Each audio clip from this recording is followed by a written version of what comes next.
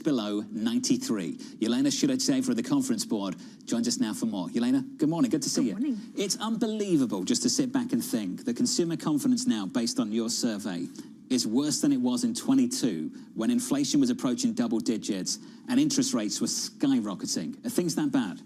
I think confidence indicator is really showing you what's going on in the economy. Consumers are concerned. They're concerned about their financial situation going forward. And this is, to me, is probably the most concerning signal from the survey. Because if you think, well, you're not going to be able to afford this and that, you're going to pull back on your spending. And we do see that in the hard data already, I think. So the previous release of retail sales, right, we saw a rebound from a very bad January number in February. But where was it? It was in online spending. It was not in discretionary spending. And I think consumers are pulling back from the things that they don't necessarily need to buy. So we've had some downgrades on Wall Street on the equity side. We heard from Max Kettner of HSBC in the last hour, who expects the soft data to bleed into the hard data, underweight US assets. Venu Krishna of Barclays cutting his target on the S&P 500 down from 66 to 5,900. He sees a similar thing, but thinks we can avoid recession. Where are you now, and what kind of hit to the hard data are you expecting in the months to come based on what we've already seen in the soft data? I'm very much within that kind of view that we're going to see a significant slowdown in the economy, but we will be able to avoid the recession. The consumer fundamentals are still very strong. You're still paying mortgage payments at the rate that you were able to lock in before the crisis.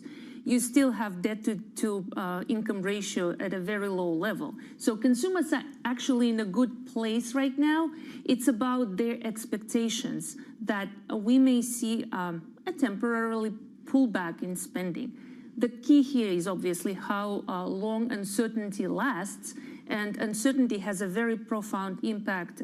It could weigh on consumer spending, it could weigh on growth if it persists. So we'll see about that, and obviously next week will help us tell us about that. It could affect what they do. It could not. It seems like people's feelings have gotten kind of noisy post-pandemic, and it seems like a lot of people in markets are increasingly dismissing people's feelings and saying, yeah, you can feel terrible, but you're not actually doing anything about it. You're still going out and shopping.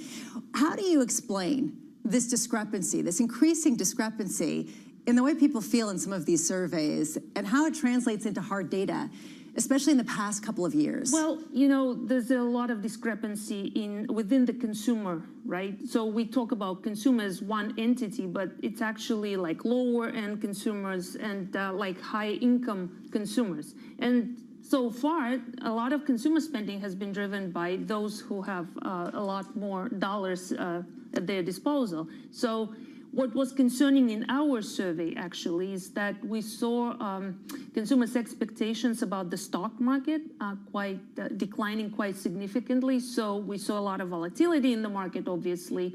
The cutoff date of the survey was March 19th. There was a lot of volatility before that. So consumers took a notice, and probably the wealthy consumers also took a notice of that. So if we see that pulling back, that's not going to be good. Another interesting thing about this particular survey in March was that consumer confidence among those 55 and older saw a very significant decline. So those are who spend on services. So goods will be affected by tariffs. We know that consumers will probably pull back from more expensive items. But what happens if we see consumers simultaneously pull back from services spending?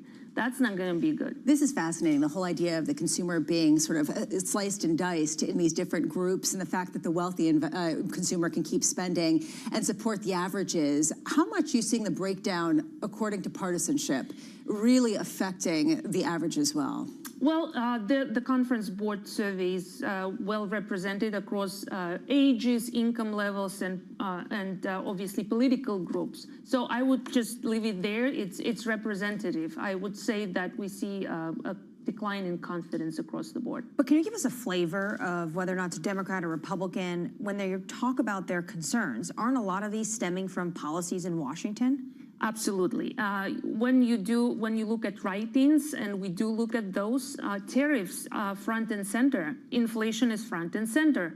So another thing that comes to mind when we look at the write-ins is that uncertainty. That word, that new buzzword, has been mentioned in quite a lot of write-in responses, much more than in the past. And again, going back to the uncertainty impact, I think that is probably weighing on growth now more than anything else. So like we recently downgraded our GDP projections, and this was one of the key factors, not necessarily tariffs themselves, but uncertainty about where it will all go. What's your GDP number now? So we're at 1.5% year over year at the end of this year, and the impact of tariffs and all of the uncertainty is actually creating a much more significant impact on growth in our projections than it does on inflation to the upside. So just to get into that, you haven't revised your inflation outlook higher at the same time. We did. You've done that too. We did, but to a much lesser extent. So the idea is that growth will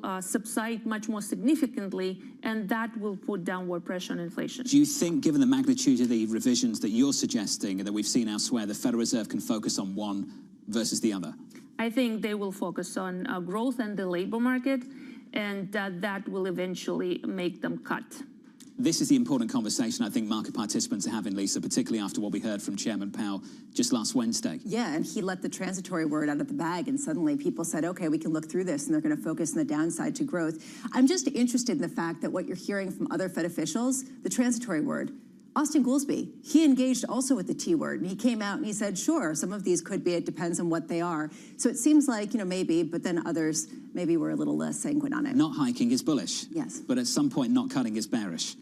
And that's where things could get problematic later this year. How much can they look through the inflationary impulse to really focus on slower growth? And right now, this market is betting that they will do just that. Mike Apen of Morgan Stanley over the last week, his line, easier said than done. Yelena Shuretseva for the conference board. Yelena, good to see you. My pleasure. Thank you. Up next on the program, Tony DeSpirito of BlackRock, Drew Redding of Bloomberg Intelligence, Michael Reed of RBC, Subhadra Rajappa of SocGen. The third hour of Bloomberg Surveillance just around the corner.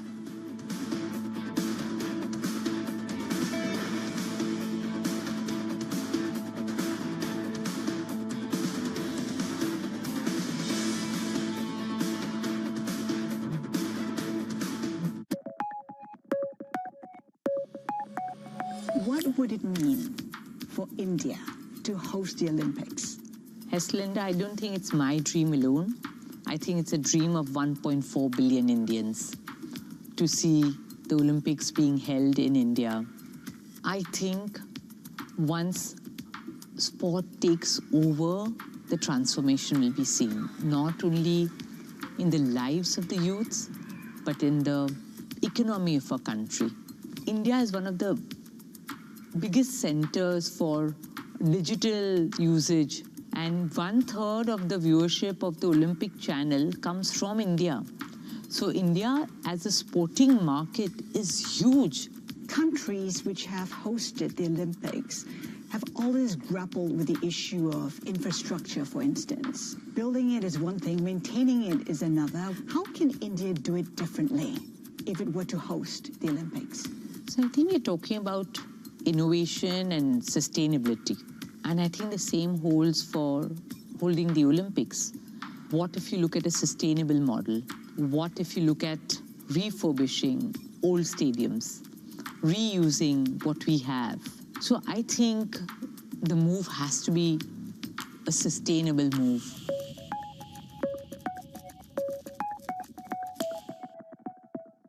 From our studios in New York and San Francisco, our expert hosts have the data and analysis from the companies you know and the startups to watch, plus the interviews you don't want to miss. Watch Caroline Hyde and Ed Ludlow on Bloomberg Technology, the only daily business show dedicated to tech, right in the middle of the trading action. Live every weekday, only on Bloomberg Television. Context changes everything. In case you missed it on the China show. Compared to a 10% tariff on Chinese export to the United States, I mean, even the entire determination of the fentanyl industry in China is totally worth it. I think this is a monumental moment for global AI development. DeepSeek was not only just make the products free, but also they released the entire research open source so you can see how they did it. This has forever democratized this current most advanced version of AI. How do your students feel about their jobs prospects? There are a lot of opportunities in this AI application fields. On the other hand, if you look at traditional manufacturing, I think the main problem is that there's a lot of mismatches between supply and demand. Don't miss the China Show live every weekday. The countdown is on. Everything you need to get the edge at the end of the market day. Big tech earnings kick off later this afternoon. Gilead is coming out right now. We have take two numbers. Back to the markets, right? Our bread and butter. NVIDIA is one of the best stories in the tech space. That actually matters a whole lot more. It might shock some of your viewers. You're watching The Close. Get ahead of tomorrow's trading with The Close. Weekdays on Bloomberg. Context changes everything.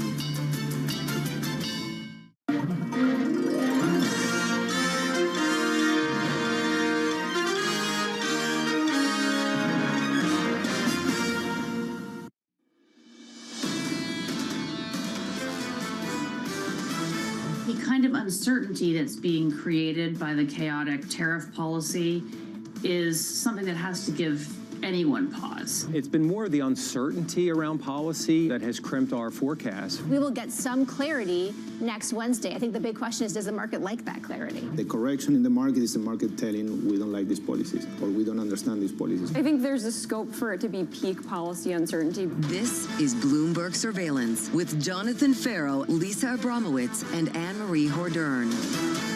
The third hour of Bloomberg Surveillance starts right now. The opening bell 90 minutes away, and your scores look like this on the S&P 500. Just about unchanged on the S&P following 3 days of gains. Can we make it day 4? Or the Nasdaq just a little softer? Some stability relative to the choppiness of the last few months. And that stability comes from a softer tone from the White House and a move towards a tax plan down in the nation's capital. It seems as though there isn't this wholesale, it's as bad as it's going to be kind of rhetoric coming from Washington, D.C.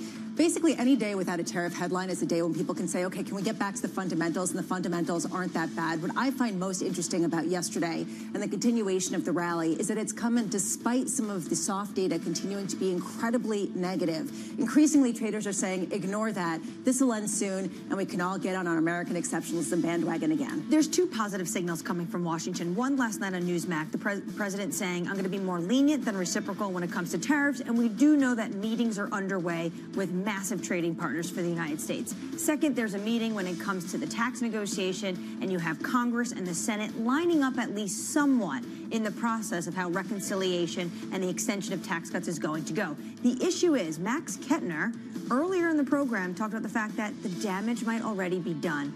And that is what this White House is up against. You see that in consumer confidence dropping to the lowest level in 4 years. Consumer sentiment at the moment, heavily influenced by politics, we know that. But based on that headline read, worse than 2022. Just think about that. 2022, when sentiment was rock bottom, inflation was sky high, and the Federal Reserve was aggressively hiking interest rates. Are we really saying that things are worse now than they were back in 2022?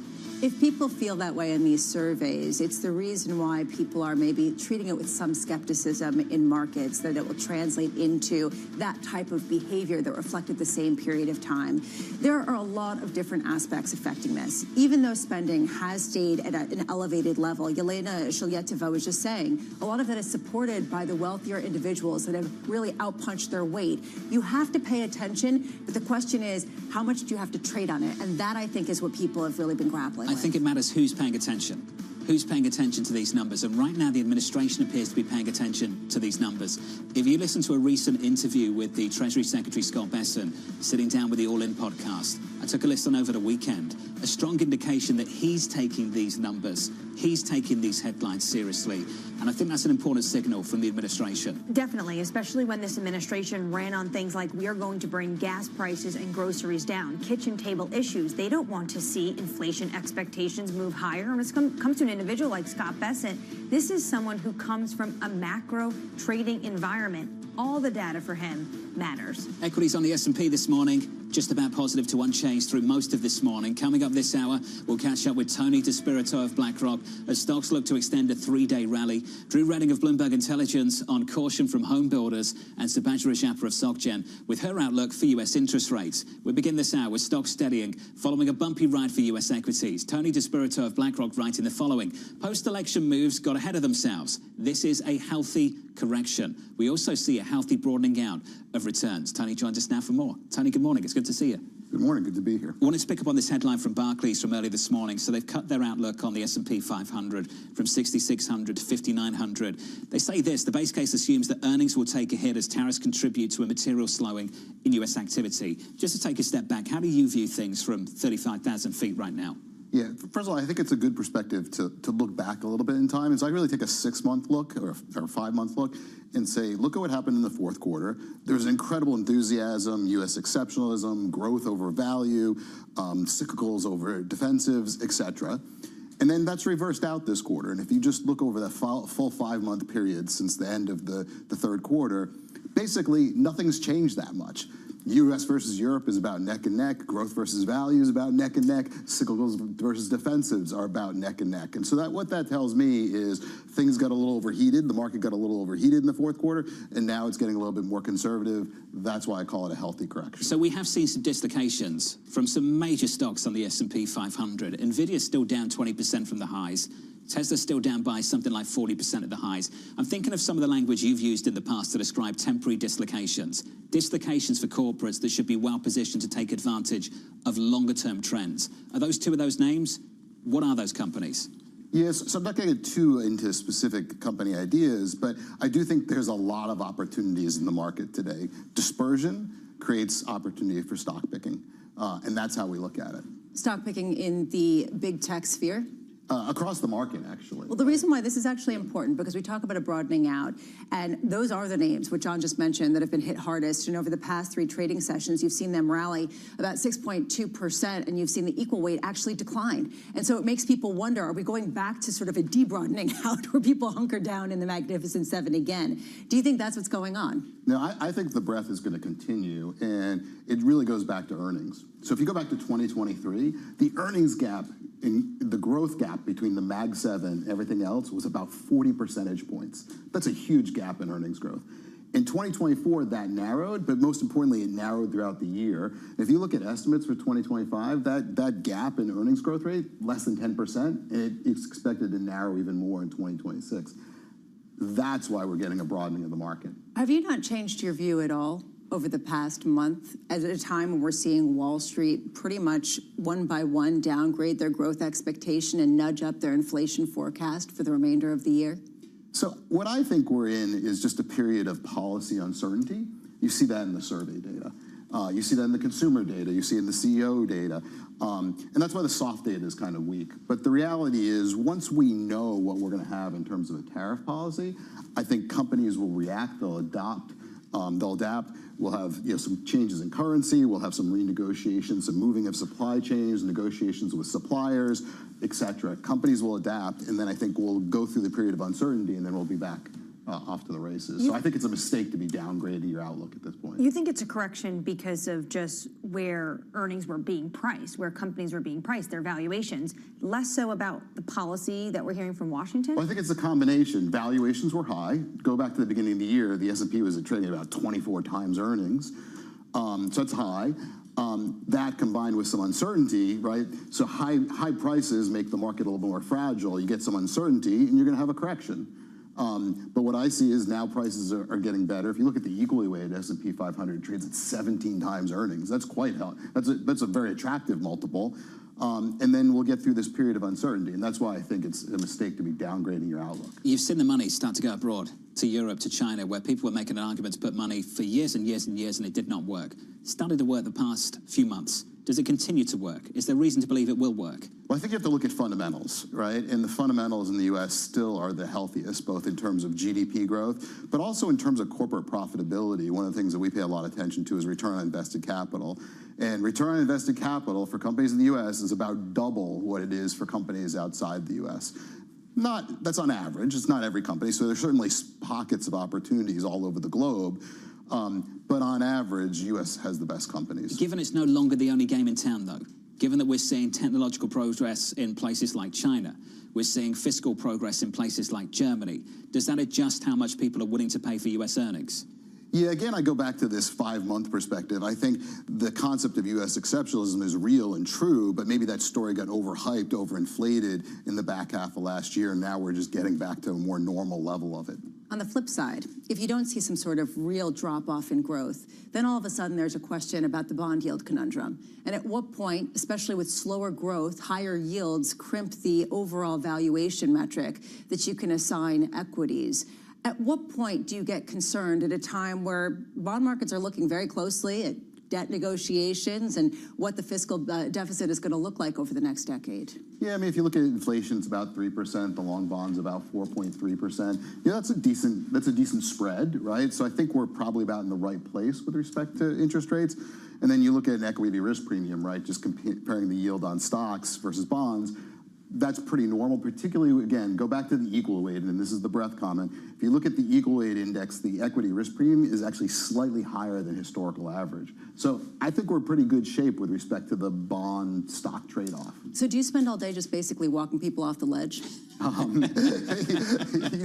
Look, our job as investors is two things. One is to pick the right stocks, but then two is to keep people invested. And that's the long lesson of history is don't panic, stay invested in the market. If you miss some of the best days in the market, you miss all the returns. This is why I've always said they should do a course in psychology if you want to work on Wall Street.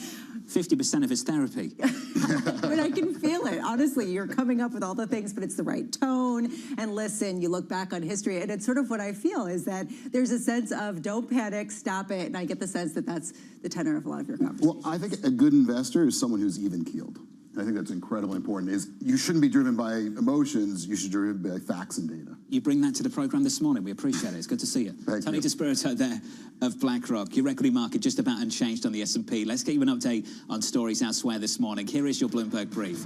Apple CEO Tim Cook visiting China's AI hub this week, hometown of the AI startup DeepSeek. Cook saying on social media that he met with the, quote, next generation of developers at an elite university in the city as Apple donates over $4 million to the school.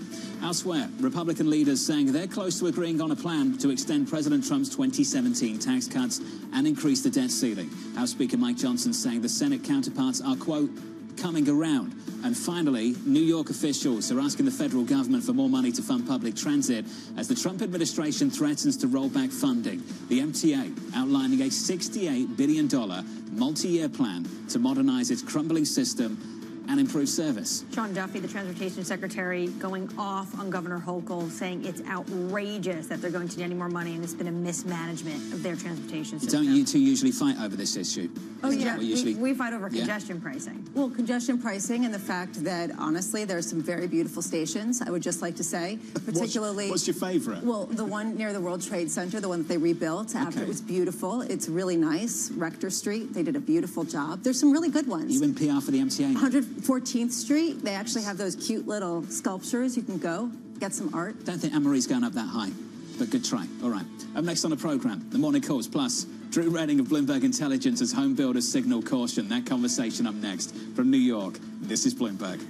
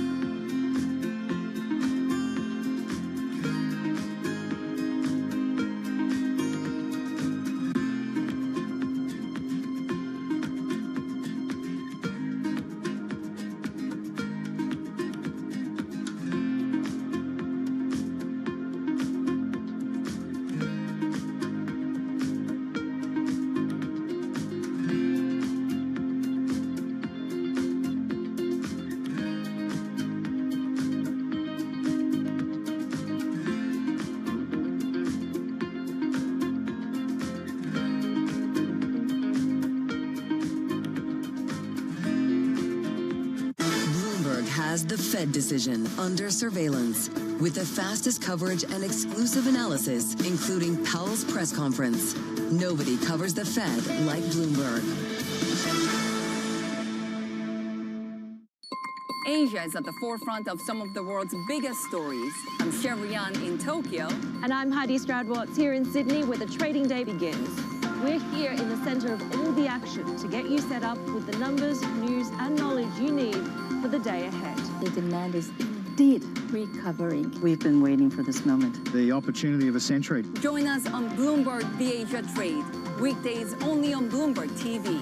Context changes everything. Good morning. This is Bloomberg Surveillance. Welcome back to the opening trade. This is Bloomberg Technology. This is the Asia Trade. This is Wall Street Week. Welcome to Balance of Power. This is Bloomberg Television.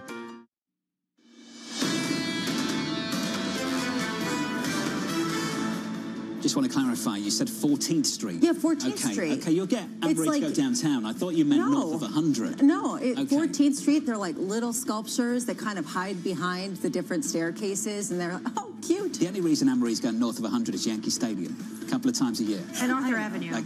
That's it. That's it for the food. And she's taking the 4 line. I know. Yeah, she'll go downtown to 14th Street. Yeah, so 14th Street. So might not be taking the subway, though. That's a different issue. Misheard you. We can have this conversation another time. I know where it's going, though.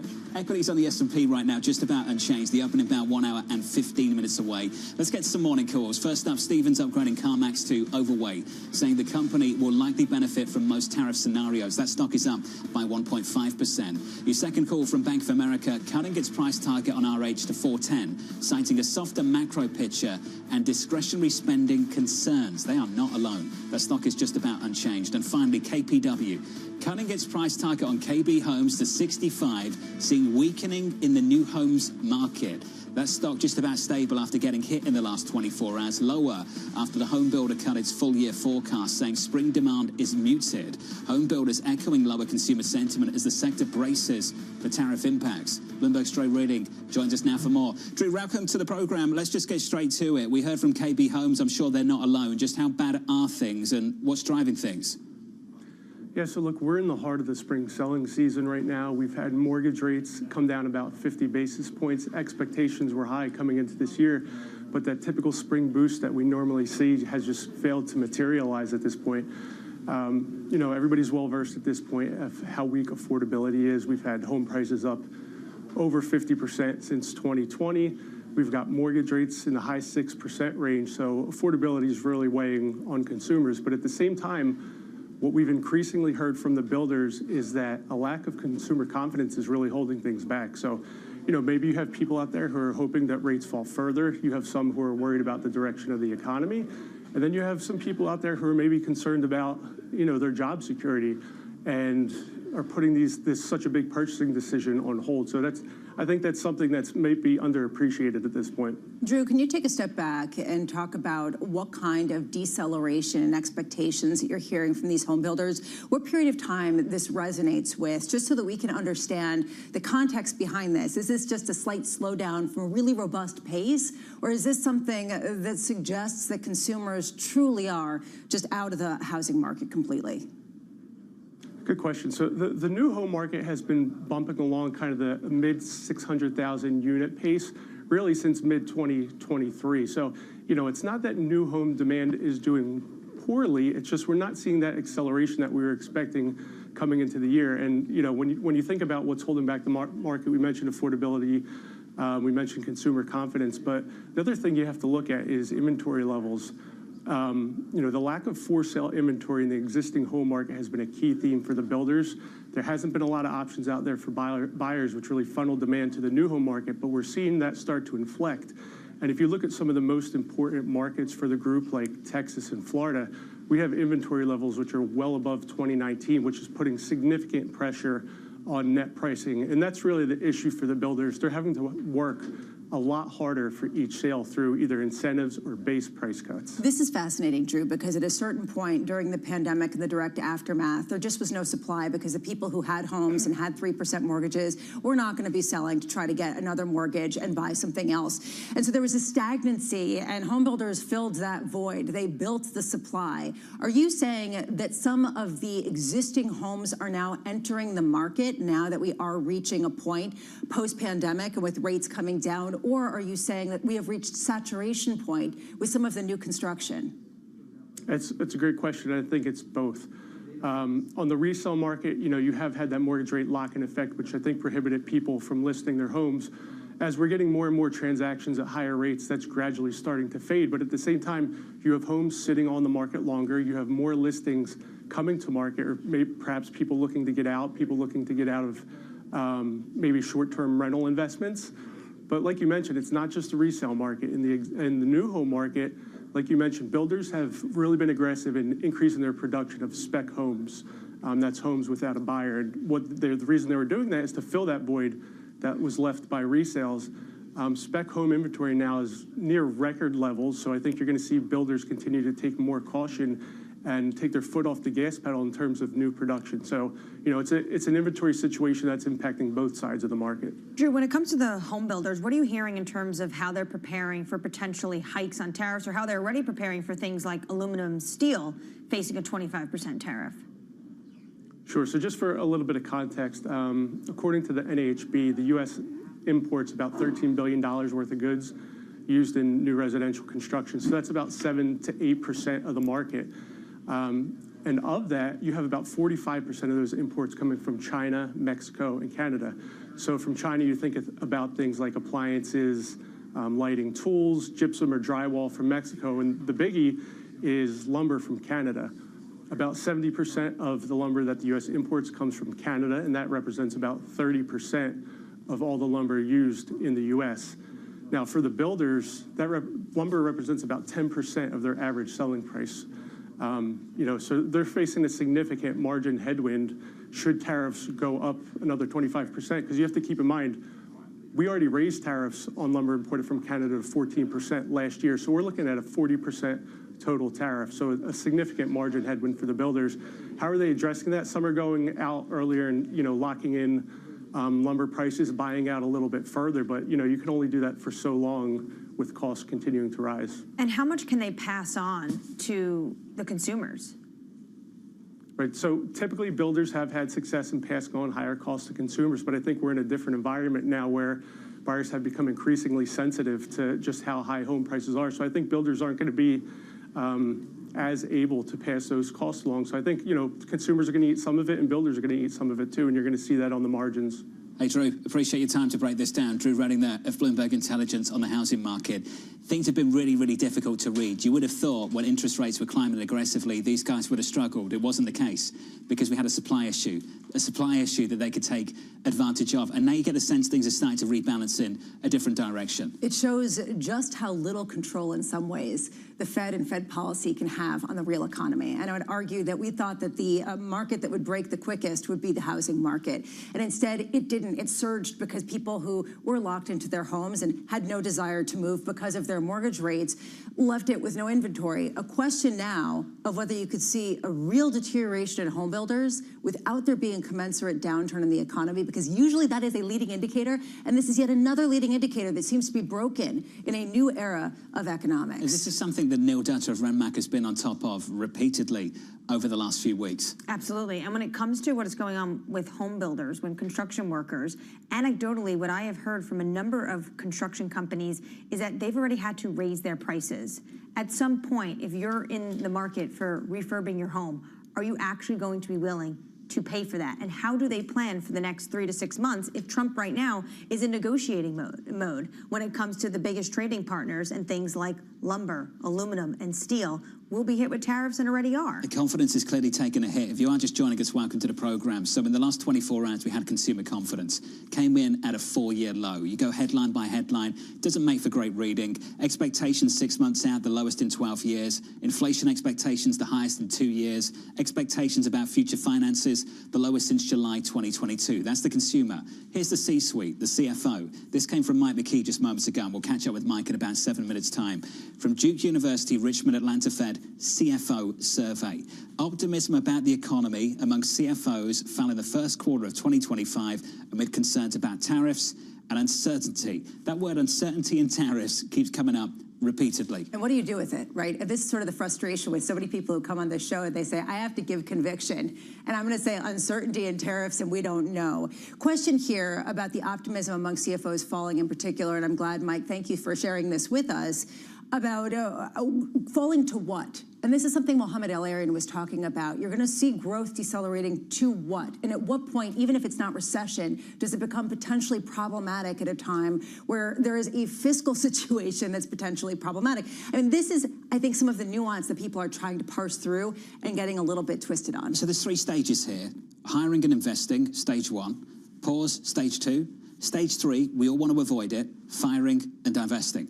Let's hope we don't get to stage 3. But what you hear repeatedly from people when you ask them about these surveys is we're in a wait-and-see mode. We're in pause, stage 2. You can always go back to stage 1. Things can turn around. These sentiment surveys can flip the other way. And if we make the changes we're anticipating down in Washington, this vibe shift we're starting to see, this tone shift, if that sticks, sure, it can flip the other way. If it holds, if we end up with this situation where uncertainty from here just keeps climbing and it persists, then you start moving in the bad direction, and that's not what we want to see. Especially at a time when uncertainty is pervasive among consumers, and they might not be absorbing some of the price increases, because then they have to cut costs elsewhere, and we have seen measures to do that. I do wonder if we're going to get there. I also wonder the length of time it's going to take that this uncertainty needs to persist before we start seeing those moves. The CFO survey is interesting because it is the C-suite that will have access to this Oval Office. Donald Trump likes to take the mood of executives. I'm sure Howard Lutnick, his phone has been ringing when Scott Bessent on that All In podcast is talking about that he is paying attention to the consumer survey. You have to imagine executives are calling and saying, I need you to be flexible. I need you to be lenient. The words Trump is using when it comes to tariffs. In just a moment, we'll catch up with Mike McKee. Mike McKee can break down that survey for us. Plus, breaking durable goods data. We'll get into that in just a moment. We'll get the reaction of Michael Reed of RBC and Subhadra Rajappa of SocGen. Live from New York City this morning on a 3-day winning streak on the S&P 500, the longest since early February. Equity futures just about unchanged. Your opening bell 1 hour and 4 minutes away from New York. This is Bloomberg.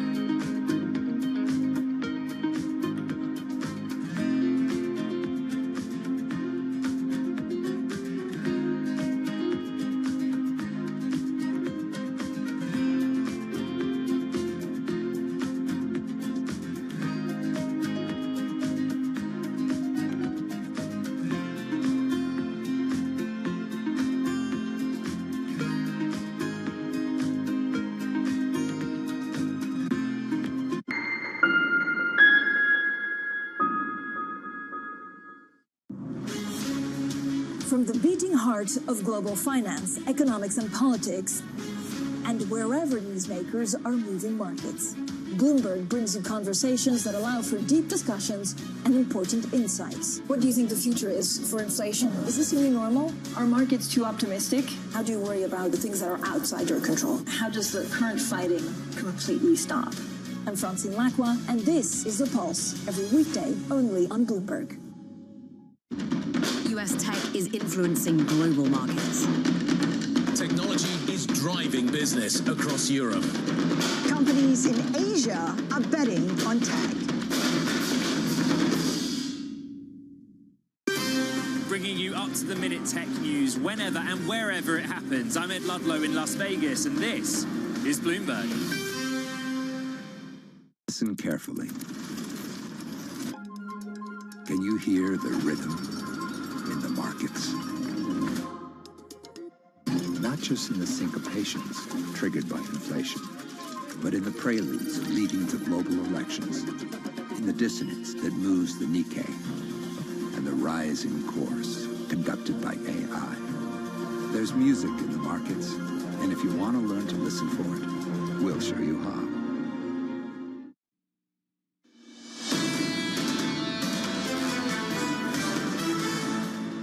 The opening bell is 60 minutes away, some economic data just seconds away. Going into that data, equity futures on the S&P 500 just about unchanged. On the Nasdaq 100, negative by 0.1%. In the bond market, yields higher by 2 basis points. The 10-year, 4.33. The 2-year, just south of 4%. On a 30-year maturity, high by 3 basis points at 468.63. With your economic data, here's Mike McKee. Good morning, Mike.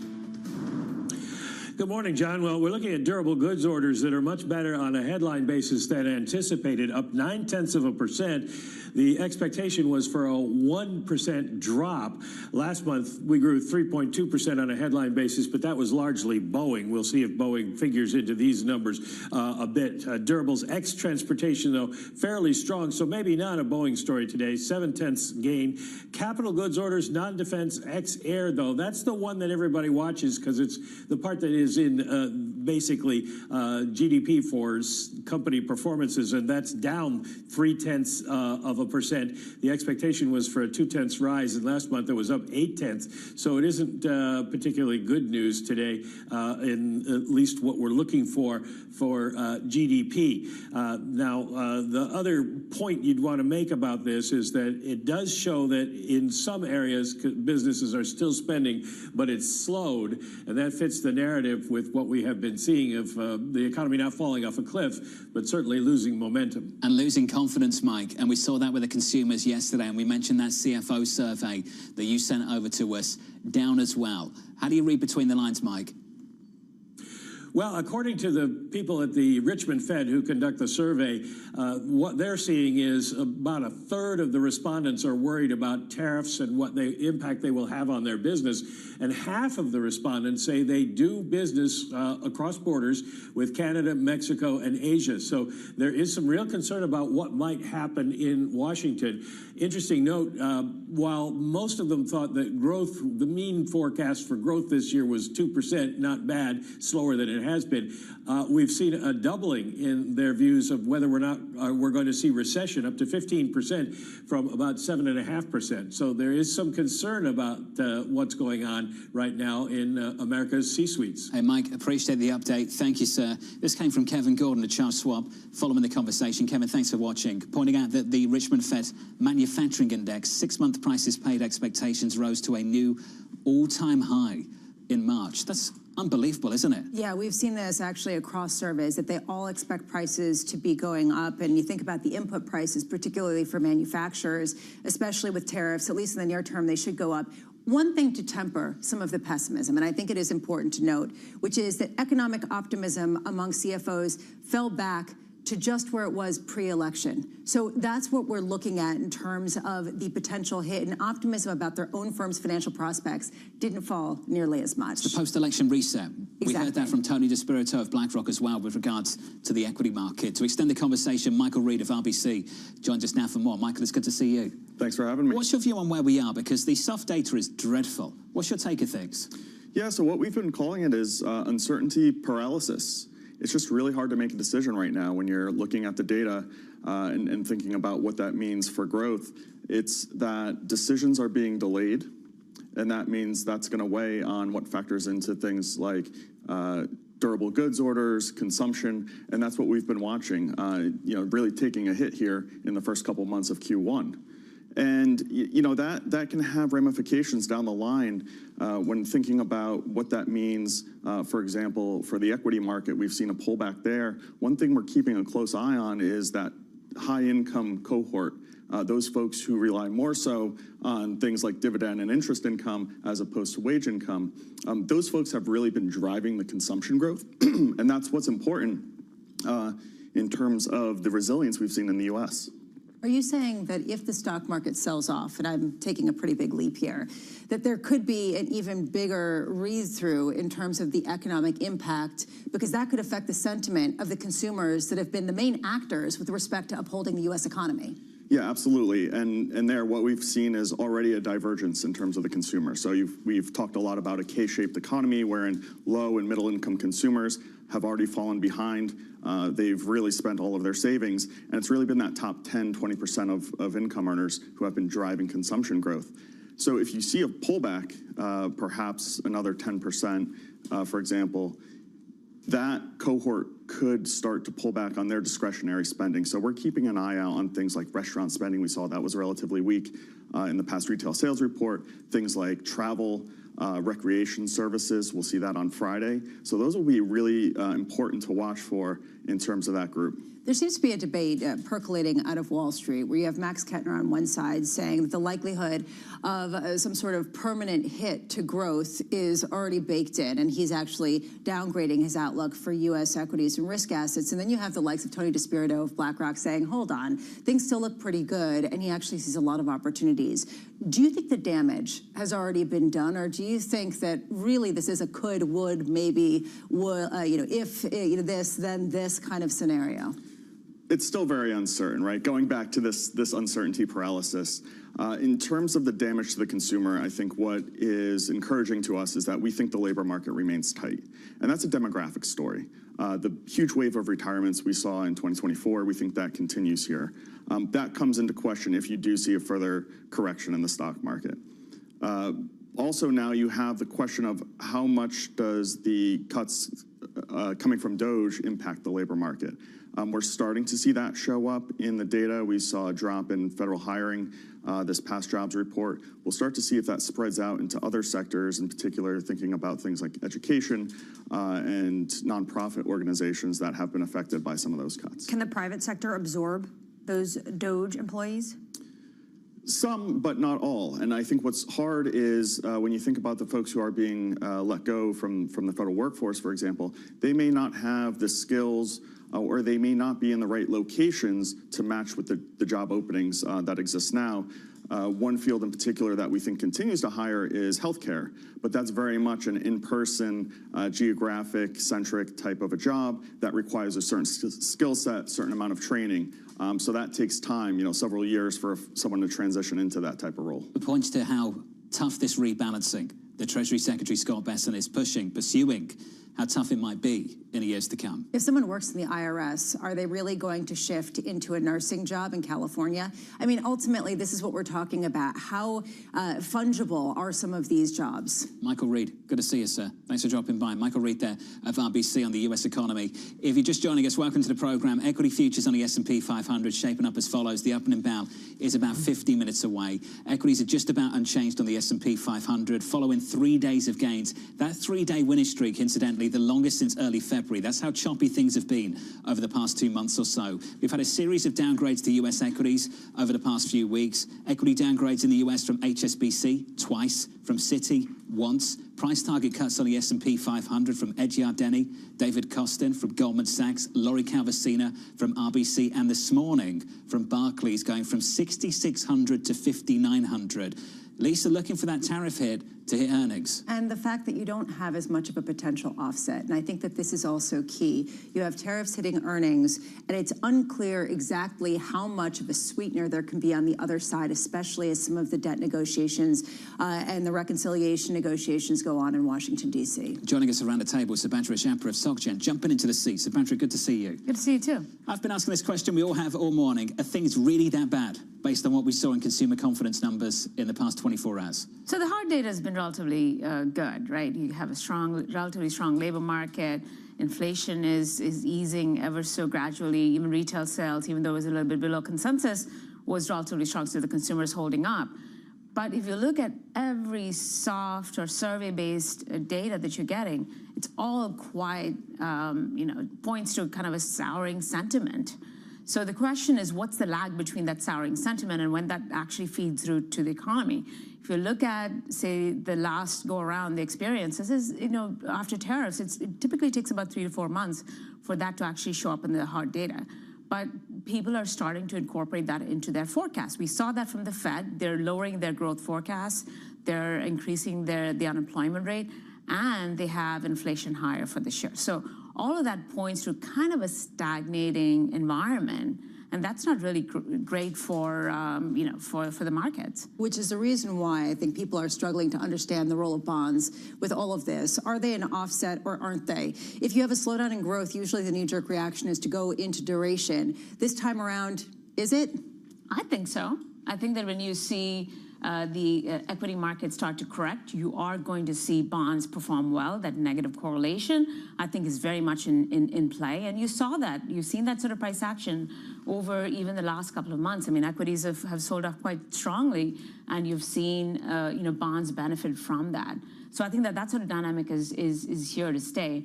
There's also a lot of other reasons why I think I'm somewhat bullish on bonds. We actually have 10-year yields going to 375 by the end of the year. In an environment where the Fed is going to keep policy on hold and the front end is going to be pegged, you're going to see that rally come in the long end. You're actually going to see flatter yield curves, for the remainder of the year.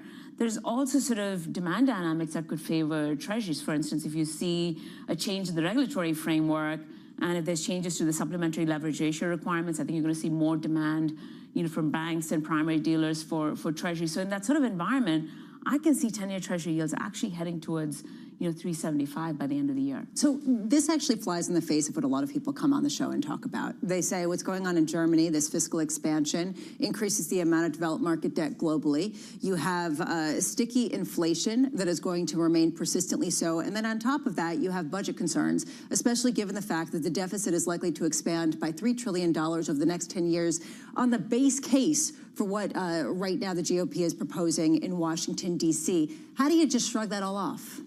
So there is, I would say, for the first time in the last decade, decoupling, if you will, between 10-year treasury yields, for instance, and bond yields and JGB yields.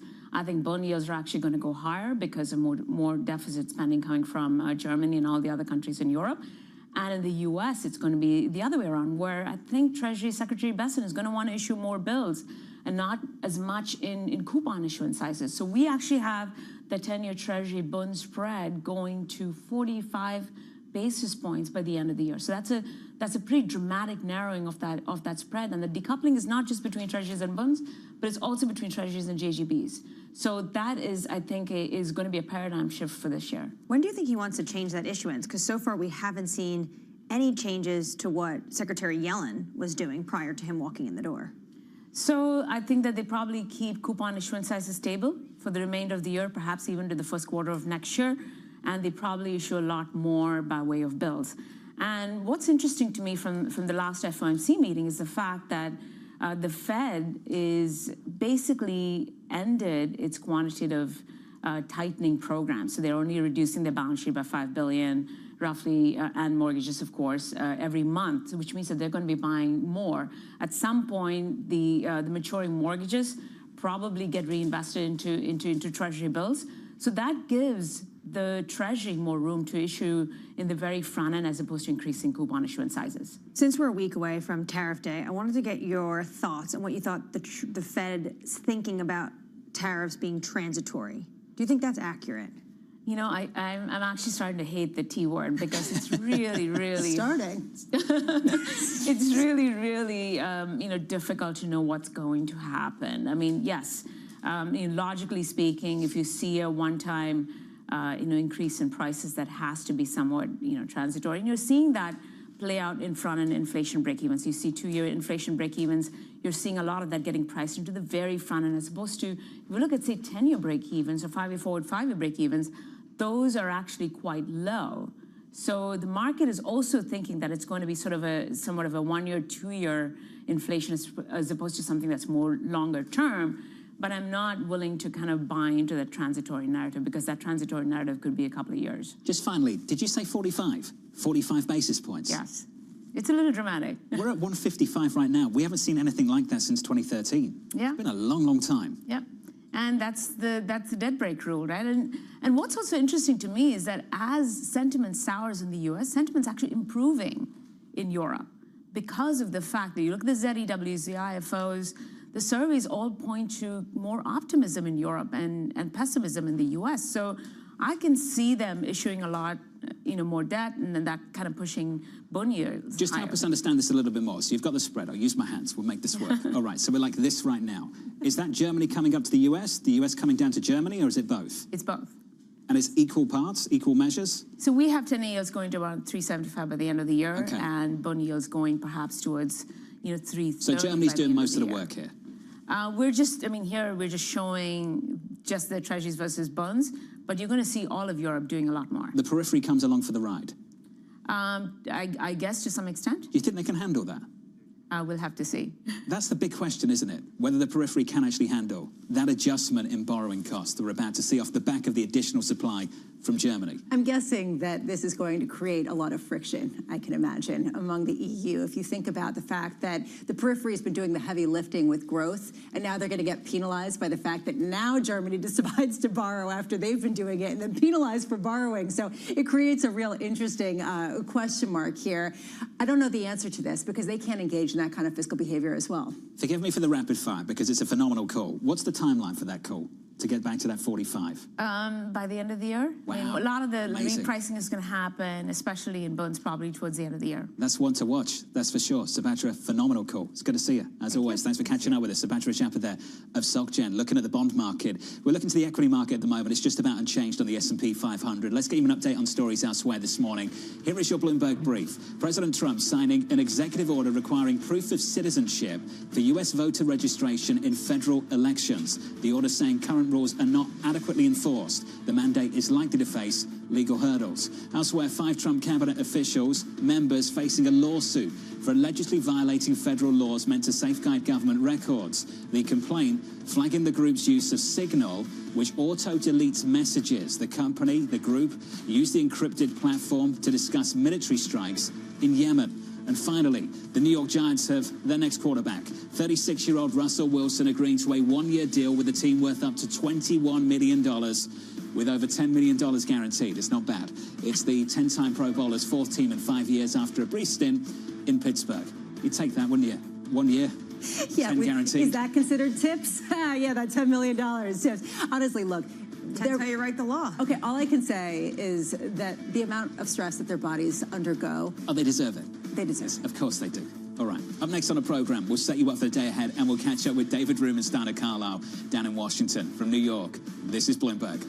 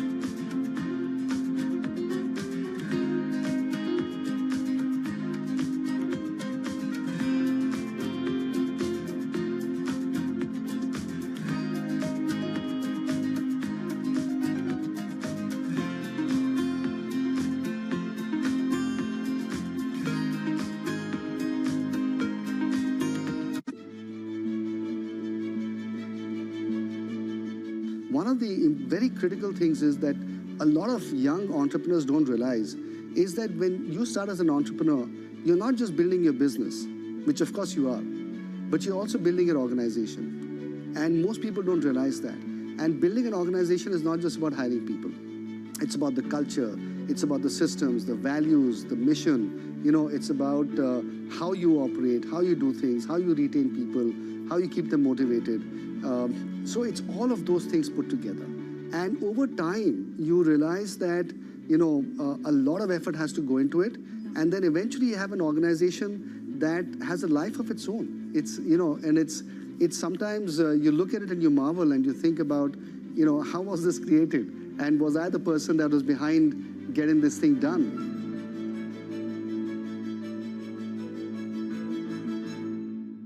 Welcome to the world of decentralized finance. Massive outperformance from Bitcoin. Bloomberg is covering all things crypto, the people. The tectonic shift emanating from Washington. All we're looking for is clear rules and the ability to build in the United States. Crypto shouldn't be partisan. The transactions. Really a record-breaking moment. Crypto VC is back. And the technology. It's really the beginning of a global on-chain economy. And if America doesn't embrace it, we're going to be left behind. Bloomberg Crypto, only on Bloomberg. From the world of politics to the world of business, Joe Matthew and Kaylee Lines deliver news, insight, and analysis live 2 times a day, every trading day. Balance of Power at 1 and 5 Eastern, only on Bloomberg. Bringing you the latest in tech and AI news whenever and wherever it happens. I'm Tom McKenzie in Paris, and this is Bloomberg.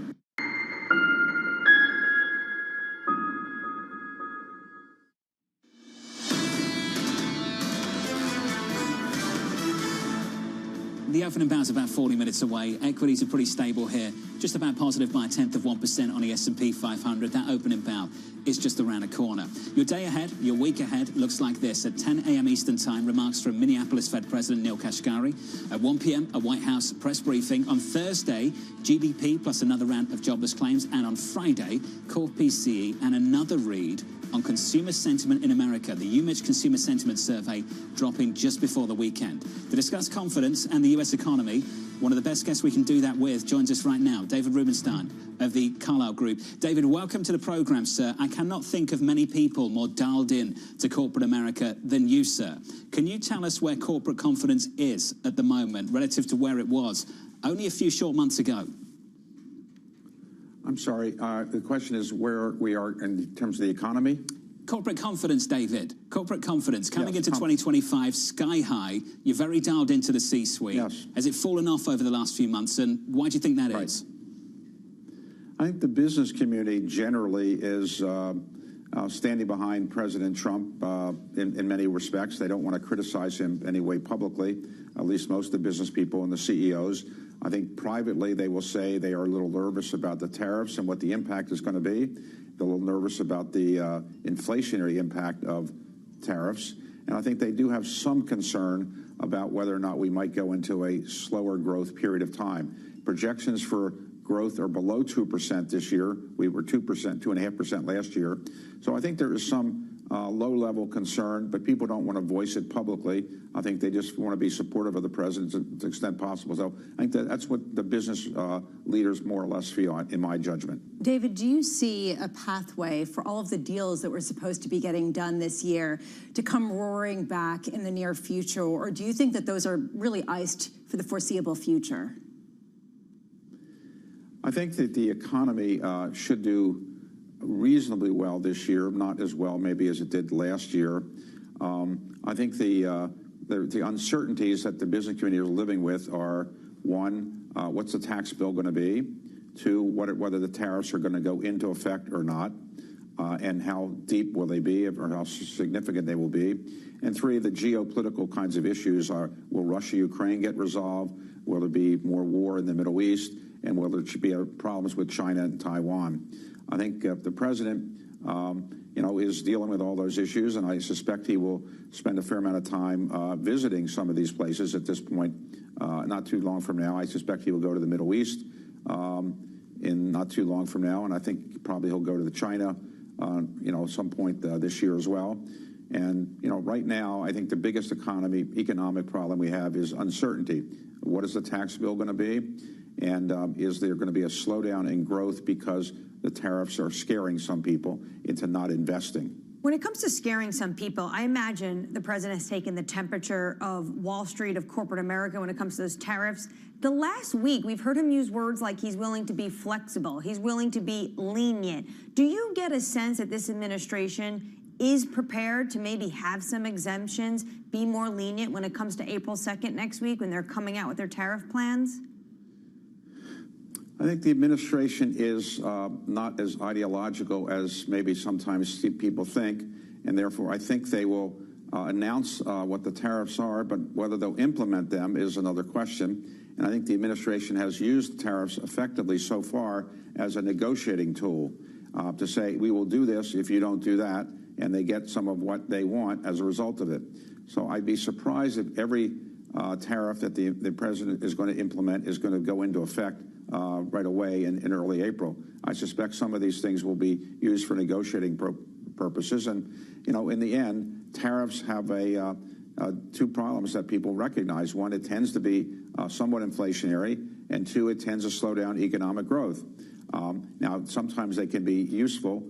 In a mature economy, you usually don't see tariffs being raised very high by mature economies like the United States, but sometimes they can have some beneficial effects. Remember, we've been living with tariffs that were imposed by President Trump in his first term, and we didn't really change them very much under President Biden. So we've been living with some tariffs for quite some time. Whether additional tariffs will really hurt the economy is just too early to know, because we don't know what the size of the tariffs are and whether they'll actually be implemented. True. It's a point well made. David, it's great to catch up with you, as always, to get your view on what's happening right now. And also, next time we need to talk baseball. Opening day just around the corner. David Rubenstein there of Carlisle. Thank you, sir. Don't miss David's conversation with Ellison Medical Institute founding CEO, Dr. David Argus, tonight on Peer-to-Peer Conversations right here on Bloomberg. Coming up tomorrow on Bloomberg Surveillance, Monica DeCenso of JP Morgan, Stuart Kaiser of Citi, Jim Karen of Morgan Stanley, Amanda Liner of BlackRock, and just getting confirmation, Venu Krishna joining us as well of Barclays after that downgrade to the S&P 500. So he can tell us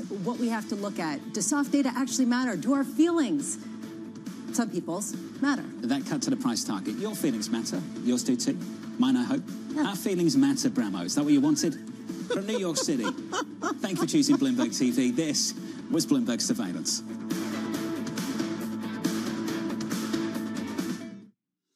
Welcome back to another special Miami Open update for Bloomberg TV and radio from Tennis Channel. Iga Swiatek is looking for a second title in Florida after completing the Sunshine Double back in 2022, but the Polish superstar has yet to lift a trophy so far this season. The former world #1 will face wildcard Alexandra Iela in the quarterfinals in what will be their first meeting on the WTA Tour.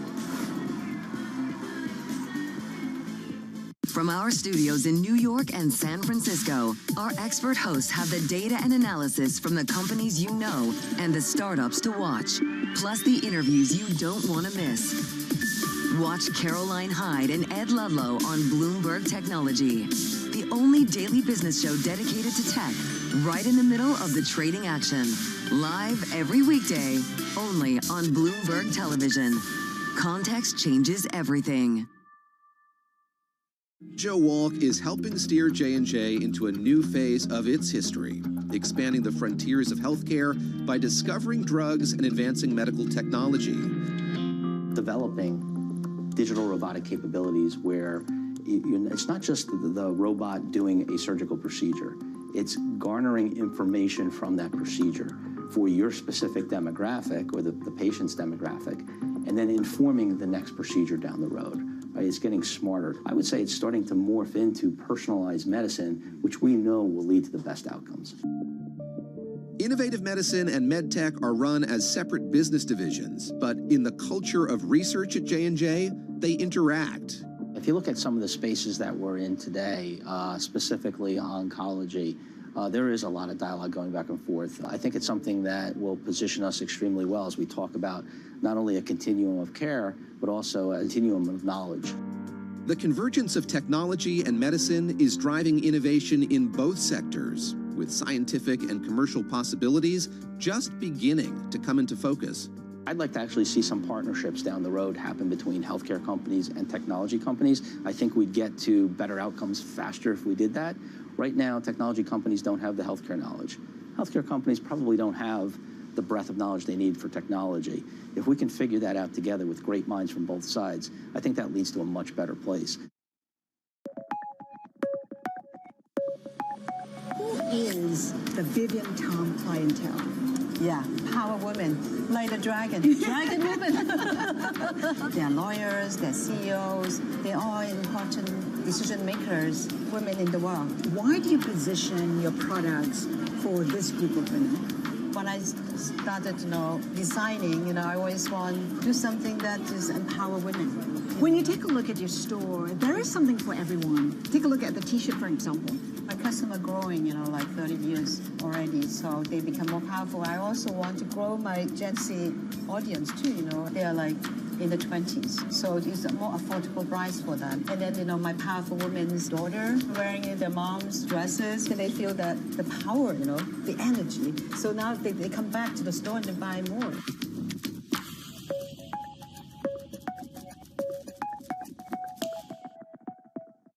Get your fixed income fix. Watch Bloomberg Real Yield around the world right here on Bloomberg. Context changes everything. All right, futures mix as we get another big downgrade from a global Wall Street bank. 30 minutes until the start of trading. I'm Matt Miller. And I'm Danny Berger. Sonali Basak and Katie Greifelder on assignment. Bloomberg Open Interest starts right now.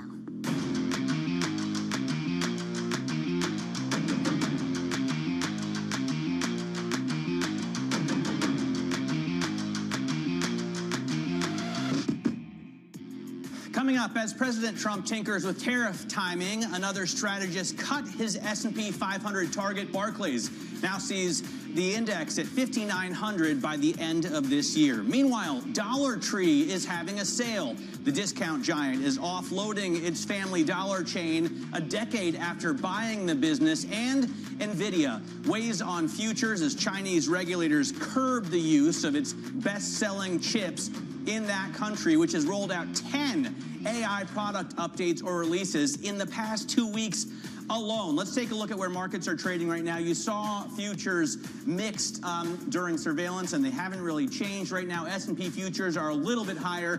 NASDAQ futures are a little bit lower. NVIDIA's weighting on these indexes matter. It weighs a lot more on the NASDAQ than it does on the S&P. The U.S. 10-year yield right now at 4.35 starts to rise now almost 4 basis points as investors sell off that debt. But in terms of the stocks we're watching, it's really NVIDIA. That's the big one. Sales in China could be in trouble after that country reportedly introduced new energy efficiency rules for chips, and that hurts sales of their H2O chip, which is their best seller in China. Danny, what are you watching? I'm watching Dollar Tree this morning. You mentioned it, Matt. Look, it had earnings, it beat, but that's not necessarily why it's moving. It's up 1.3% in the pre-market train. It's selling its Family Dollar chain for about $1 billion. Just to be clear, that is a really steep discount for them. It paid nearly $9 billion a decade ago. But Dollar Tree has been trying to restructure. They've been trying to right-size the business. Matt, this is just another piece of that. All right, and we are looking at some breaking news just rolling in from Bloomberg. Rivian is spinning out a business that will develop small electric vehicles designed for short trips. It's part of a multi-year project to expand beyond standard cars and trucks. Bloomberg's Craig Trudell joins us from London, where he oversees all of our global auto coverage. And Craig, this is fascinating. So it's, I guess they're calling it a micro-mobility unit. They've been working on it for a while, and they're teaming up with a venture capital company to give it, what, $100 million in funding? That's right, $100 million to work with, and honestly, this sort of reads to me like a throwback to, I don't know, like something like 5 or 8 years ago when you were seeing car makers sort of left and right trying to launch these micromobility efforts. We've seen a lot of those efforts kind of fall by the wayside. I think this is an attempt on Rivian's part to try and do what others have failed, and do so in a way that avoids any criticism of kind of taking their eye off the ball because they themselves have, quite a bit of issues to work through with their EV manufacturing and scaling up that business. So you spin off this micro mobility unit, give it a small bit of money to work with, pair it with a VC firm, and see what you can do. See if you can succeed where others have not to this point.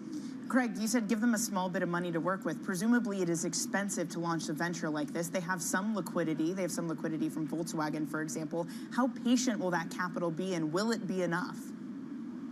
It's a great question. I mean, I do think that this is, of course, going to be a lot less costly than developing, say, an electric truck or SUV, is in Rivian's portfolio and its main business. But it is not cheap to bring even, smaller little micro cars or, say, an electric bike. These are projects that are sort of pale in comparison to full-blown passenger cars. But that's part of the challenge that some of these companies have had is, you really need to get costs in line, and that's something that Rivian has had issues with its trucks and SUVs and its delivery vans. In order to get people into electric vehicles, we're going to need to make them more affordable. And I think just sort of across the board in the U.S. and Europe, we're seeing a lot more challenges with pulling that off than you're seeing in, say, China. Craig, thanks very much for joining us. Craig Trudell, they are covering cars for us out of London. It is worth noting that Rivian stock, since it launched and started trading in November of 2021, is down more than 80%. And if you look at it compared to the NASDAQ or Tesla, it's taken a brutal beating. Let's get back to Dollar Tree's sale of Family Dollar. The company's CEO saying, quote, "This is a major milestone in our multi-year transformation to help us fully achieve our potential." Dollar Tree bought Family Dollar for $10 billion in 2015. Joining us with more on this is Bloomberg's Crystal C from our deals team. So, Crystal, what do we know about this? I guess they're giving up on Family Dollar. So they're restructuring the business as a whole. So Dollar Tree acquired the Family Dollar for a huge amount of money, and now it's like a fraction of it. What we know is that Dollar Tree itself is also going through a lot of restructuring. They're closing stores in underperforming locations. That's all because they're facing a lot of competition for that more affordable category from the big players like the Walmart, like the Aldi. So it's a really tough business to be in. And you would think that like in an economic downturn, these are still like resilient businesses, but I think it's proven now that it's still really hard to run affordable retail business. Does that speak to why they took such a big loss when selling this from something like $10 billion to $1 billion? I think after 2008, the dollar store category was doing really well. That's how we saw these consolidation, that Family Dollar, Dollar Tree came together.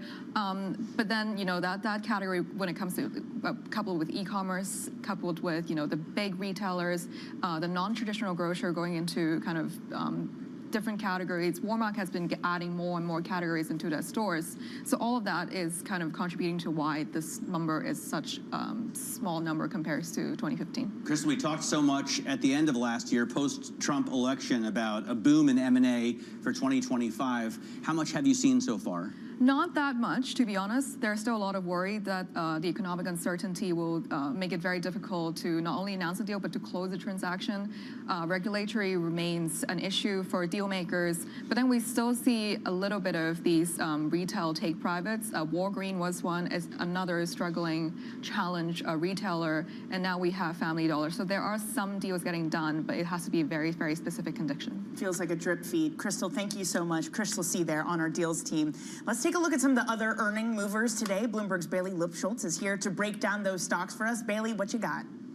Yeah, Danny, let's start with Can't Stop, Won't Stop. GameStop rallying double digits this morning. They did report results that were better than expected. They did beat on profitability, though there really only are a few analysts that still cover the former meme stock, still is a meme stock, but really everything that's sucking up the oxygen for GameStop is the fact that they formally announced their board is okay with them storing Bitcoin as part of their treasury. So this has been long rumored and speculated. Keep in mind, a number of months ago, Ryan Cohen actually got the approval to go ahead and pretty much do whatever he wanted with GameStop's cash, whether that was investing in stocks, ETFs, or cryptocurrencies. So now they will formally embrace this Michael Saylor vision of companies keeping their cash instead of in some of those longer short-dated T-bills, actually in Bitcoin. So that's why you're seeing the stock up 11%. But if you look really on a 12-month basis, still only recouping some of the losses year to date. And even further back, if you go back to the mania in 2020 and 2021, still a drop in the bucket relatively, but solid results from that company.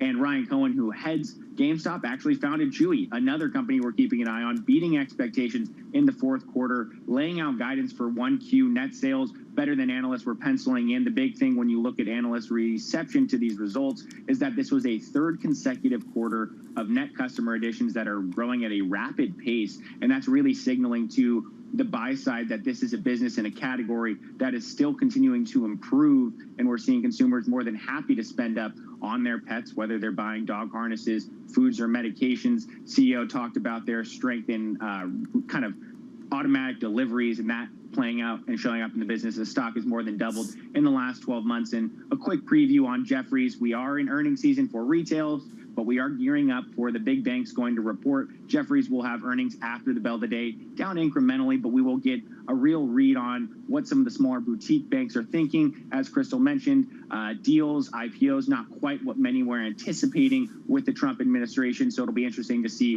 what they report and how that can be kind of read through to the bigger banks when we get those results in the coming weeks.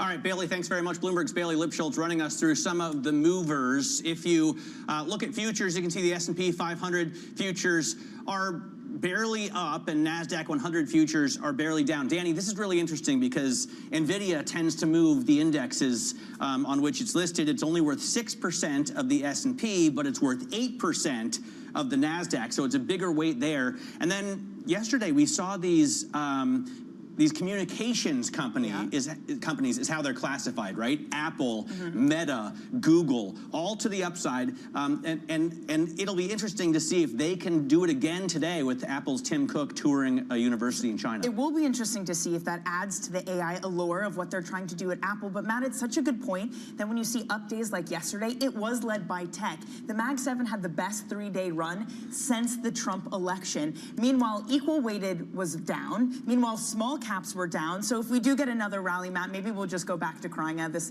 market's too lopsided. Tech is leading us too much. By the way, we have Tesla shares down 1%. Yeah.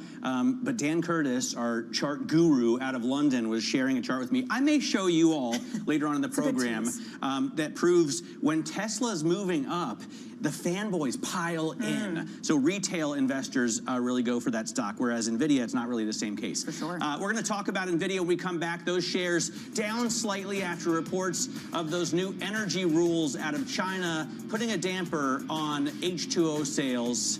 That's next. This is Bloomberg.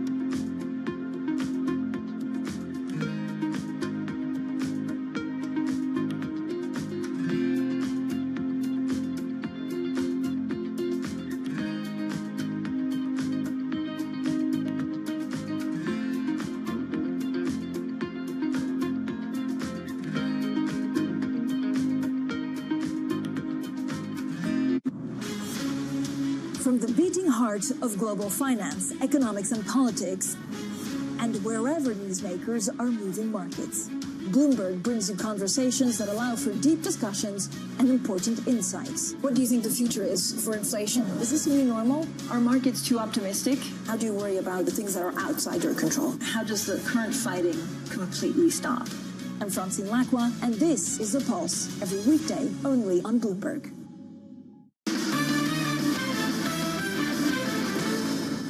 But what about the diagnosis? If the diagnosis at the end is worries about growth rates, Yeah. how do you get from point A to point B? Why do you worry so much about that end goal of better growth? Because if we can't grow, you're going to have a much more inflated debt to GDP and federal deficit. and that's not good for the economy. Growth is really critical, and I think what's underappreciated is what the inputs are to get to the growth number. And so we talked a little bit about productivity. I hope that we can continue to produce at 2% indefinitely on productivity. I think that would be great. But you got to make sure you have the other levers in place, I think, to buoy that. So if you look back over the last several years, we've had 8 million immigrants come into this country in the last 4 years. And that's helped growth. And by the way, that's deflationary.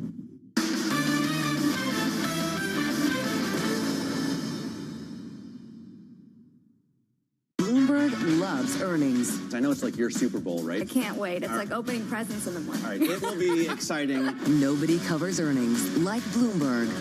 Bloomberg has the Fed decision under surveillance with the fastest coverage and exclusive analysis, including Powell's press conference.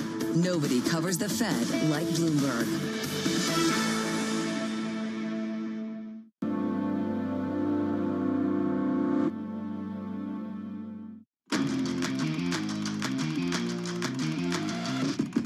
Let's get out of high interest to look at what's making headlines around the world. A federal judge in Texas orders Boeing to stand trial on June 23rd in a criminal case tied to 2 deadly crashes involving their 737 MAX aircraft. That is a stunning turnaround to the story we had been following.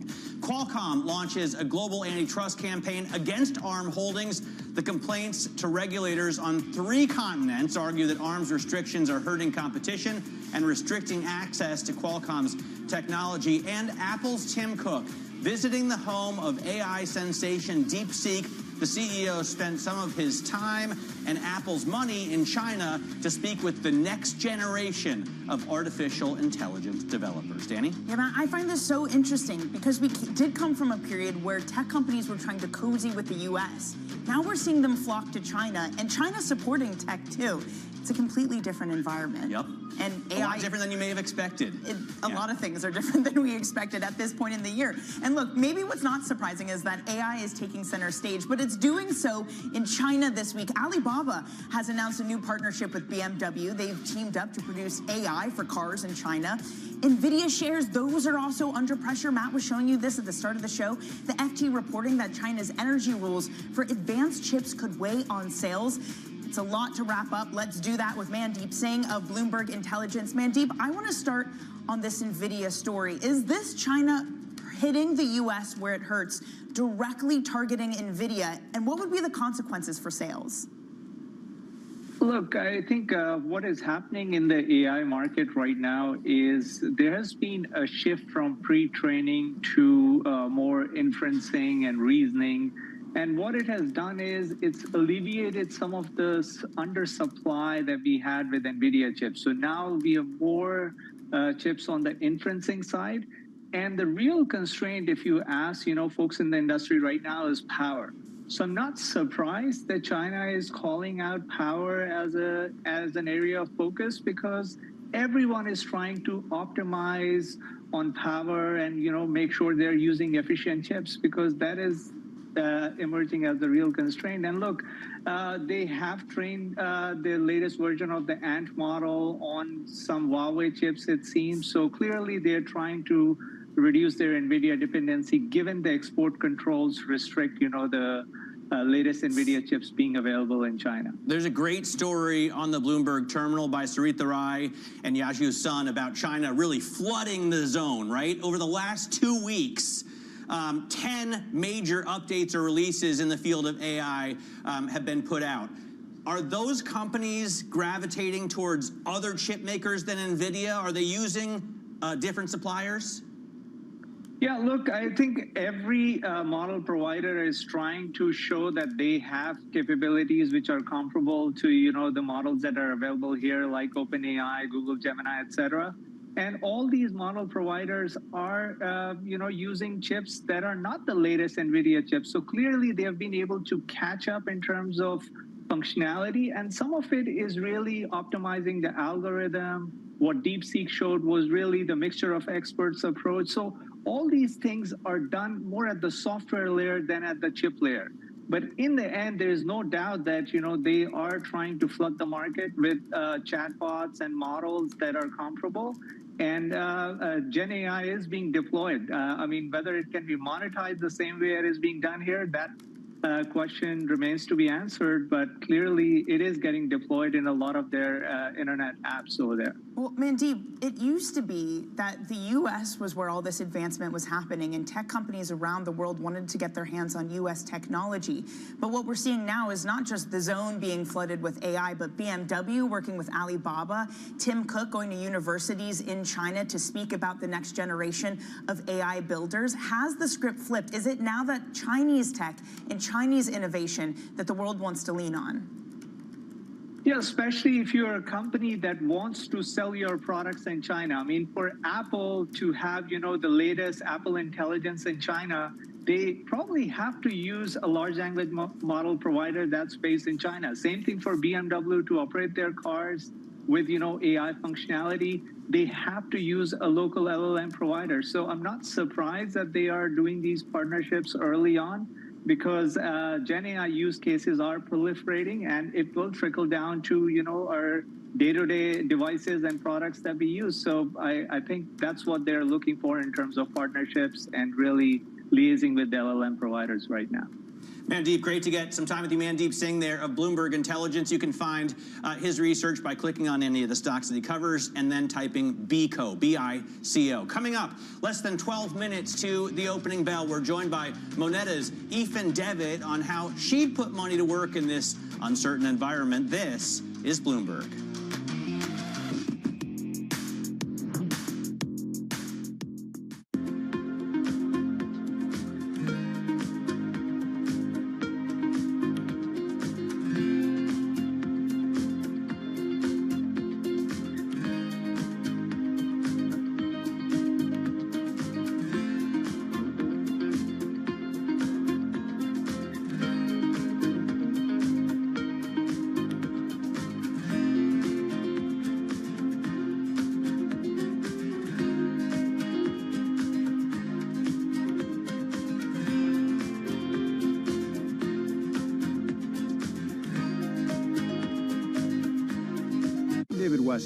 Join me for the next generation of Wall Street Week, telling stories of capitalism from business, markets, economics, tech, and climate.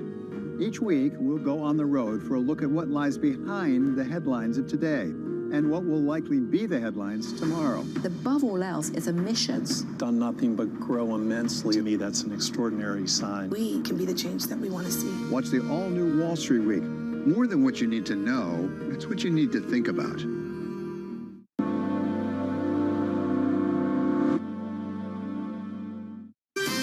Up-to-the-minute geopolitical news whenever and wherever it happens. I'm David Gura in Rio de Janeiro, Brazil, and this is Bloomberg. Bloomberg Surveillance covers the latest in global markets and the political events that influence your world. Join Jonathan Farrell, Lisa Abramowitz, and Anne-Marie Hordern, only on Bloomberg. Context changes everything. Listen carefully. Can you hear the rhythm in the markets? Not just in the syncopations triggered by inflation, but in the preludes leading to global elections, in the dissonance that moves the Nikkei, and the rising course conducted by AI. There's music in the markets, and if you want to learn to listen for it, we'll show you how. Middle East and Africa. Vibrant resources and high-yield investment opportunities abound. Join me on Horizons Middle East and Africa for the stories, newsmakers, and insight from this exciting region. Now weekdays, only on Bloomberg.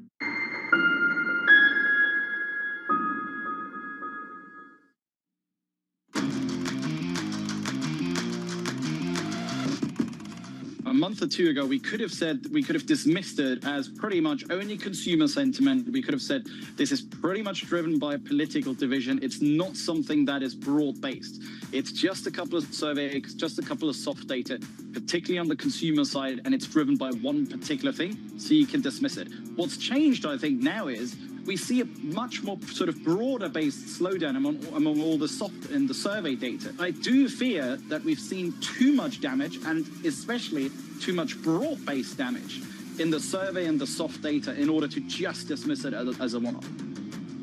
That was one of Wall Street's newest bears, HSBC's Max Kettner, speaking to Bloomberg's surveillance after his double downgrade of U.S. equities. They were a buy, now a sell. This morning, Barclays is adding to the alarm, slashing its S&P 500 price target by 11%, down to 5,900 from 6,600 for the year end. The strategist at Barclays is expecting tariffs to weigh on upcoming earnings and contribute to a material slowdown in U.S. activity. Well, let's get another take on this. Joining us now is Moneta Chief Global Market Strategist, Ethan Devitt. Ethan, great to see you. So we have more downgrades coming for the market, but JP Morgan and Morgan Stanley say that the worst is behind us and a rally can take form. Which side do you come down on?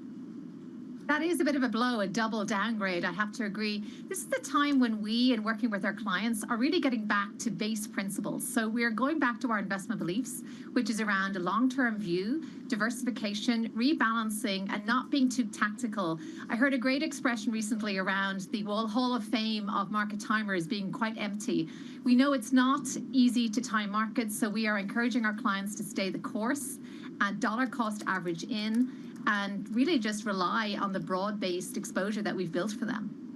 I wonder if things look different even from a European point of view. I noticed that some of the more bearish banks have been out of London, have been out of Switzerland. Is that the case? Can you, I guess, see more clearly from Europe that the U.S. is going to slow down, or do you have a bias towards Europe because you want those stocks and that economy to do better? That is a fascinating insight, I think, and probably a very interesting point. Certainly the idea of U.S. exceptionalism probably is strongest from the U.S.-centric banks and when we're based here. And that has only been reinforced by the outperformance of the U.S. for really 15 years and the outperformance of the dollar. So all of that has reinforced this belief. I do think outside Europe, there has been no, I'd say, lack of reality around the challenges facing Europe, sluggishness of economic growth, the regulatory overhang, and the real geopolitical pressure. And certainly I would say in Europe, probably the Trump administration is one of the most keen topics of conversation. I've heard it talked about just as much there as in the U.S. So I'd say they're very focused on the U.S. and their position relative to it. I'm a little surprised at the underweights only coming out of Europe. I think there is a reality check going on globally. We can see that in consumer sentiment. And maybe there's a sense that there's a sense of the greater potential of European stocks from the European banks. But I would expect to see this kind of fall off in sentiment permeating globally. All right, Ethan, we're going to hold you over. You're going to stick with us through the market open. But, Danny, it's interesting because we've seen UBS so bearish, because we've seen HSBC with the double downgrade, because we've seen Barclays out lowering its price target. You notice that on the continent and on that, in that tiny island nation, you see real bearishness. Whereas here, in the heart of global financial markets, I guess, at least from our perspective, on Wall Street, Morgan Stanley and JP Morgan have said, look, it looks like bottom may be in. I love that you point this out. I think this is so interesting, and honestly, it's hard not to look at this and just be like, is there some inherent bias? That if you're here in America, you understand the resilience of the consumer, of companies, and maybe you don't see that as much if you're looking at it from further away. Yeah, I also think it's interesting in the rotation we've seen out of the U.S. into Europe. European houses are more likely to be super pumped up on the idea that they're going to borrow hundreds of billions of dollars and spend it on defense, but that takes time. We've seen the rotation happen with financial investors. Now let's watch the money come out of government coffers. A check on futures ahead of the opening bell. We still see a bit of a mixed trade here. We're back with the open in 2.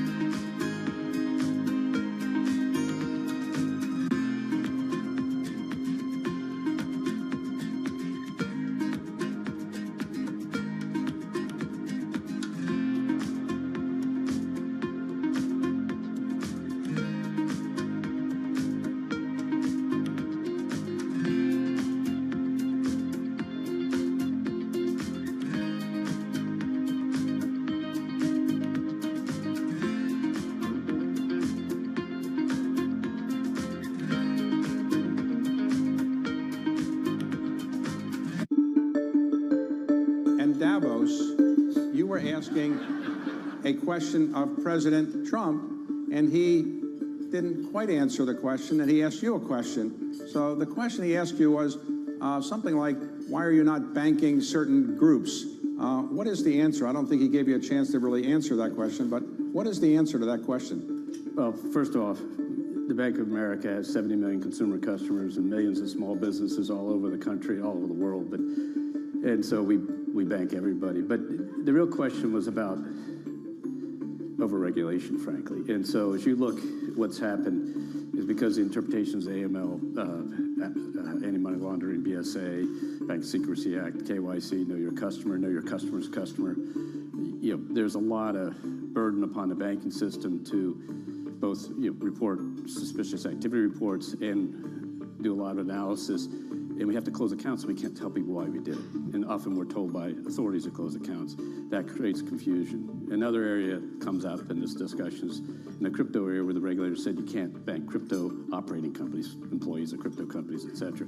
We are allowed to do, we bank everybody, but the operating company, they said that's a high-risk activity. Ask us for authority, and guess what? You would have never gotten the authority. So that came up as an issue. So at the end of the day, it's about getting these regulations right. Bloomberg brings you breaking news 24 hours a day. Powered by more than 3,000 journalists and analysts in more than 100 bureaus across the globe. Bloomberg Television. Context changes everything.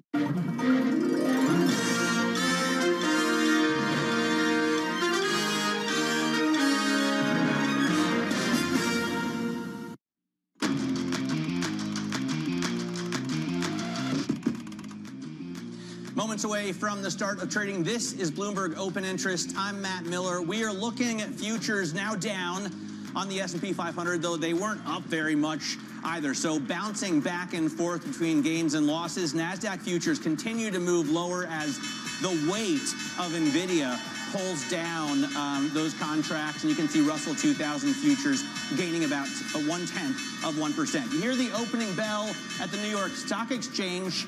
Intest Corporation, which is a horrible name, ringing the opening bell. That stock is down 30% in 1 year, down 60% in 2 years. If you stuck with it over the last 5 years, you're good. It's up 5 times, but it's only less than $100 million company.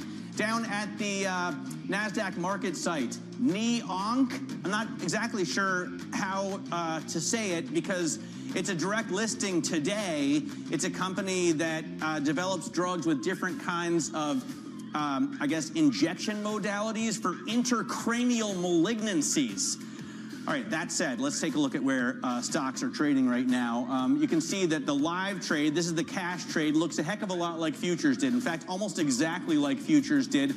And I think it'll be interesting to test whether or not those communications companies like Apple, Tim Cook in China, like Google, like Meta, can carry the day again as they did yesterday while NVIDIA is down. It was down yesterday, but the S&P still gained. It's down today, and it's a big drag on the NASDAQ, down about 0.25%. We're also watching some smaller stocks in an M&A story. Dollar Tree is selling its Family Dollar chain for about $1 billion. That's a steep discount to the $9 billion that it paid for the company in 2015. So hold a company for 10 years and lose 90% of the value. That's not really a great investment.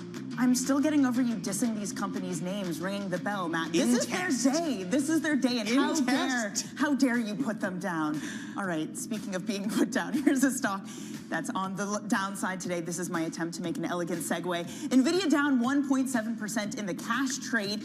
Sales in China could be in trouble. China reportedly introducing new energy efficiency rules for chips that could eat into their sales. We don't know if the ban will indeed be enacted, but it could be bad news for NVIDIA, Matt.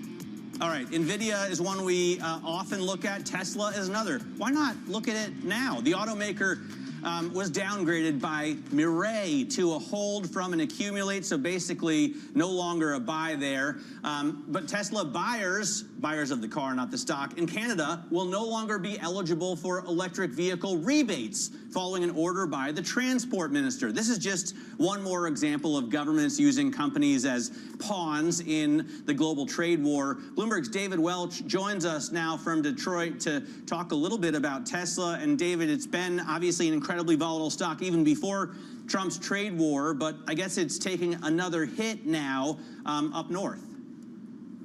That's right. And look, to be clear, the Canadian market is not that big, but it's just another area where Tesla's sales could be eroding here due to the politics of the day, right? I mean, to some degree, American buyers are turning away from Tesla and European buyers as well. You've seen some protests and so forth in Germany. And it's always hard to quantify that because you do have a Model Y changeover right now, which is cutting production. But, at least on the margin, this stuff is hurting Tesla sales. And Tesla sales growth was already slowing down even before Elon Musk was camped out at Mar-a-Lago and well before he was the head of Doge, the government efficiency ad hoc unit that he's running. So all this kind of conspires to eat away at whatever sales growth they had, which means all of the value in the stock, if you're looking for growth, has to come from his AI and autonomy play. And I think the jury is still out on that. Investors, if they're selling the stock off because EV sales aren't doing great and there are economic headwinds potentially for cars, that says they don't have a lot of faith in that yet either, and they want to see more proof points before they invest. Dan Ives of Wedbush, David, has been calling now for some time for Elon Musk to better balance his duties with Doge and those at Tesla. It's sentiment that's been reflected by others, too. Is there any sign that that's getting through to Elon Musk? Has there been any movement with how he splits his duties between the companies he runs and his government jobs? There's been a concern with Elon Musk for a long time because he's got SpaceX and he's got X as well. He's got a lot of things to run, and look, he clearly spends a lot of time engaged with politics and government. And look, it's not clear that really either way that he is kind of redirecting his energies and his focus on Tesla as the stock falls, as sales soften up. But no matter how you look at it, running Doge along with these three huge companies that he runs, it's just another big responsibility and something that pulls him away from this business that investors aren't completely sold on at the moment.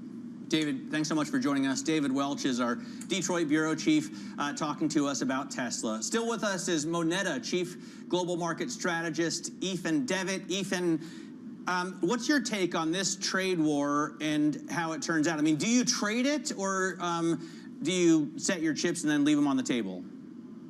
Well, a great question. I mean, this new regulatory oversight and new rules coming whether from China or Canada, just another example of the quiver of uncertainty that is facing investors today. It is impossible to predict. The one thing we know about regulatory backdrops is that they have to be in some way to have some clarity to them and some predictability in order for investors to trade them. We can see that there's absolutely none of that today, and the same goes for the tariff regime. So I would say what we do is we try to have that global portfolio, because we know that globally, not every company is going to be similarly affected by the tariffs. In fact, the non-US multinationals are probably somewhat insulated from that. It's the US multinationals that might have the most to fear. And that, again, this is, again, justification for having a well-balanced portfolio.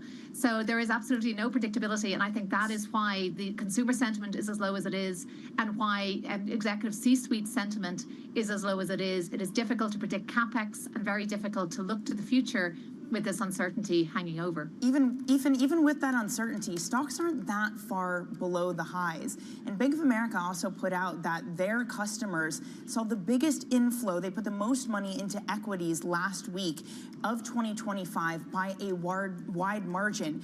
Is there a risk that come for April 2nd that we are asymmetric going into it, that the bigger risk is to the downside, considering that equities have, for the most part, held up despite the sentiment? It's interesting. The April 2nd date, I've heard that discussed as being perhaps positive news that's on the horizon there, and that's perhaps what markets are sensing at the moment and why they're behaving a little bit more resiliently than we would have expected. There is a juxtaposition between the retail investor and the institutional investor. The institutional investor seems to be rebalancing, pulling money out of U.S. stocks and going back into the non-U.S. holdings that have been unloved for some time.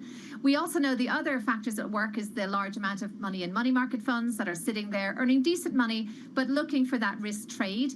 We know inflation is still stalking out there, and that money market fund and their return will not do that well in a higher inflationary environment. We don't think that beast has been slayed yet. So I would say it's that risk-seeking behavior, the FOMO, and just the news flow around AI. It's very hard to resist for retail investors. We still have meme stocks that are performing well. We still have the discussion around AI spending. So I would say that's what Barclays is picking up in terms of the flows. And I would actually be looking more for an upside surprise on April 2nd than a downside surprise at this stage. We were wondering whether the Trump put was alive and well. And it seems from the last few days that there may be life in that thing yet.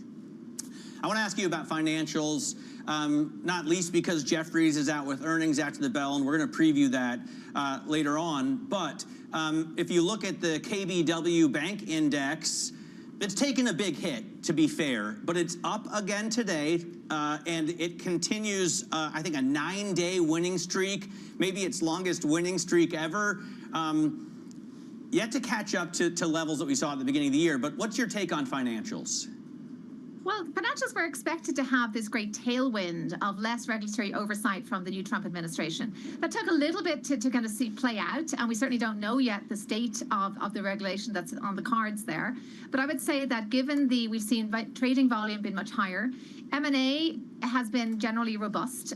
We haven't seen the IPO climate pick up, although we do have a sense that that's CoreWeave, et cetera, that's likely to be at least some life in the IPO market.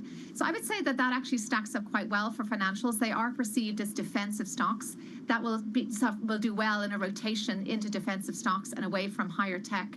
And equally in Europe, unloved for so long, and financials have been doing reasonably well there with the expectation of a bit more economic growth and a resurgence of spending. So I would say I would be quite optimistic around financials at this stage. We haven't even seen the regulatory change come.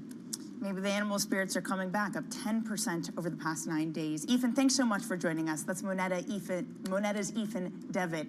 Now, financials are one of the sectors on the move. Let's take a look at some other stocks on the move. Joining us now is Bloomberg's Danica Sekova.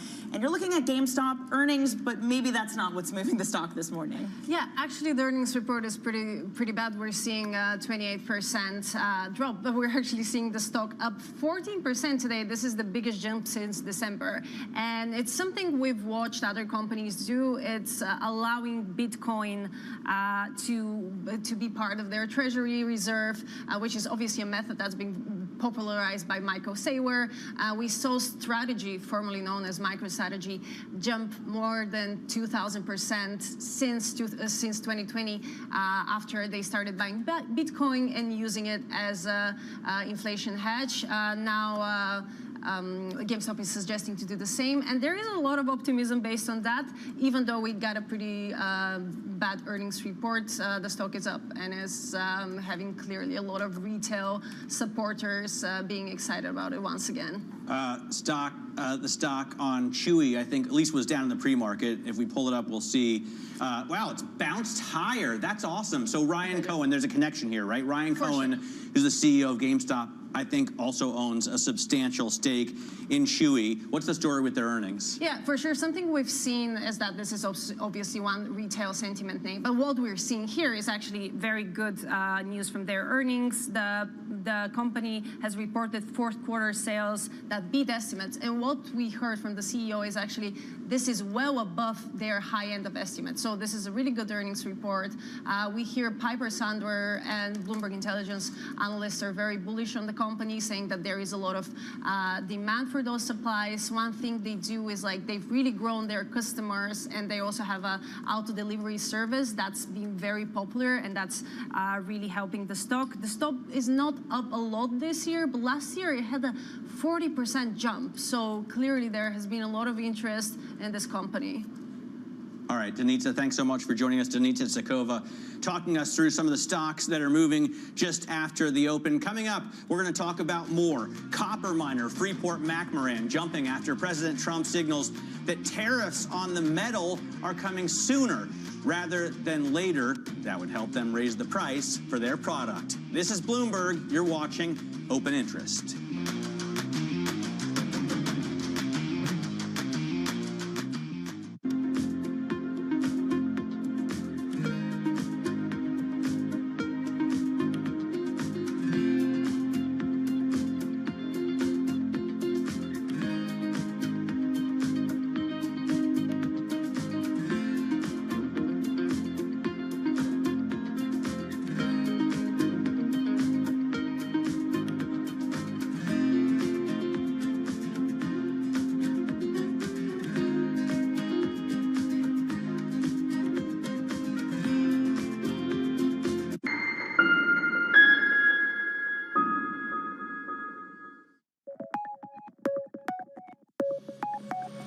What makes it India's time? It's us women who are going to transform India. I truly feel that the time for Indian women has come. They're not only breaking glass ceilings, but they are redefining, you know, whether it is in sport, whether it's in medicine, whether it's in creative arts. They are everywhere, and I have so much positive energy that comes back to me when I'm talking to Indian women. And I just think that all these little girls and boys, I don't want to discriminate, who are now in school-going age, imagine once education, sports, we empower them. What a difference they would make not only to India, but to the planet and the world. And the world needs it now than ever before.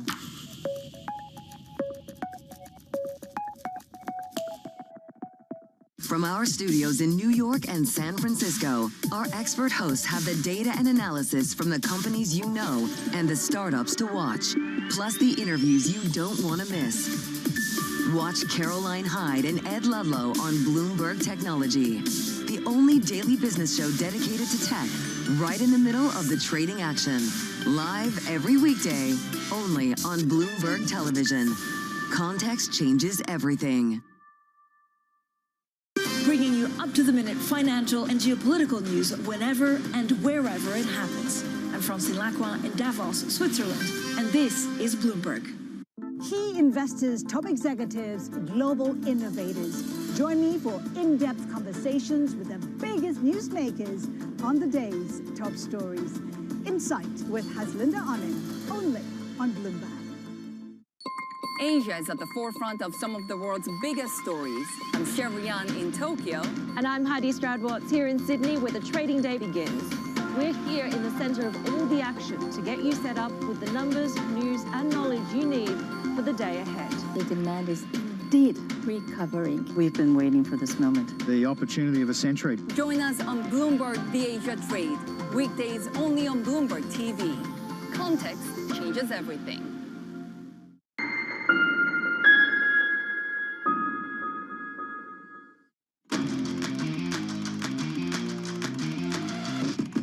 Let's get you some top calls this morning. Some of the analyst action in focus. First up, Trade Desk getting an upgrade to a buy at CRA. The analyst says that the valuation is very enticing and sees the ad tech company benefiting from growth drivers. Next up, we got Summit Therapeutics for you. Those shares up 0.5%, upgraded to a buy from Citi thanks to optimism on the biotech's cancer drug. The analyst over there saying that the drug could be a, quote, paradigm shift.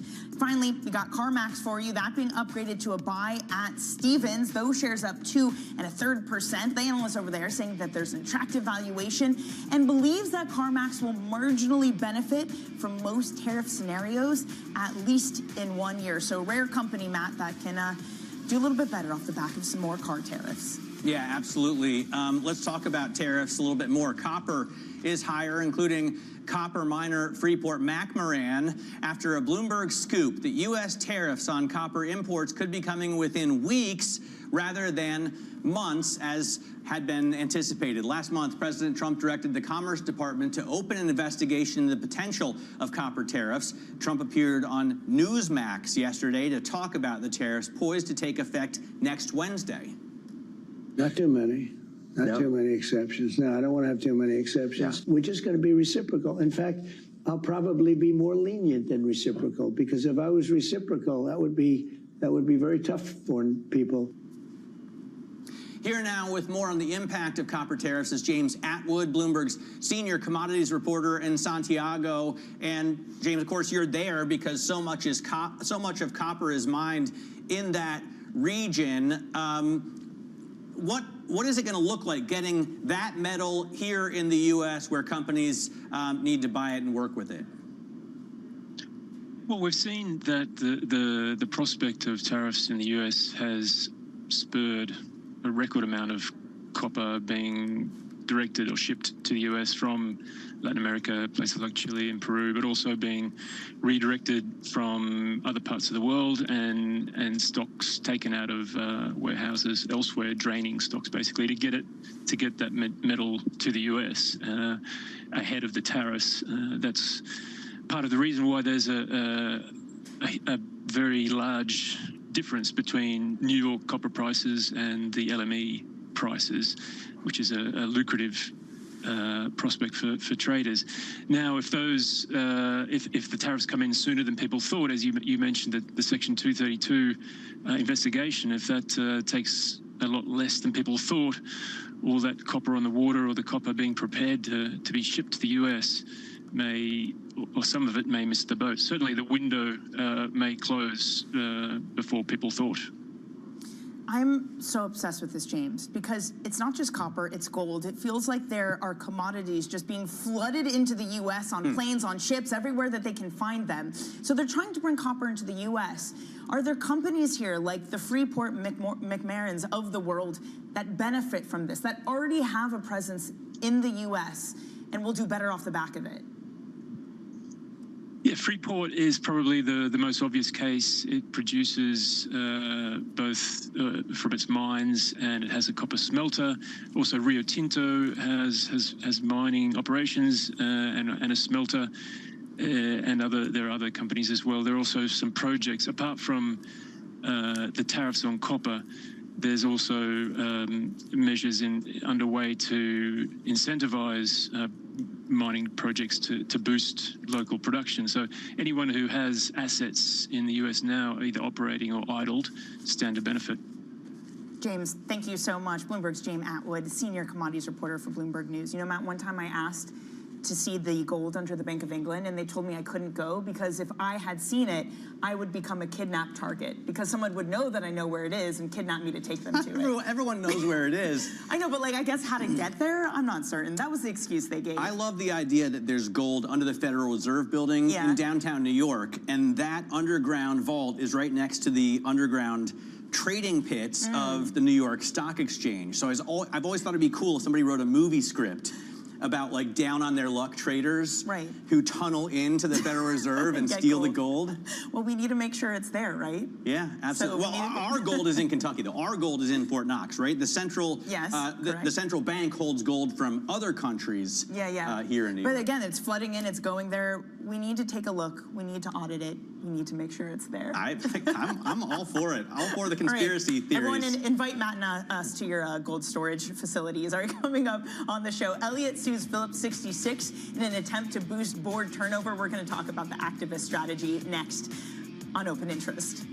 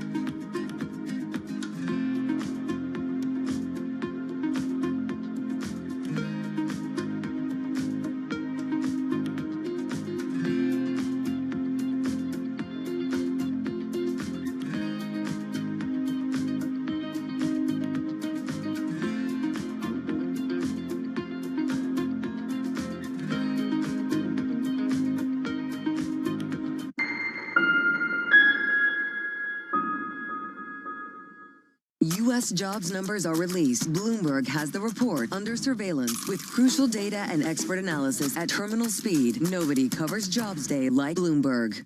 From the world of politics to the world of business, Joe Matthew and Kaylee Lines deliver news, insight, and analysis live 2 times a day, every trading day. Balance of Power at 1 and 5 Eastern, only on Bloomberg.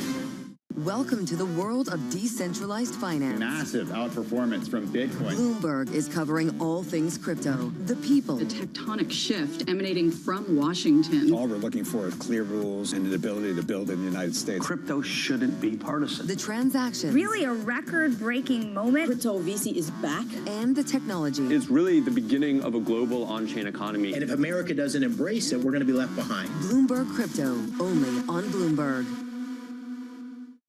Bringing you up-to-the-minute financial news whenever and wherever it happens. I'm Michael McKee at the Federal Reserve, and this is Bloomberg.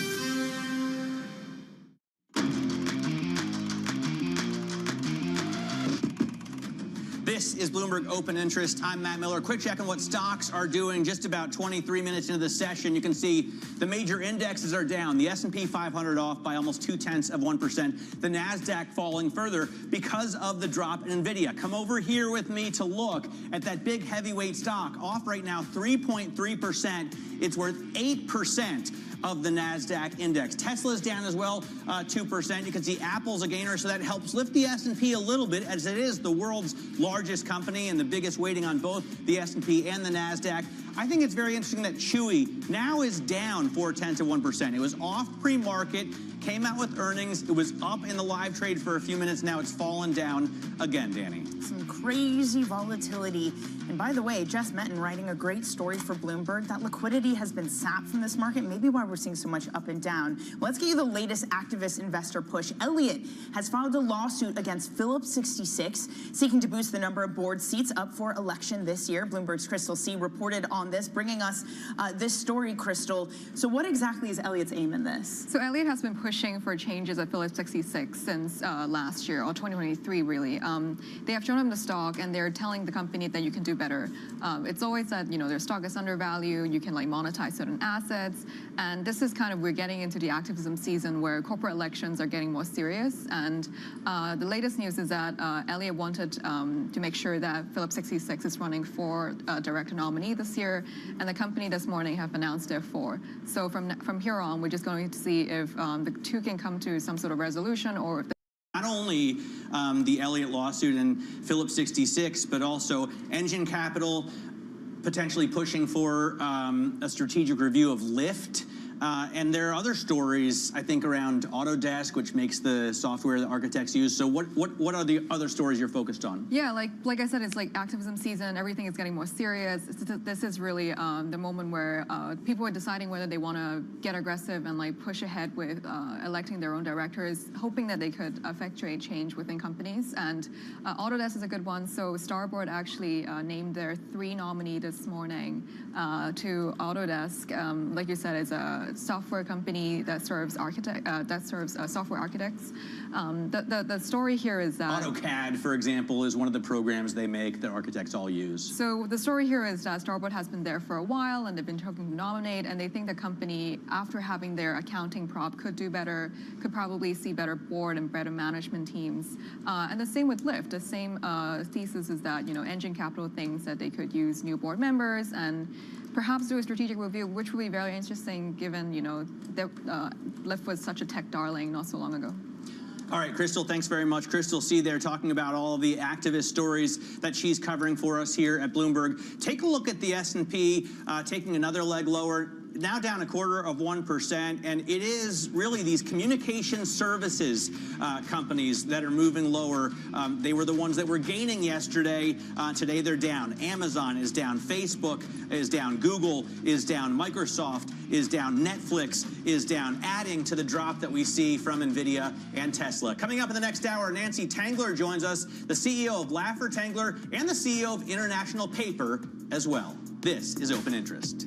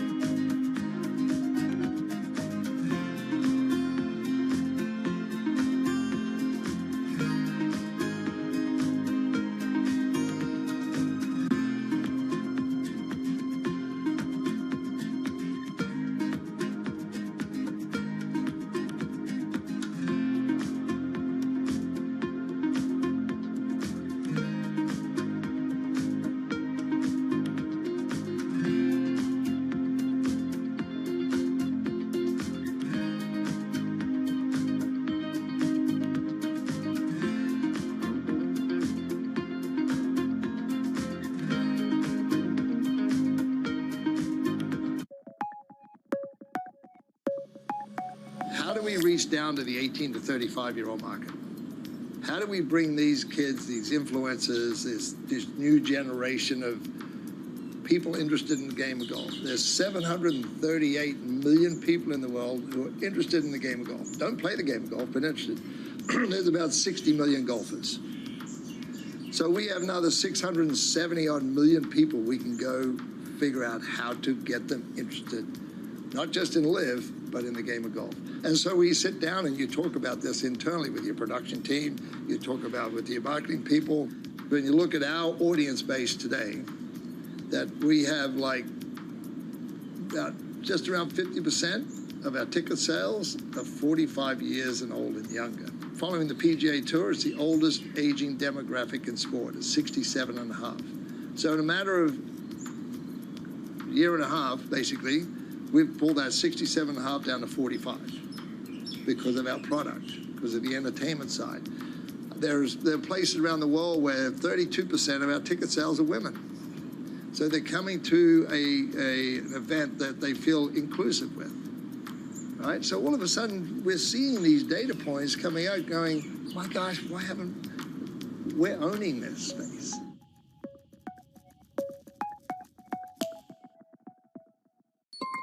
Asia is at the forefront of some of the world's biggest stories. And we're here, where the action starts in Sydney. And in Tokyo, get ahead as the global trading day begins.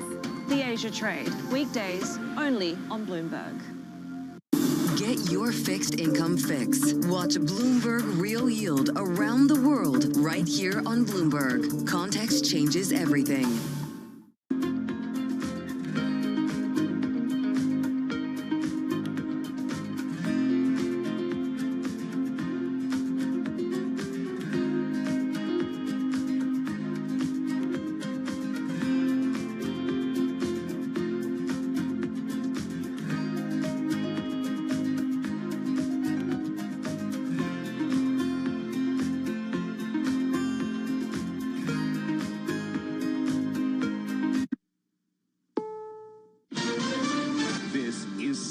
News on the Hour, sponsored by Progressive Insurance. I'm Deborah Rodriguez. Operational details just released on a planned overseas attack discussed in that Signal messaging chat that accidentally included a journalist, the Atlantic's editor-in-chief, Jeffrey Goldberg. Correspondent Ed O'Keefe is at the White House. What they're doing now is publishing the screen grabs of all the texts from this Signal group, and among them is the one that they originally withheld on Monday from the defense secretary outlining specific details about when and what exactly was going to be used to hit Houthi targets. In an ex-post, administration spokeswoman Caroline Leavitt calls the story another hoax written by a Trump hater. On Truth Social, Vice President Vance says Goldberg, quote, oversold what he had. But CBS News national security contributor Samantha Vinograd disagrees. In my experience, information about a military strike prior to it occurring, a time of a military strike, as well as a potential target, even if the name is not used, is not discussed on an unclassified platform. Intelligence officials will be back on Capitol Hill this morning, this time testifying before lawmakers in the House. Vice President Vance says he's decided to join his wife, Second Lady Usha, and one of their sons when they visit Greenland Friday. CBS's Vicky Barker. Even before Vance announced he was joining the trip, Denmark's prime minister was calling it unacceptable pressure, which she's determined to resist. On Greenland itself, this journalist says the vast majority would tell Vance, "We're not for sale." Maryland Governor Wes Moores just led a memorial service marking 1 year since the Key Bridge collapse that killed 6 construction workers. We remember the cold morning in March that changed our state forever. And we remember the tears that we shed and the uncertainty that we all felt. Raging wildfires fueled by downed trees and debris from Hurricane Helene last fall have prompted new evacuations in the Carolinas. Megan Miller, her husband, and their 10 kids had to leave their home in Greenville County, South Carolina. It's scary because it's one thing knowing that you're about to lose something and you have a time crunch and what's the most important thing versus we just need to get up and go. A struggling discount chain is selling its Family Dollar business to a consortium of private equity investors for about $1 billion. CBS's Michael Wallace has the details. Dollar Tree bought the chain in 2015 for $9 billion. Dollar Tree says the sale will allow it to focus on its core business. Its stores mostly offer party supplies and crafts to middle-income households in suburban locations. Family Dollar stores tend to be in more urban areas and sell groceries and cleaning products. The Dow is up 148 points, S&P down 18. This is CBS News.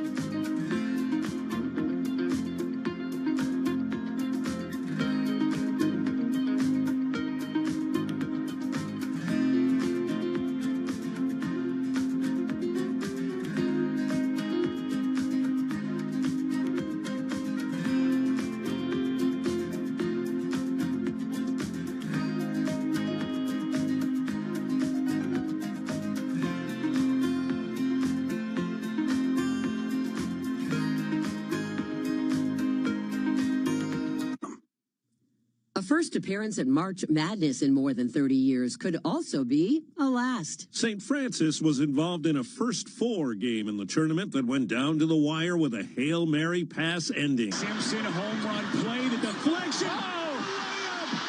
But now, just days after that heartbreaking loss to Alabama State, St. Francis, located in Loretto, Pennsylvania, says it will move from Division I to Division III in the summer of 2026. The Board of Trustees says it was not an easy or quick decision. A statement noted the growing complexity of big-time college sports with the transfer portal and money for players that it says moves athletics away from the love of the game. Steve Kathan, CBS News. New play sets a record. Good evening.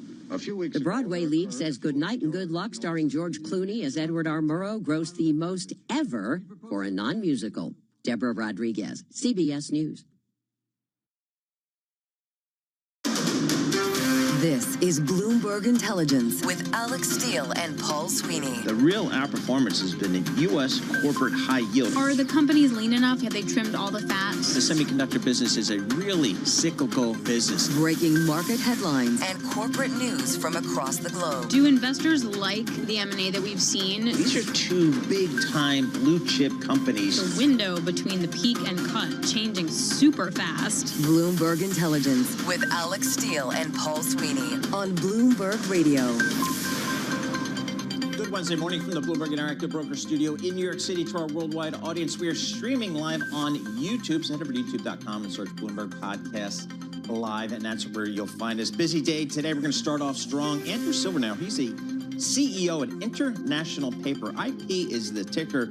We're going to get his thoughts on the outlook for his company and the global paper industry as we get ready for global tariffs across the board. Julie Beal, Chief Market Strategist and Portfolio Manager, Kane Anderson Rudnick. I will get her market call. Sally Bakewell, Bloomberg U.S. Finance Team Leader on Wall Street. Bonus pool surges to a record $47.5 billion in 2024. That's good news for our Wall Street buddies. That's good news for New York City because the folks, they pay a lot of taxes on that stuff, and they tend to spend that money as well. So we'll get the latest on that. Let's kick everything off here with Mr. John Tucker and get a Bloomberg Business Flash, John. All right, and this Bloomberg Business Flash being brought to you by IBKR. Financial advisors switch to Interactive Brokers for lowest cost global trading and turnkey custody solutions. No ticket charges, no conflicts of your interest at ibkr.com/RIA. Major stock averages mixed to little change at the start. You have 8 of the 11 major industry groups in the S&P 500. They are up. Energy is in the lead as we see the price of oil go up. Brent crude right now up 1.25%. NYMEX crude up 1.4% right now. Cintas is the best performing individual stock in the S&P 500. The uniform company, they boosted their earnings per share guidance for the full year. And then on the data front, some companies limiting investment as they await specifics on tariffs and tax policies. U.S. business equipment orders falling for the first time in 4 months. Meantime, if the S&P 500 does move higher, Cameron Dawson at New Edge Wealth is looking for an important technical indicator. We think that we could see it continue until we hit resistance around 5,900. That's where your 50-day and your 100-day moving average are. They're now downward sloping, which just suggests that once we get to that level, some more chop is likely to come. And right now, the S&P 500 down 13 points. The Dow is up 197 points. The NASDAQ 100 slide of 152 points. That is down about 0.75%. Yeah, and I know Sally's going to talk about this coming up, but new data from the New York State Comptroller DiNapoli's office shows the bonus pools hitting a record last year. The average bonus jumped by almost a third to near $250,000. And that's just the average. That's just the average. Right. So take that for what it is. Amazing. Not too shabby. It's really the only story that anybody on Wall Street cares about today. Anyway, that is your Bloomberg Business Flash. I'm John Tucker. Alex, hi. Hi, good morning. Hi. Happy Wednesday. Happy Hump Day. Good morning. All right, this is Bloomberg Intelligence Radio. We bring you all the top news in business, economics, and finance. Let's take a look at some stocks on the move today. We're joined now by Bloomberg's Isabel Lee, Bloomberg Cross Asset Reporter. Isabel, what are you looking at? I'm looking at Chewy, and I have to be honest, at 950 from rising as much as 4%, it just dropped lower, and it's now down 2.31%. And I'm really confused why, because my script and all of the BNs we have, the stories we have online, is just really about how it beat. Net sales beat estimates, and across the board, you see auto customer sales, adjusted EBITDA, EBITDA margin, even active customers, they beat across the board. So I really don't know why we're seeing some pressure. We have RBC Capital saying, this report even gives investors some confidence that the category is stabilizing. So I thought this was going to be for pet lovers out there. Chewy. Yes, Chewy. I have a neighbor, Harry, who is a very maladjusted and very angry dog. But he is a Chewy customer, so the boxes are there all the time. But my boy Harry needs some doggy downers or something. But Chewy boxes are there all the time. Imagine you didn't have the Chewy boxes. I know. Like what would happen there? It's interesting. We'll see. Maybe there's some underlying message on the call there. What about Dollar Tree? Dollar Tree. This is also interesting because you have shares edging higher by almost 5%. The company's offloading its Family Dollar chain for about $1 billion to Brigade Capital Management and Macellum Capital Management. I hope I'm pronouncing both those correctly. After a decade of buying the business. So the deal is expected to close next quarter, and it marks a disappointing end to Dollar Tree's bid to establish itself as a discount giant. I mean, I think I've been to a Dollar Tree once, and it's just exciting because when you go there, you're like, everything is going to be roughly $1. And the deal closes the books on a sad chapter on Dollar Tree, said Global Data. The stock has declined around 10% this year, and a lot of the stores will also close following the transaction. I think it will half. All right. Except they're not. They're not actually $1, but it's just a target. Closest. It's Nothing. close. Nothing is ever $1. Even the pizza isn't $1. True story. All right, and copper yesterday hitting a record high. We're Yes. kind of off that right now, but Freeport-McMoRan kind of dragged up along with that price increase. Exactly, but now shares are edging lower again, so lots of reversals here. We have U.S. President Donald Trump signaling the tariffs for industrial metal could come in weeks rather than months. And yesterday, to your point, Alex, the copper in the U.S. rose to a record, and Freeport operates copper miners in Arizona and New Mexico. Canadian copper miners, though, edged a little lower. First Quantum, Hudbay, Capstone. But this is an interesting thing because it's one of those assets that's really been, as some say, ping-ponged with all the tariff headline conversations. Year to date, Freeport shares have climbed 13%, and they beat the S&P. Back in the day, way back in the day, I Okay. sold $750 million liquid yield option notes to Freeport-McMoRan. Literally just fell asleep when you said know, that. Dude, zero too nerdy coupon and smart. convertible bonds. Yeah, It's still fell awesome if asleep. you don't have a lot of cash flow. And they had a nice fee for us, so that was a very good. That was my first Lions deal Wow. ever. So anyway, I mean, thank you so much. Appreciate that. Good stuff there. Let's talk about paper, International Paper. Andrew Silva now joins us here. He's the CEO of International Paper. IP is the ticker. Put it into your Bloomberg terminal. He joins us here in our Bloomberg Interactive studios. The fact that you're in our studio makes me believe that you had an investor day recently. We did. Yesterday. Yeah, we had an investor day yesterday. Great What day. was the theme of the investor day today that you had yesterday? Yeah, transformation. Okay. It's really about the transformation. I heard it in the opening talking about International Paper. Of course, it's in our name, and so people think global paper. And the reality is we're a packaging company now. So almost 100% sustainable packaging with the acquisition of DS Smith. North America and Europe, we're #1 in both places, and we're all focused on the customer and their packaging needs. You mentioned Chewy. before. Great customer for us, and a wonderful opportunity to build their branding to help them be successful. That's what we're all about, is transforming into a packaging company. So something that definitely came up is value over volume. You want to get the most out of what you're doing rather than just the numbers. UPS is doing something very similar, and in the short term, there's a lot of angst and pain kind of around that before you get to that volume, up to that value growth. Talk me through the cycle. Yeah, so if you think about, we were our own worst enemy. So for years and years and years, we would chase volume at the most inopportune time. And so what we effectively had to do is go back to the marketplace and say, we need to be paid for the value that we're bringing. And that's what we do. We come into the marketplace, we're trying to help you get your goods to the place you want them to be, whether it's fast-moving consumer goods or it's industrial goods. That's what we're trying to help. But we've got to make sure that we're taking care of all of our constituents. And frankly, we weren't. And so we've got to get that value proposition right. I think we've made that switch over the last couple of years. We're seeing that start to play out appropriately, and we're getting paid for the value that we bring.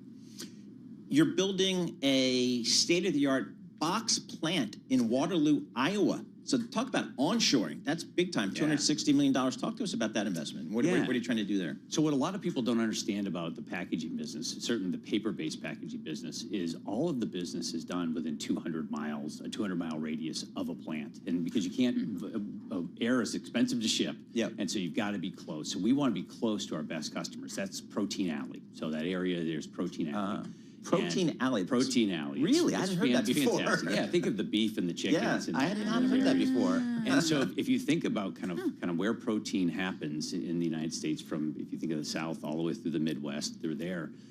We want to be close to our customers. We have great customer relationships. We need a modern facility. We're going to have I think it's going to be the largest facility in the U.S. that does paper-based packaging.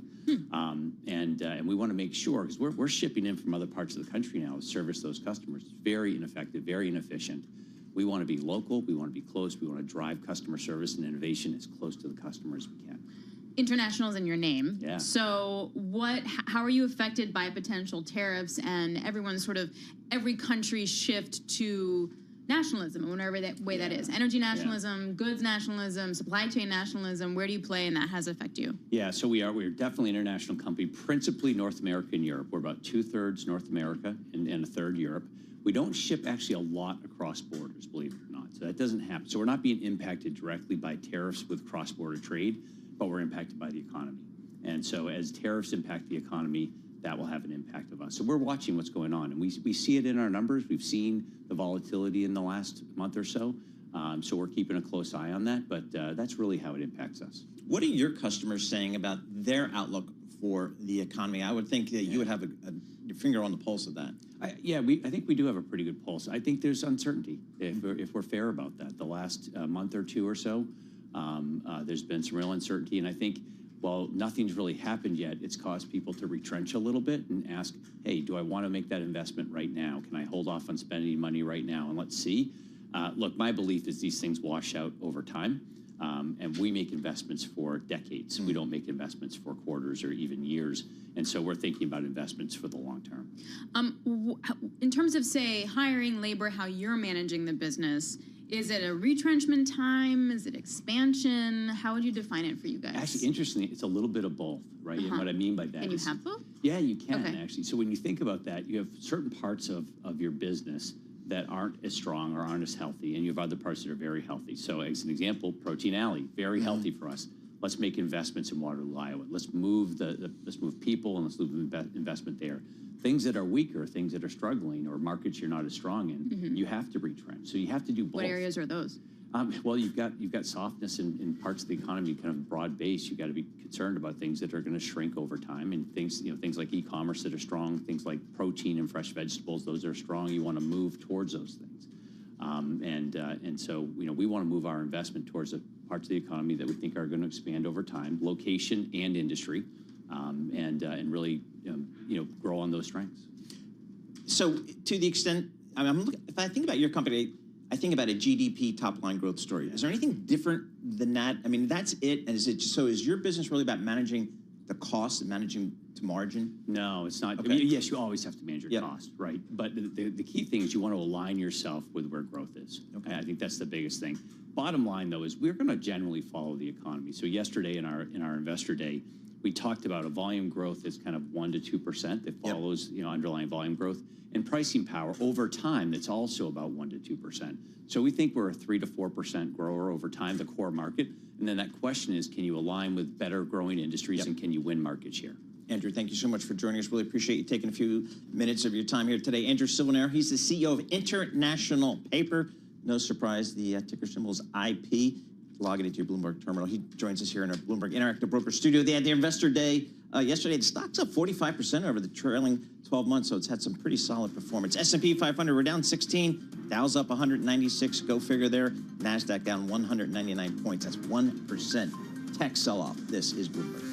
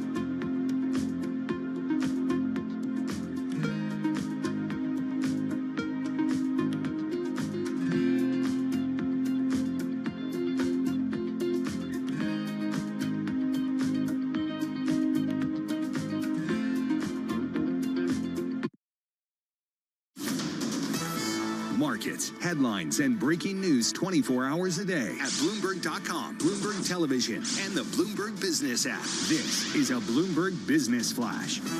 And I'm John Tucker in the Bloomberg Newsroom with this Bloomberg Business Flash, and we are being brought to you by Oracle. Attention growing businesses, Oracle offering to cut your current cloud bill in half if you move to Oracle Cloud Infrastructure. This is for new U.S. customers with minimum financial commitment. The offer ends March 31st. See if your company qualifies at oracle.com/Bloomberg. Right now, the major averages are mixed, and the big mega cap tech names dragging the S&P 500 lower. You have concerns about the impact of the trade war sapping a lot of the market liquidity at this point. NVIDIA, that is the big laggard in terms of the index points right now. Tesla dropping after an almost 30% surge in some of the recent sessions. And a measure of big banks rising for a 9th straight day. This is the longest rally since 2006. So NVIDIA right now down 4.9%. Tesla shares a 5.3% decline. And an upgrade from Argus Research for Berkshire Hathaway. And that stock right now is the leader in the S&P 500 in terms of index points. Berkshire up just about 1% at $534.15 a share. And we check the markets for you all day long, right here on Bloomberg Radio. I'm John Tucker. That's your Bloomberg Business Flash. Paul, Alex. All right. Thanks so much, JT. Alex Steele here alongside Paul Sweeney. We are broadcasting to you live from our Interactive Broker studio right here in Midtown Manhattan. As John was just talking about, kind of equities going nowhere except for tech getting hit pretty hard. It does feel like a wait and see. I'm just not entirely clear what we're waiting and seeing on. Unknown what will be definitive come April 2nd. Well, joining us now is Julie Beal, Chief Market Strategist and Portfolio Manager at Kane Anderson Rudnick. She joins us now. Julie, if it is wait and see, where do I do that? I think the best place to be waiting and seeing right now is to stay focused on quality companies that have real earnings and that have real earnings that can get through any kind of market cycle. You really don't want to be in a kind of position where you're dependent on AI panning out perfectly. You're dependent on GLP-1s panning out perfectly. You're dependent on anything happening in the federal regulatory environment. It's just not the place to be. You want unsexy, durable, quiet companies that are just going to kind of continue to deliver good earnings. So are there sectors that screen well for you these days, Julie, that jump out at you? I really think you can actually find these businesses everywhere. If I think of, healthcare, it's a pretty nebulous space right now in healthcare because we all have so many concerns of what's going to happen at the FDA. But if I think of a company like West Pharmaceutical, they supply a lot of the drug delivery devices and injectable drugs. You're not dependent on one drug hitting it out of the park, right? So it's finding these smaller companies that have a real strong market position and that can do well, and you don't need to get everything perfectly correct in the macro. So I wonder also with financials, as John was just reporting that financials have done really well, that has been that quality sector, and if there are names in that space that could still offer that quality and value. I think financials are always going to be tricky in the sense that if you're looking at banks specifically, banks, the trick is it's really hard to find a lot of differentiation within the financial sector. And so I think I like within financials plays that are a little bit less connected to the banking sector. And so something like Orion Specialty, where you have a broker where they're much less dependent on what's exactly happening in interest rates. It's much more of an intermediary role. And then again, you don't have to get everything perfect. You don't have to get the yield curve right. You can be confident that this is going to be a company that's going to figure things out with this high level of uncertainty, right? Julie, one of the trends we've seen so far this year, which is kind of new to a lot of people, is that international markets are performing really well, outperforming the U.S. market. I'm thinking just focus on Europe. Is that something you think is a trend, is a longer-term investable trend, or is it more of a trade here?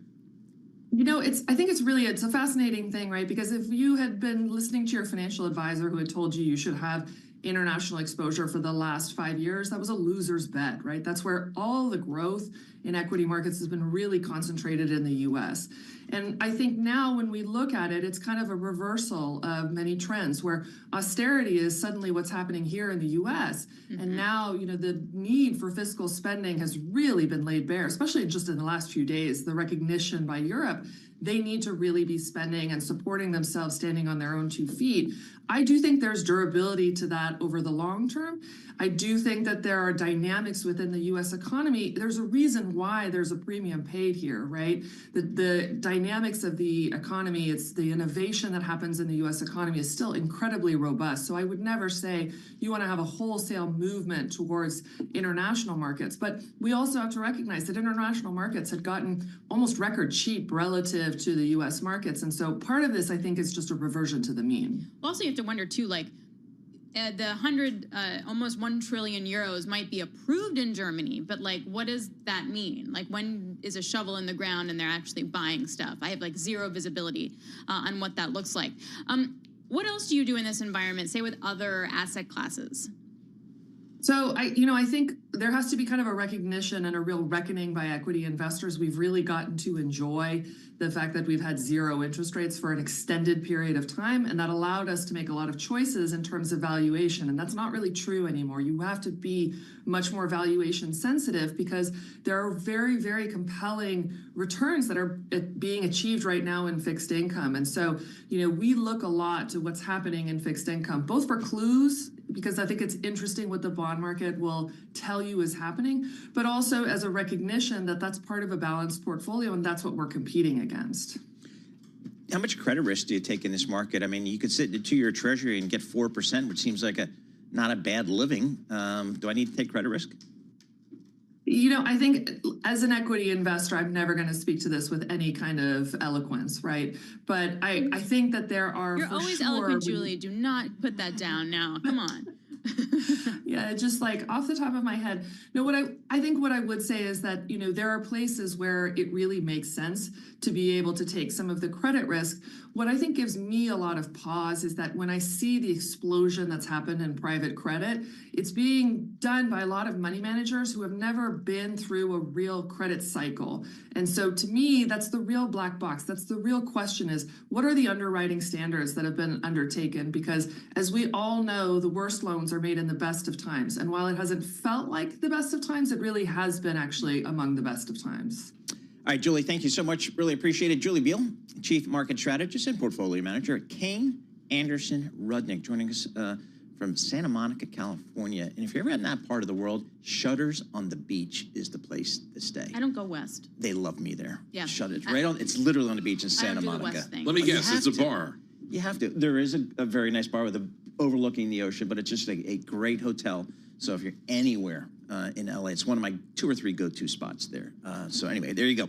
And that's where Julie was. Sally Bakewell joins us. She's Bloomberg U.S. Finance team leader on a story I like to read. And just by definition, it's going to be one of the most read stories on the Bloomberg terminal today. Wall Street bonus pool surges to a record $47.5 billion for 2024. Woohoo! So, Sally, I mean, a good year on Wall Street, it seems like people are getting paid, aren't they?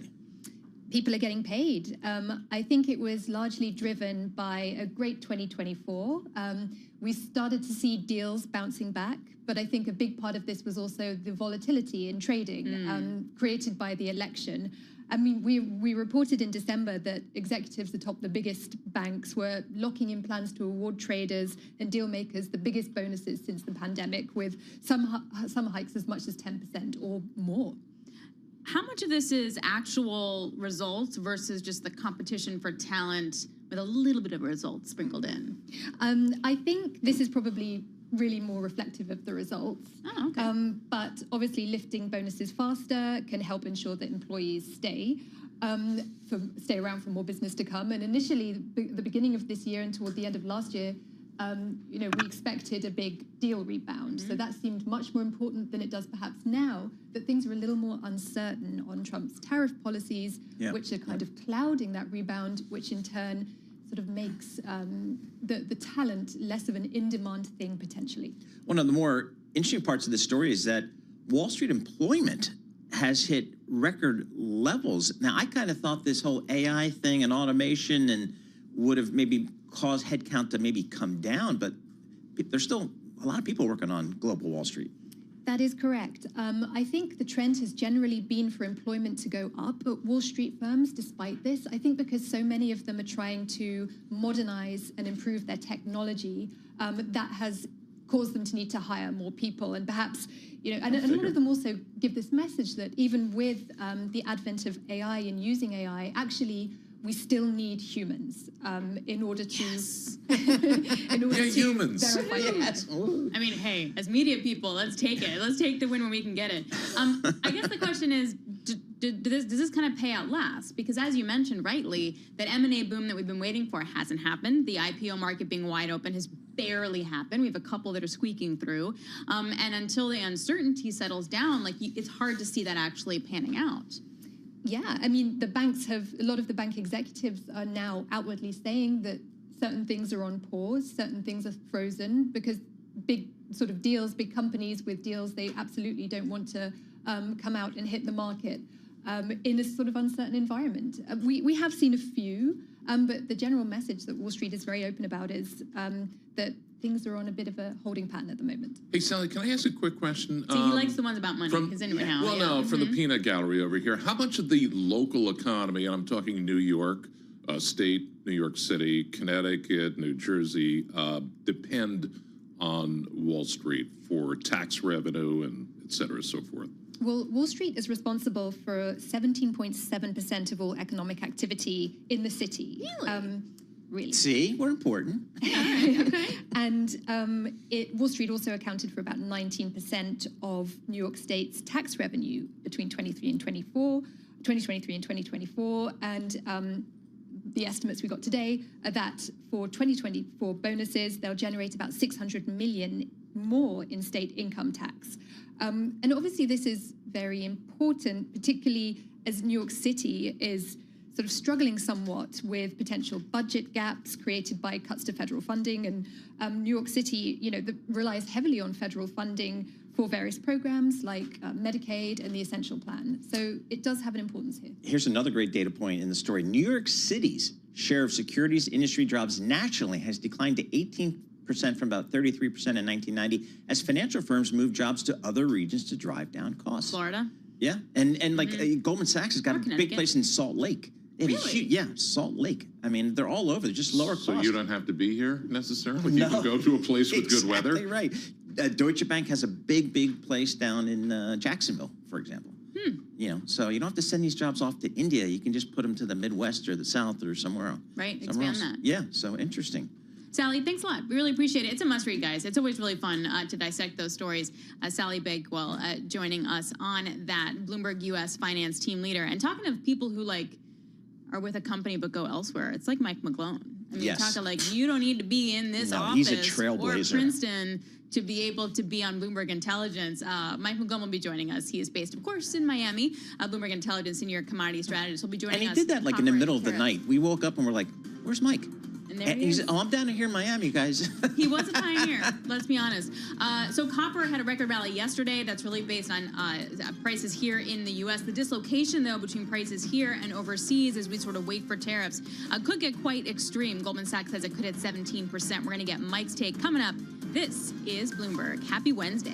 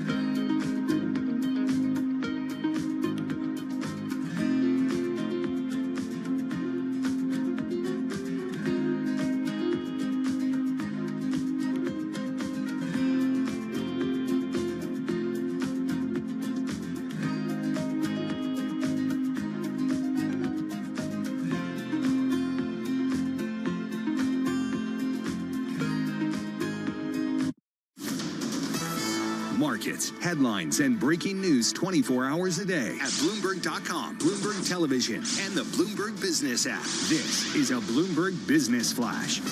And I'm John Tucker in the Bloomberg Newsroom with this Bloomberg Business Flash. The major averages mixed to, well, I'm going to say S&P 500. Let me just give you the numbers. Down 19 points, down 0.3%, 57.57 right now.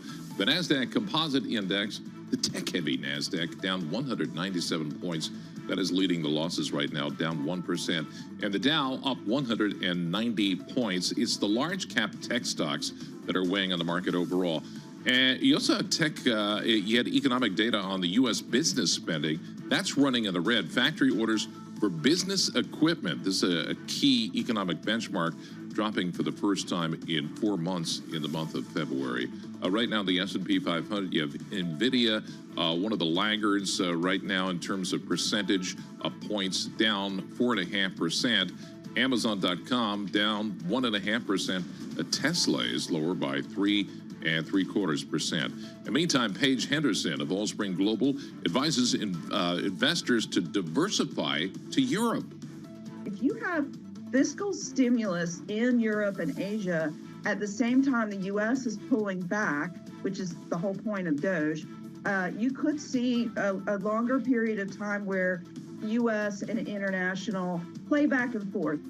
And among the individual movers, 10 years after buying the business, Dollar Tree is going to sell its family dollar chain for, no, not $1, but $1 billion of those dollars. The news is sending Dollar Tree shares higher right now. Dollar Tree is up 6.5%. Let me check the markets for you all day long, right here on Bloomberg Radio. I'm John Tucker, and that is your Bloomberg. Have you ever been in one? Yeah, of course.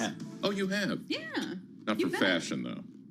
No. But I used to, back, in my previous 17 careers, I used to work in the theater. And when I would do props for off-Broadway shows, it was a great place, like that and flea markets, to go and, deal with props. Really? Yeah. Okay, that's interesting. This conversation diverted me from making fun of you for all your terrible puns today, by the way. You heard one. I've heard many. They were good. They were not. Bringing it. But he's bringing it today, which I appreciate. Thank you, JT. You like my paper cut pun? No, I don't. I don't. To the CEO.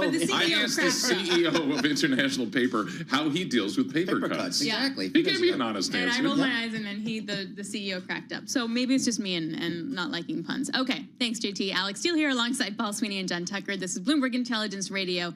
We bring you all the top news in business and economics and finance through our lens of our Bloomberg Intelligence folks. They cover 2,000 companies and 130 industries all around the world. They also cover commodities. And for that, we go to Mike McGlone, Bloomberg Intelligence Senior Commodity Strategist. Mike, the news that Bloomberg broke yesterday is that U.S. tariffs on copper imports would be coming within several weeks before a conclusion that was going to take 270 days. Can we just do a primer here? When we say copper imports, we talking the stuff that comes out of the ground? Are we talking refined things? Are we talking copper wires? Do we have an idea yet of what that looks like? Well, for me, it's the refined copper, Alex. The U.S. imports about 50%. It's one of the few commodities that we have a deficit of. Obviously, it's spiking up. But what you mentioned is still, it hasn't happened yet. Market's anticipating up to 25% tariffs. And the price, the CME U.S. traded copper has jumped to about 20% premium versus the LME traded copper. So it's already priced in, and we still haven't had it.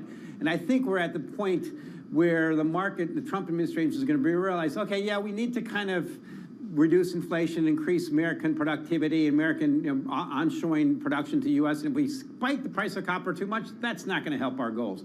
So I'm kind of worried now that copper is at that huge premium. It's the highest price ever. And so I'll give you an example, right? U.S. copper right now is right now about $5.30 a pound. It's the highest ever.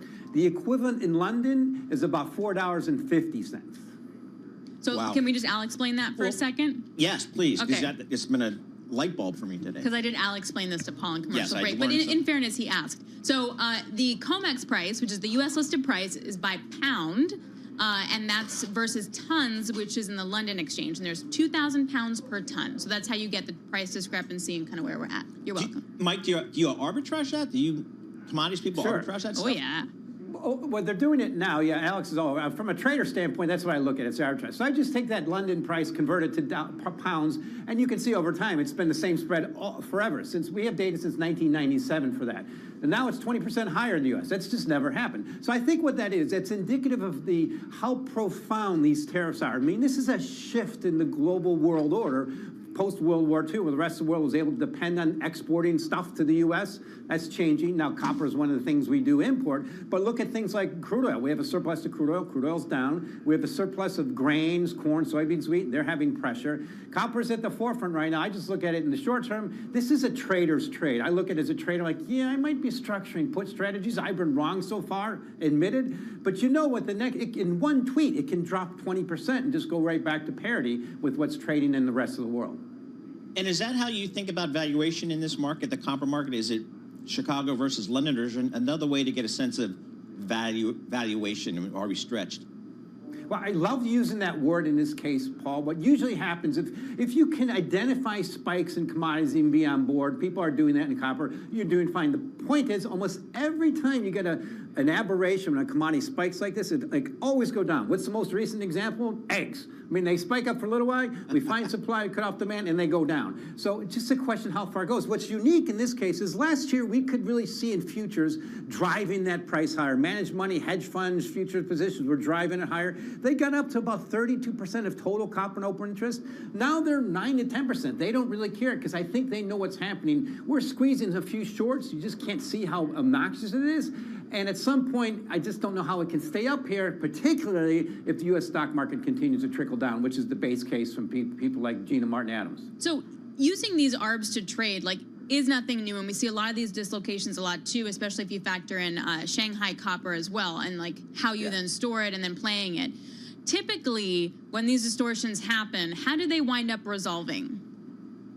Well, usually it's some kind of futures. You have to move copper towards the U.S. How you get there into inventory is kind of complicated. Usually it's just a matter of how wide it goes before it goes back to disparity, back to parity. And the question is how it does that. And that's key things I'm looking forward to. What can make that happen? First of all, time. It's not going to last too long. It's just markets will move to where prices will benefit. And then the key thing is you have to worry about, if you're long U.S. copper, you have to worry about just the next social media tweet from a Trump administration official might say, yeah, we were going to do 25% tariffs. Maybe we're going to do 10 to 15% because the copper price is telling us we might be a bit extreme here. So there's a lot of nuances, but the thing is, the risk is you can turn around in one day and what's been up 30% this year can drop 30% or 20% in a heartbeat. All right, so we've talked about tariffs and copper. Are there other commodities that you're paying attention to, Mike, as it relates to tariffs? That's the main one. Steel is in there, but steel's kind of a bit out of my purview because it doesn't trade a lot in actively traded futures, but copper's the number one right now. But I like to point out the key thing that's really happening is because we're having this trade war, I guess war you could call it, it's the surplus commodities in the U.S. that are major under pressure, and that means crude oil, liquid fuels, natural gas, potentially at a peak around 4, and the grains. If we do have truce in Ukraine, Russia, grains are already in a bear market, it'll pressure them lower. They would have to depend on the U.S. drought to go up, in my view. And gold, what do you think? Still gonna rocket higher here? See, still bullish. The way I see gold, it's reached a good threshold of $3,000 an ounce. It's pretty much overbought. It basically needs bull fuel, and that bull fuel, the top source of that would be the U.S. stock market going down, which we know is basically deflationary, good for gold, but probably maybe tilt over and help U.S. long bonds. All right, Mike, really appreciate you. Thank you so much. Mike McGlone, Bloomberg Intelligence Senior Commodity Strategist. And I should point out, if you're trying to find generic steel prices on the terminal, it's really hard. It's tons of different steel. It depends where it's delivered, the type of steel. It's very difficult. We didn't even get to talk about pork bellies, which is my favorite, Mike. Pork bellies. Lean hogs. That's right. Lean hogs up 7% year to date. Well, you heard what the International Paper CEO said, right? Want to be near the protein. Protein Alley. That is such a good term. So where is Protein Alley? Kind of like wherever they grow stuff, like the Midwest down to the South.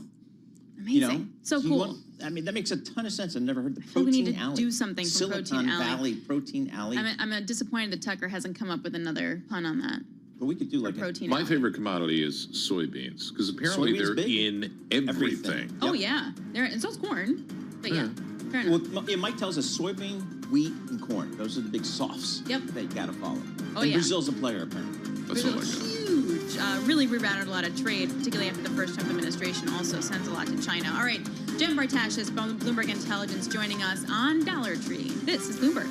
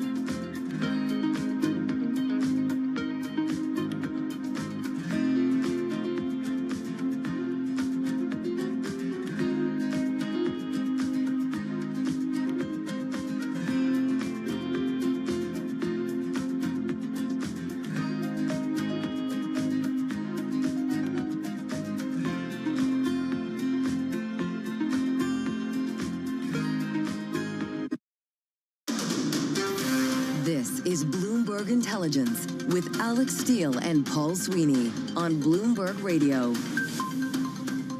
All right, Alex Steele, Paul Sweeney, and John Tucker live here in our Bloomberg Interactive Broker Studio, streaming live on YouTube as well. Some news in the retail space. Dollar Tree to sell its struggling Family Dollar for $1 billion. So the first thing I do when I see an M&A trade is I go to the Bloomberg Intelligence research to get their react. That's like the real quick what's going on out there. Jen Bartashis, Bloomberg Intelligence, she follows Dollar Tree. She joins us here. Here we go. Dollar Tree's announced sale of Family Dollar for $1 billion is long overdue following the multi-year investment to improve the business it acquired in 2015 for $8.9 billion. Am I reading that right, Jen? They bought it for 8.9 and are selling it for 1? Yeah, Paul, good morning. Actually, you are reading that right. They bought it for $8.9 billion in 2015. At that time, they had about 7,700 stores, and they were generating about $16 billion, and they were generating about $10.5 billion in revenue. And you fast forward 10 years of multi-year investment to try to improve that chain, and they sold it for $1 billion. Wow. With 7,700 stores, so only 300 fewer stores, and $16 billion in revenue. What happened? What happened? Well, one of the things I'll say is back in 2015, they way overpaid for this deal. And they were in a bidding war for it with Dollar General. And I've long said that Dollar General was the winner in that because they didn't get Family Dollar. And, you know, Family Dollar, it came with a very worn down, tired asset base, poor locations for their stores, unmotivated staff, and it's taking years of investment to try to get it to return to some revenue growth. And they've been successful in doing that, but there just aren't synergies with the core Dollar Tree chain. And so this divestiture is long overdue and is something that is obviously being reflected in today's stock price. Yeah, the stock's up 9%, but I got to note it's down over 40% over the last year, so that's a little dicey there. Hey, Jen, can you, Dollar General, Dollar Tree, can you kind of lay out what market they serve, and is there any difference between those two? There actually is a difference between the two. Both of them tend to serve slightly lower income households. But the main difference is that Dollar General is very focused on the rural communities. And actually in their last earnings call, they talked about closing some of their underperforming urban locations because they just haven't been successful expanding into that space. In contrast, more Family Dollar stores are in the more urbanized areas. So there is overlap between the two store bases, but they're very different actual consumers, even though their core customer household income is fairly similar and tends to be in those households that earn under $50,000 a year. Tell me how these companies make money. Is it based on volume and how many people are coming in? Because, I mean, I know they don't sell stuff for $1, but still the whole proposition is on the cheap. Yeah, it's about convenience and it's about value. And so, you know, what people like about these kinds of stores is that they're quick to get in and out of. They're located in very close proximity to where people live. And so when you think about people who are in that income bracket of under $50,000 a year, transportation is an issue. So having something that's in the local neighborhood that's quick to get to for fill-in trips is really how they drive traffic and they make their money. What are these dollar stores saying these days, Jen, about their customer base? We've seen, you know, a lot of uncertainty come into the economic data just over the past couple of months here. Is that being reflected in what you're hearing from those dollar store management teams? It is. With regards to their core customer, obviously that customer is very strapped. So when we're hearing news about potential cuts to SNAP benefits, which are, you know, old term for that is food stamps, that impacts their core customers. People are worried about job security and potential layoffs. So for their core customers, there's a lot of stress. But where they are benefiting is they're getting more trade down customers. So they're getting higher income households that are in sort of middle income households and higher income households who are also a little bit worried about the current economic environment and are trading down into these stores looking for value. So there's a little bit of an offset that they can take advantage of. Mm-hmm. The question is, as things improve, are they going to be able to hold on to those more valuable customers? Because the higher income customers are the ones who are buying more than just food. They're buying the more discretionary items in the store, and that's how you make your margin in this type of retail format. In terms of tariffs, do these guys have exposure to imports overseas, and do they have a strategy yet? They definitely do have exposure to tariffs, but for Family Dollar and for Dollar General, most of their mix right now, or the bulk of their sales, is coming from consumables. So it's food, it's household cleaning supplies. Most of that is produced domestically. For Dollar Tree itself, and this is something they went into on their earnings call this morning, they have much higher exposure to tariffs and to imports because they have a much bigger amount of discretionary categories. So they think about holiday decor, kitchen, tchotchkes, things like that. And up to now, we've got a 10% tariff on imports from China. They say they've been able to offset about 90% of that cost so far. But as additional tariffs come, it's going to become a bigger challenge for Dollar Tree to manage. All right, Jen, thank you so much. Appreciate it. Jen Bartasha, she covers all the retail stuff, the consumer stuff for Bloomberg Intelligence. Again, I just can't get over the math here. The Dollar Tree, they sell Family Dollar for $1 billion. They bought it in 2015 for $8.9 billion. Talk about value. I don't think the math works well there. Destruction. No, the value destruction. And I need to go take a look at the management, see if they're still there. I can't imagine. This is a fair point. So all right. Guys, for our listeners in the U.S., here's a reminder. You can listen to us via satellite radio on SiriusXM Channel 121. Access the world's only global audio business network, coast to coast, 24 hours a day.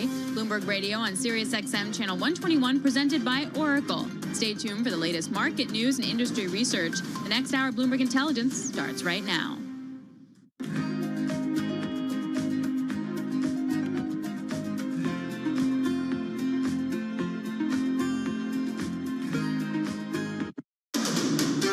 This is Bloomberg Intelligence with Alex Steele and Paul Sweeney. The real outperformance has been in U.S. corporate high yield. Are the companies lean enough? Have they trimmed all the fat? The semiconductor business is a really cyclical business. Breaking market headlines and corporate news from across the globe. Do investors like the M&A that we've seen? These are two big-time blue-chip companies. The window between the peak and cut changing super fast. Bloomberg Intelligence with Alex Steele and Paul Sweeney on Bloomberg Radio.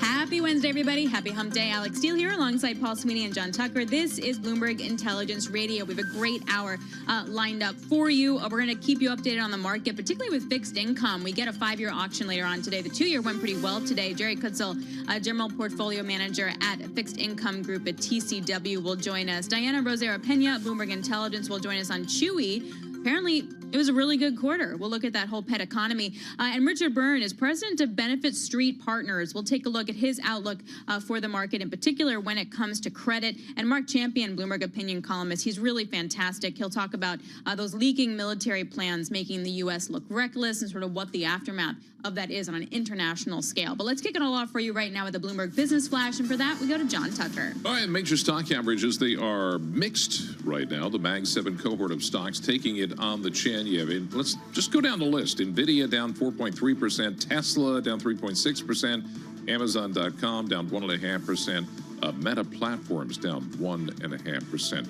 So you have concern about the economic impact of a trade war weighing on risk appetite, copper surging, orders for business equipment sliding. In fact, factory orders for business equipment dropping for the first time in 4 months for the month of February. We got that data this morning.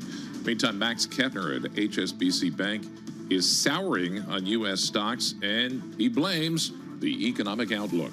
I do fear that we've seen too much damage, and especially too much broad-based damage in the survey and the soft data in order to just dismiss it as a one-off. Right now, the S&P 500, 18 points lower. That is down 0.3%, 57.58 on the index. The NASDAQ 100 down 183 points. That is down 0.9%. The Dow's up. Dow Jones Industrial up 184 points. That's a rise of 0.4%.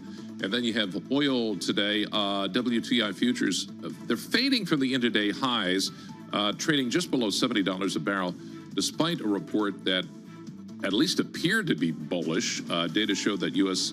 inventory supplies of oil fell by 3.3 million barrels.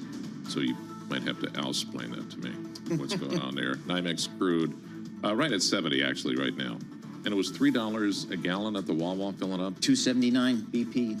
Okay. That's Still great. higher than That's what awesome. I was paying a few months ago. Wait, aren't you guys really pumped about this? I'm very pumped. Anything below $3 is good for me. That's the new $2. Yeah, okay. That's what I kind of thought there. Yeah. Anyway, that's your Bloomberg Business Flash. I'm John But Tucker. I did buy a hybrid car over the weekend for the number 4 Offspring, and apparently that's going to get, because of the electric gas tank, get like 45 miles to the gallon. That's amazing. And he's out in California, so that's where the gas is like, Can I ask what brand? What was it? A Honda. Oh, okay. Honda CR-V, yeah. So, so gas is It was a moment. Oh, ridiculously you weren't expensive. here when you heard that he bought a hybrid. Oh. My well, head blew off a Don't little give bit my there. offspring any idea, because it ain't happening. Just Exactly. in case you're listening. All right, John Tucker, thank you so much. We appreciate that. Alex Steele, Paul Sweeney live here in our Bloomberg Interactive Broker Studio, streaming live on YouTube as well. So check us out there. All right, markets, as John was just reporting, kind of mixed there. Let's take a look at some of the stocks that are on the move today. We're joined by Bloomberg's Isabel Lee. We're looking at Chewy, which was 10 seconds ago, edging higher. And now again, it's in the red, but just slightly. So I think investors are just really digesting the earnings. But I don't understand, because the company issued guidance for the first quarter that came in ahead of consensus forecast. And they reported fourth quarter net sales that beat estimates. I mean, analysts even highlighted the growth in their active customers. RBC Capital said it will give investors some confidence. So this is really confusing to me, but the report is overall good. And I mean, this is all to the pet lovers out there. All to the pet lovers out there. What else are you looking at? GameStop. So this is interesting because shares are jumping around 15% today. And remember the struggling video game retailer that became a retail favorite?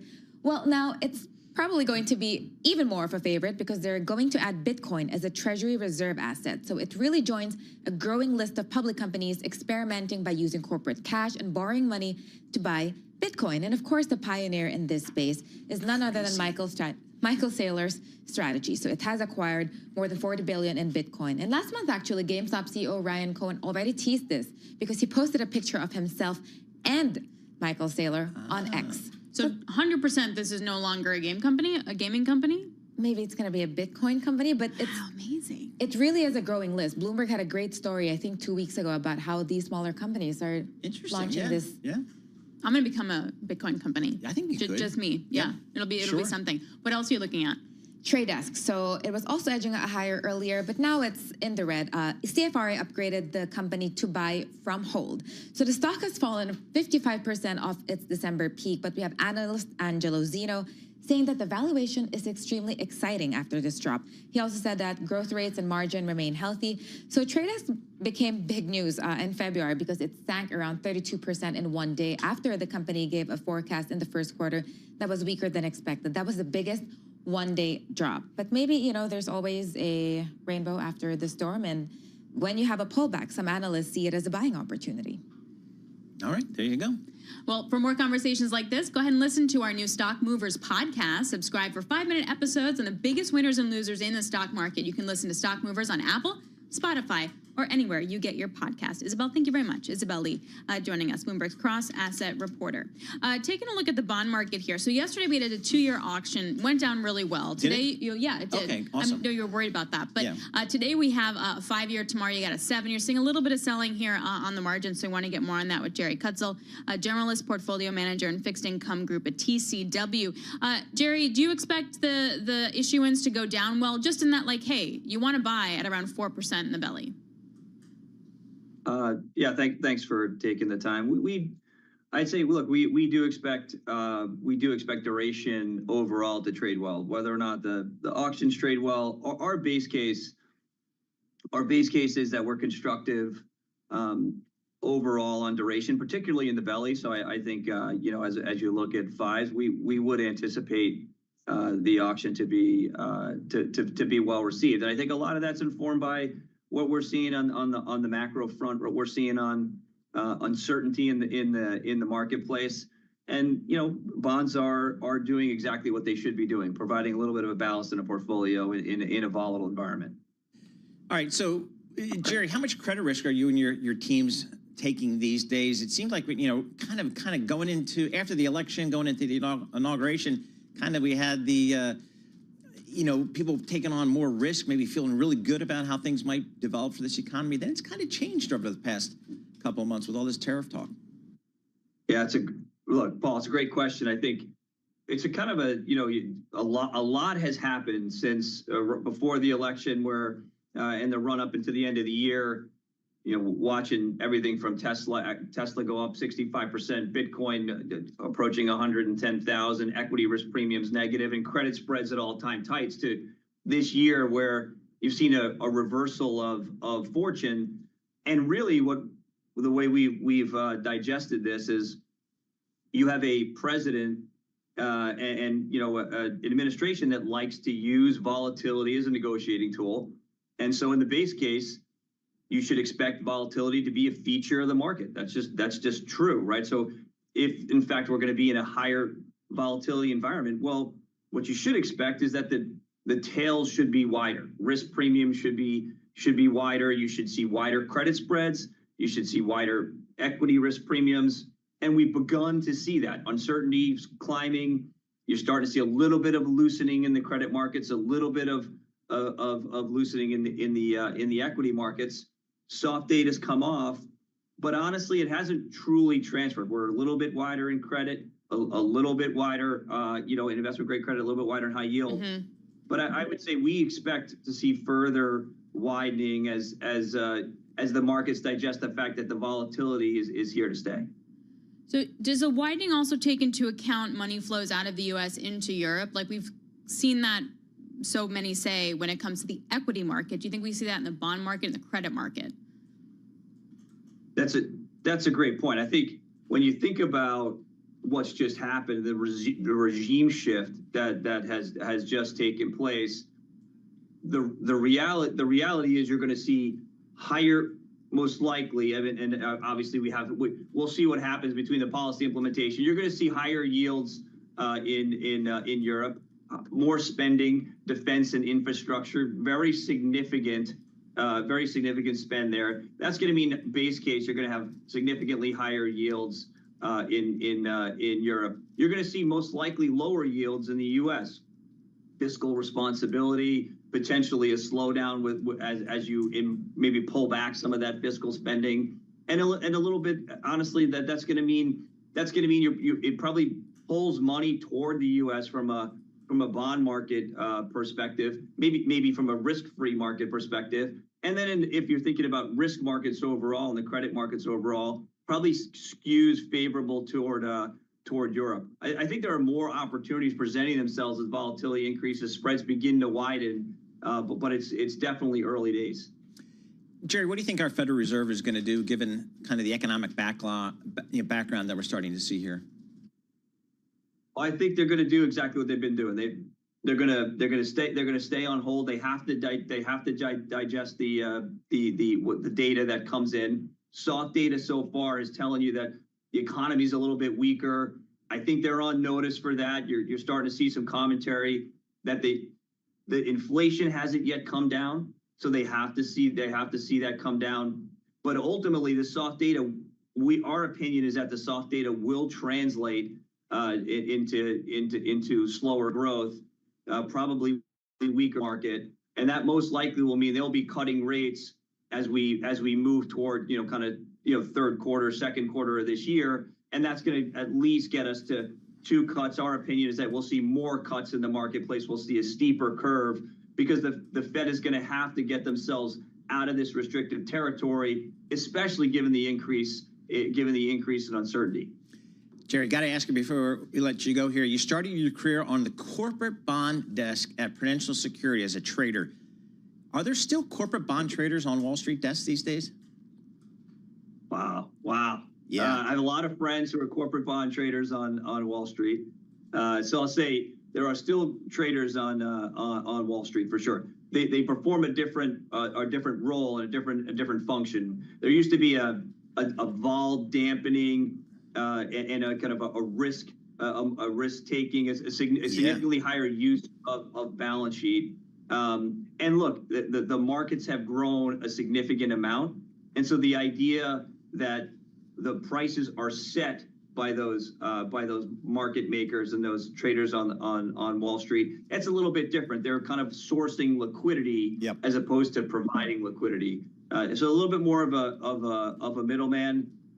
Great job, still a function that is necessary, but the role has evolved over time in a very significant way. Yeah, I just remember when I started Salomon Brothers, you go on the trading floor, and as far as the eye could see, there were corporate bond traders, government bond traders, municipal bond traders. Now it's a click of a button. Jerry Kudsel, thanks so much for joining us. He's a generalist portfolio manager. He went to the buy side, covering the fixed income space for TCW. He's in L.A., like all those TCW folks are. They got out of Dodge quick and went out to L.A.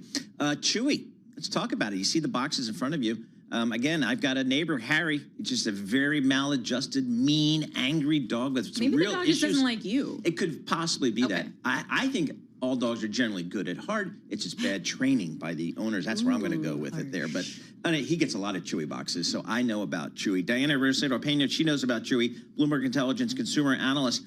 How's the Chewy business going? How's the dog stuff business going? So far, so good, it seems. And one of the things that I find very interesting is that investors seem to wait for the next shoe to drop. These companies have experienced good growth, regardless of how the economic situation is going, because it seems to be resilient. The category as a whole seems to be very resilient. Leo, so what's up with the stock? Wow, up 120% over the last year. But it's been kind of all over the place today. Is that just because it's done so well? Well, it is because a few things. During 4Q, they experienced the first growth in active consumers for the past couple of years. Sales growth has mainly been because of net sales per active consumers, which is pretty much pricing. So now that there seems to be growth, but at the same time, the forecast, the guidance for 2025, it seems to be on the lower end of long-term goals. So that seems to worry investors, I think. Who are the competitors to Chewy? I would say Amazon is Really? significant. Yes, on the merchandise side. Obviously, one of the things that Chewy is doing, and I think it's a very smart play, is to be able to differentiate themselves besides merchandise, which Amazon does that very well. We have conducted a couple of pricing studies, Amazon versus Chewy, and they're pretty comparable. So one of the things that Chewy will differentiate itself is by doing other things, such as healthcare, such as sponsor ads. That has been very profitable for Chewy. So I am, full disclosure, I have never been a pet owner. I know that's a character flaw in the eyes of many. It is. I'm allergic to dogs and cats. Are you? See, that's the excuse we used in my household growing up. But these people are passionate about their pets. Does that get reflected into the business model? Like, is it kind of, who cares what the economy's doing? I'm buying my fluffy whatever toy it is or whatever great food it is? Yes, I think it is a couple of things. One, sometimes you tend to be a little bit more resilient in terms of pet expenditure because they don't tend to talk. So, you know, so if you think... they talk. Well, you know. They just talk differently. That is true. But... Wow, that was something. I don't know. It's like a badger. Sorry, you're saying real words. Okay, go ahead.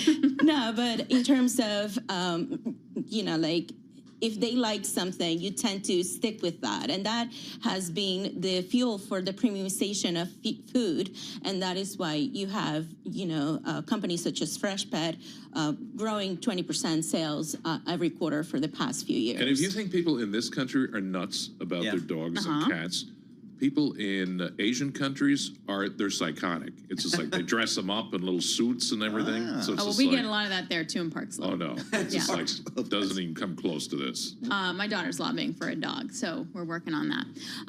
All right, thank you very much. Really appreciate it. Thank you so much, Diana Pena. Rosero Pena. There we go. I flipped the words. Diana Rosero Pena, Bloomberg Intelligence Consumer Staples Analyst. Thank you very, very much. All right, coming up, we got a twofer here. We got Mike McKee, Bloomberg International Economics and Policy Correspondent. We'll break down some of the eco data, U.S. business equipment orders falling for the first time in 4 months. Then we'll take even a deeper dive into the U.S. credit market. Richard Byrne is president of Benefit Street Partners. He'll join us with his outlook for the market. Tucker, do you have a dog? Well, Biscuit passed away. I mean, I was so upset. It's just like, I'm still not over it several years later. So it's just like, We had a French cat for a while. True story. She liked poissons. She would open up bags and eat them. I'm just saying, that's real. This is Bloomberg Intelligence.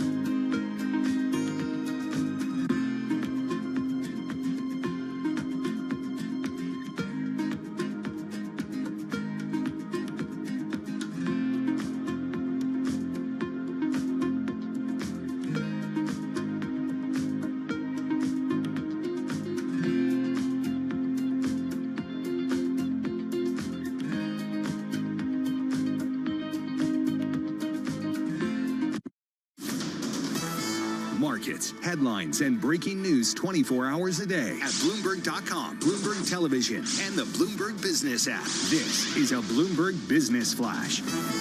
And I'm John Tucker, the Bloomberg Newsroom with this Bloomberg Business Flash, being brought to you by Oracle. Attention, growing businesses. Oracle offering to cut your current cloud bill in half if you move to Oracle Cloud Infrastructure. This is for new U.S. customers with minimum financial commitment. Offer ends March 31st. See if your company qualifies at oracle.com/Bloomberg. Right now, it's the big mega cap tech names dragging the S&P 500 lower. You have concerns about the economic impacts of trade war, sapping some of the market liquidity as well. NVIDIA leading declines. Tesla also dropping after they had an almost 30% surge in recent sessions. NVIDIA down 4.4%, Tesla down 3.3%. Broadcom right now down 2.7%, and Amazon.com, that is 1% lower. Right now, the NASDAQ 100, 175 points lower. That is down about 0.9%. The S&P 500 down 22. That is a decline of 0.4%. The Dow Jones Industrial Average is up for now, up 98 points. That's a rise of about 0.2%. The two-year yield, 3 basis points higher, or just over 4.02%. And the benchmark, the 10-year yield right now, up close to 5 basis points. That is at 4.36. And here's another thing to worry about. The Congressional Budget Office warns that the federal government could run out of enough money to pay its bills as soon as August if lawmakers fail to raise or suspend the debt limit. And we check the markets for you all day long right here on Bloomberg Radio. I'm John Tucker, and that's your Bloomberg Business Flash. Alex and Paul. All right, JT, thank you so much. We appreciate that. Alex Steele, Paul Sweeney live here in our Bloomberg Interactive Broker Studio, streaming live on YouTube. So head over to youtube.com. That's the internet, John, and search Bloomberg Podcast Live here. We had some economic data today. I don't know. Durable goods orders, that used to be important, came in positive 0.9% versus a forecast of a negative 1%. Were people front-loading, trying to get in front of the tariffs? I don't know, but our next guest knows. Michael McKee, international economics and policy correspondent for Bloomberg News. He's down in the Big D, Dallas, Texas. I have no idea what kind of trouble he's getting into down there. Hey, Mike, what'd you make of the economic data today? Are we seeing any manufacturing folks out there trying to pre-order some stuff? It was a kind of a mixed report, Paul. Some categories we did see some jumps, but it really didn't look like an overall effort to stuff the warehouses ahead of tariffs this time. The biggest gains were in defense equipment, and in the biggest losses were in the kind of manufacturing goods that people had been stocking up on. Capital goods ex-defense, you take out the defense orders and aircraft orders, because Boeing is such a weight on this indicator, and you end up with a negative 0.3 for the month. And that just suggests that maybe we are seeing a slowdown. It could be that businesses are slowing production, or it just could be they bought enough in January that for February they didn't need to stock up as much. What's the next data point this week that you're really focusing on? Because we got a lot of stuff coming. Friday. We'll be joining you Friday, I'm sure. It's the PCE inflation report, which, of course, is the Fed's major indicator. We have a pretty good idea of what it's going to be. It's going to suggest that inflation ticked up just a little bit during the month because of some unusual categories, but it's not going to show that the inflation rate is getting out of control again. What everybody else wants to see as well is the spending report that comes out Friday. Are people still spending money? We got a mixed report on retail sales after getting a disappointing one in January. So what are we seeing in overall spending, especially for services? Are people pulling back? We've got this confidence data that's come in suggesting consumers are getting worried. Are they acting on that is what the Fed and Wall Street analysts want to know. What do you think the Fed is looking at right now? Is it more on the inflation side, more on the labor market side, trying to balance both? Well, they think the labor market is in pretty good shape. A week from Friday, we get another report. It should show some slowdown, but it's not expected to show that we're getting anywhere close to a real drop in hiring that would worry the Fed, suggesting maybe that we're in an economic downturn. They are more concerned about inflation and making sure that it goes down. They have a bias to cut rates. They think rates are not where they would be in a normal economy, but they're not going to act on that until they're sure that inflation is going farther. It was interesting, though, in the FT, Austin Goolsbee gave an interview, and he said that if you start seeing market-based long-run inflation expectations behaving the way these surveys have done in the last 2 months, he would view that as a major red flag. Is that the consensus on the committee? I think they would see it as a red flag, especially if you saw the market-based indicators doing that. We do see a very volatile consumer view of inflation, depending on what people are seeing. Right now, we're looking at things like airfares, hotel rooms, motor vehicle insurance as the inflation creators, but people really react when they see their grocery bills go up or gasoline prices go up. We're starting to get towards the summer driving season. Gas prices have been going up in some parts of the country. So they tend to overreact, consumers do, to those indicators. The Fed is going to be more concerned with what Wall Street thinks about it. And so far, they've been relatively contained. All right, Mike, thanks a lot. Really appreciate it. Michael McKee, Bloomberg International Economics and Policy Correspondent, joining us from what I'm assuming is a very pleasant, warm Dallas. Sure. Why not? Yeah. Okay. All right, let's get back to the credit market here. Richard Byrne is president of Benefit Street Partners. That manages $77 billion in assets under management by the end of last September for both institutions and high net worth investors. Investment strategies span the entire credit spectrum. We're talking senior secured debt to subordinated debt as both liquid and illiquid credit. Richard joins us now in the office. It's great to get you here. Thank you so much for coming in. Thanks, Alice. Great to be here. So what is your biggest call for this year in the credit market? Oh, that's a good question, because everybody, everywhere I go, wants to talk about direct lending or private credit. It's the hottest thing. That's where all the capital is being raised. But I think it's a big misdirection. Now, don't get me wrong. It's a very attractive relative value compared to liquid markets, always has been, and I think always will. But we like to go where there's dislocation, and there's no dislocation right now. Defaults are still relatively low, lots of funds coming in. Where there is dislocation, real estate credit.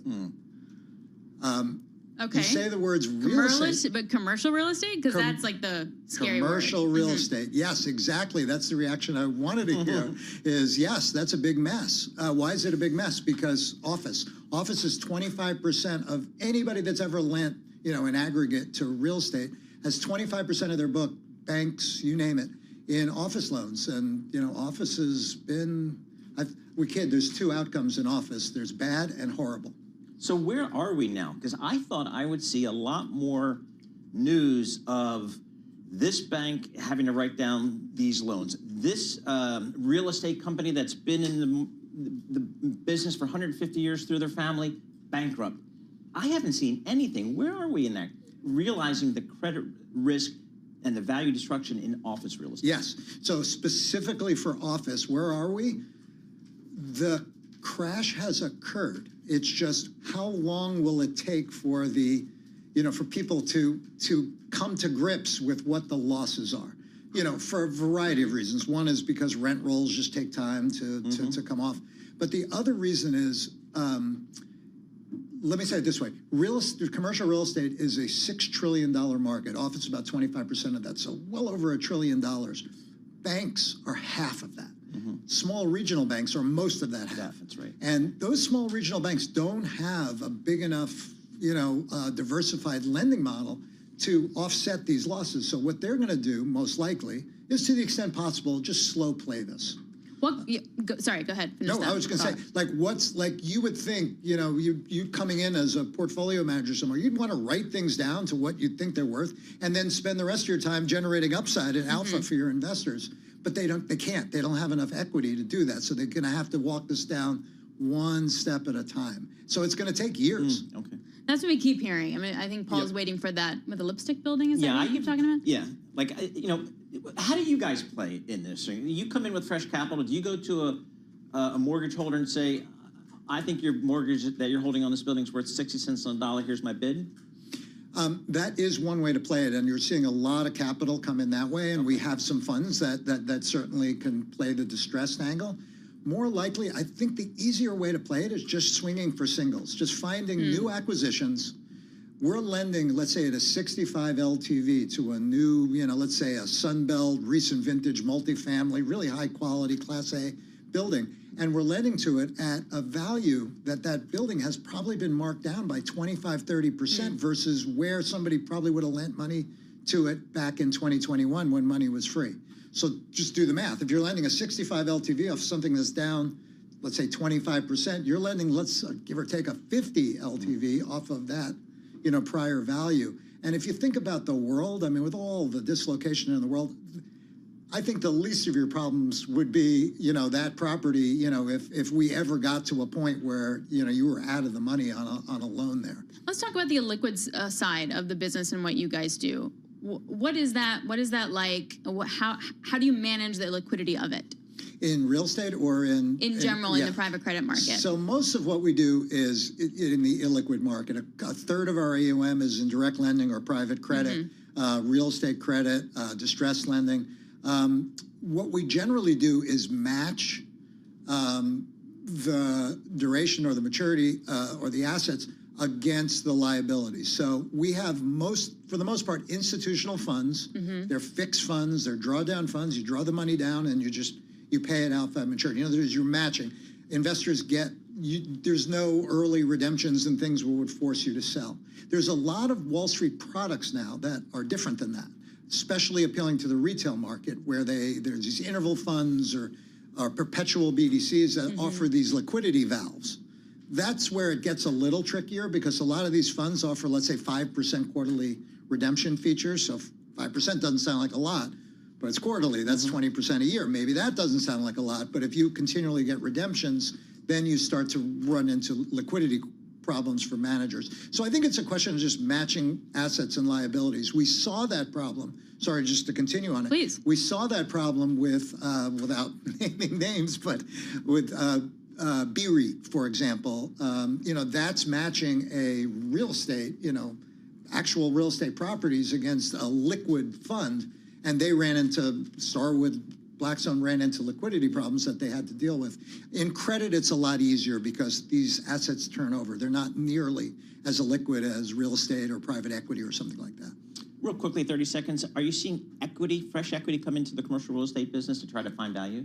Yes, but very slowly. Okay. Office, no, not yet. Maybe little tiny green shoots here or there.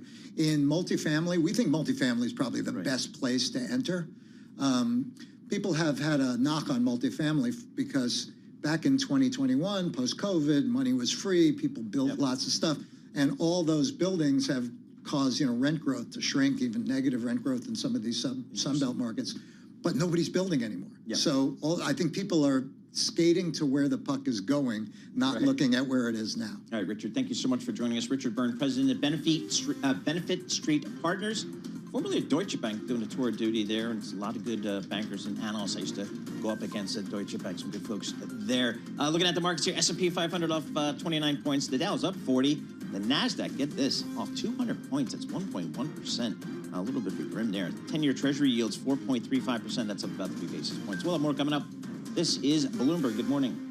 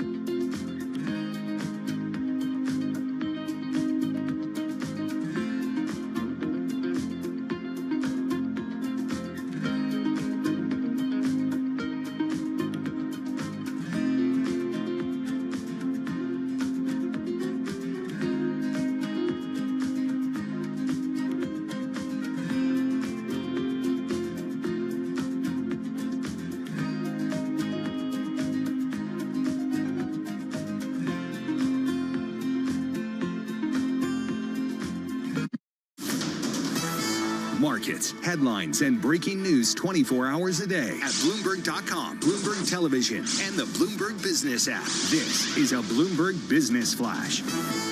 And I'm John Tucker in the Bloomberg Newsroom with this Bloomberg Business Flash. After a 3-day rebound, stocks pushing lower right now. The group of big techs known as the Magnificent Seven getting hit. You have right now NVIDIA down 4.7%. Tesla 3.75% lower. Amazon.com, it is down 1% right now. And overall, the NASDAQ 100, 202 points lower. That is down a full 1% right now. The NASDAQ Composite Index is down 211 points. That's a decline of 1.2%. The Dow Jones Industrial Average in the green right now, up 74 points. That's up about 0.2%.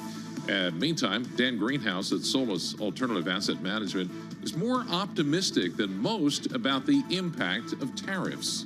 The worst case tariff scenarios are not going to be implemented.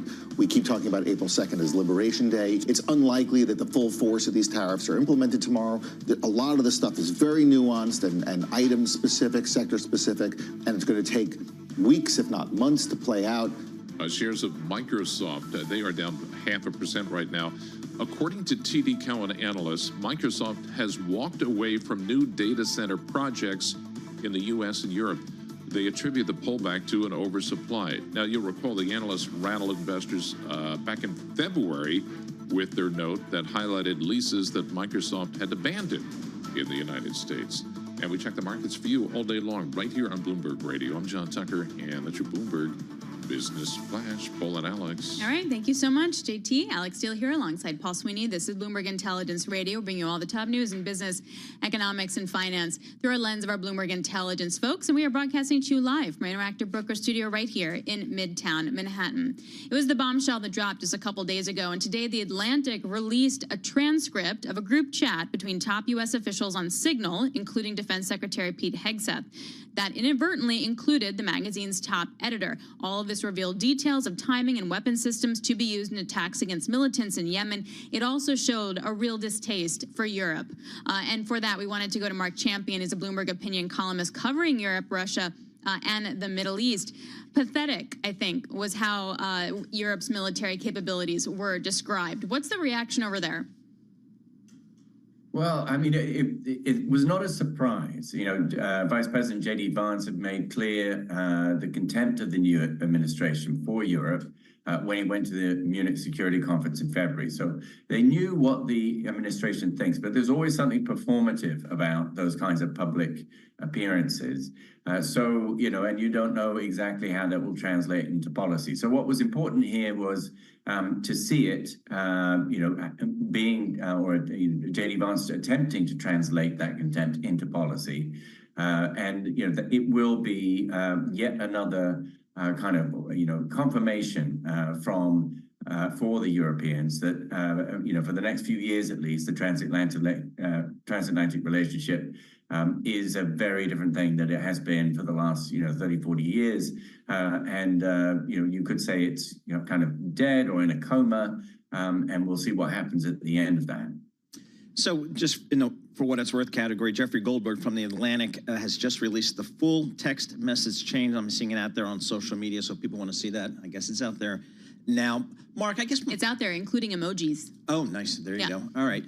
Mark, I guess my first question is this disclosure of this discussion, this communication among senior American leaders, is it not in and of itself, is that a thing? Is this something serious? Or some in the administration and in the intelligence community are saying, nah, it's not really that big of a thing. There was really nothing disclosed. How should we think about that? Well, I think it is pretty extraordinary. So, you know, first of all, you had the Secretary of Defense saying that he had not released any war plans, and he's kind of and you have the director of the CIA saying that you know, that there was no, or rather the National Intelligence saying that there was no classified information. Well, you know, the Atlantic today published a transcript. There were war plans. It was the detailed timings of when aircraft were going to take off, when they were going to strike, what they were going to strike. You could not get any more classified than that. These are the moment at which troops are put in harm's way, the moment at which you need your opponents to be taken unawares. There is nothing more classified than that kind of information. So I do think the administration is going to try and blow it off, and they may be able to succeed. We're in a different kind of world now. But if you remember, people getting caught in a lie, like the Monica Lewinsky, scandal for Bill Clinton. These are, if you compare what's at stake, this is, by any measure, pretty serious. Oh man, Monica Lewinsky, that was like centuries ago at this point.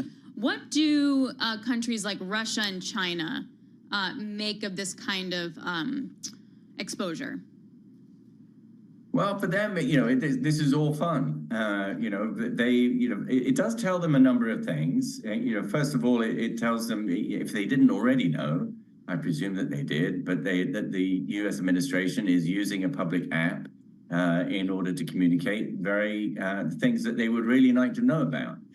So that is interesting for the Russian and Chinese security services. And I think the other part about this is that the content of that conversation will again have, as I said earlier, confirmed real strain within the transatlantic relationship, which is a decades-old goal of Russia in particular, to separate the United States from Europe. And so they're doing very well in that sense. So they'll have been very interested to see this conversation too.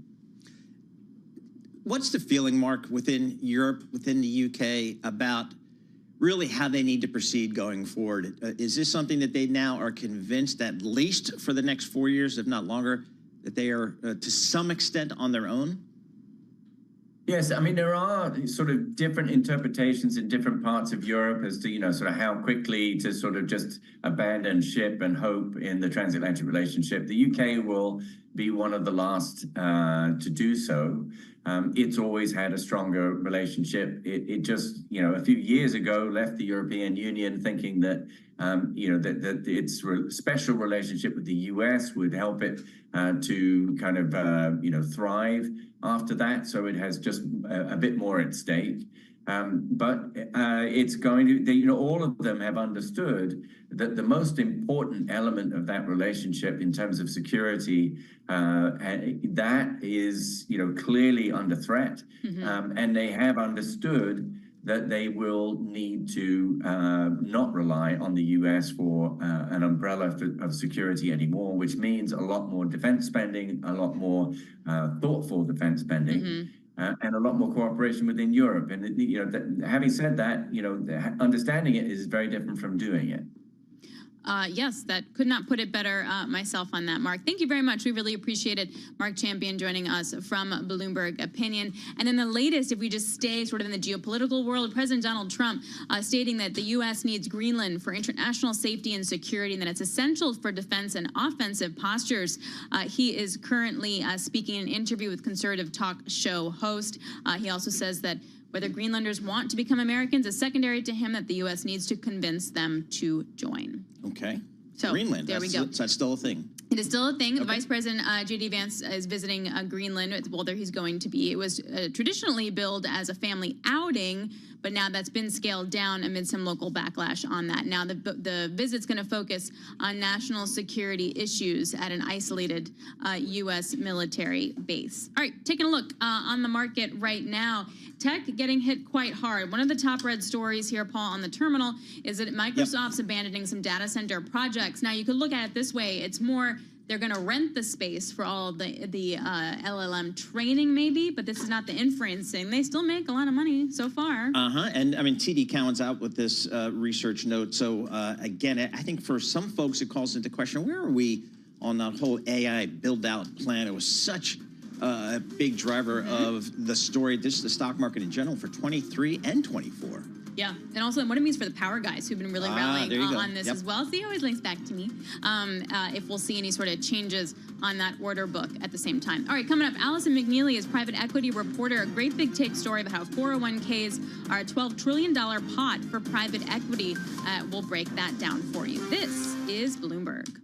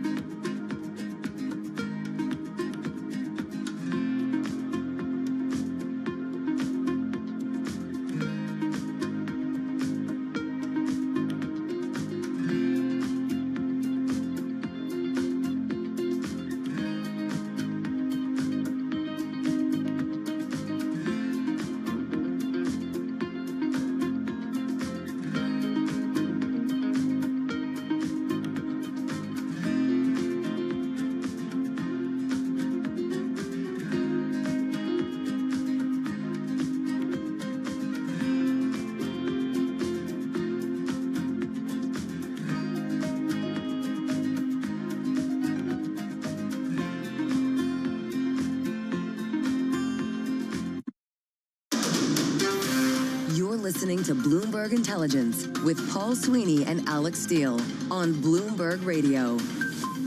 Big take stories, we love them. They come out daily. They're really awesome topics, right top of mind, top of the news, and these folks go deep. They deep dive. They put a lot of resources against it. Today's a great one. 401ks are a $12 trillion pot for private equity.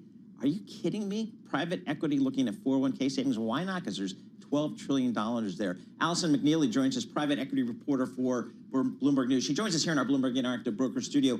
I didn't even think this was a thing, Allison, but if I'm a private equity fundraiser and I'm looking for capital, there's a lot of money in 401ks.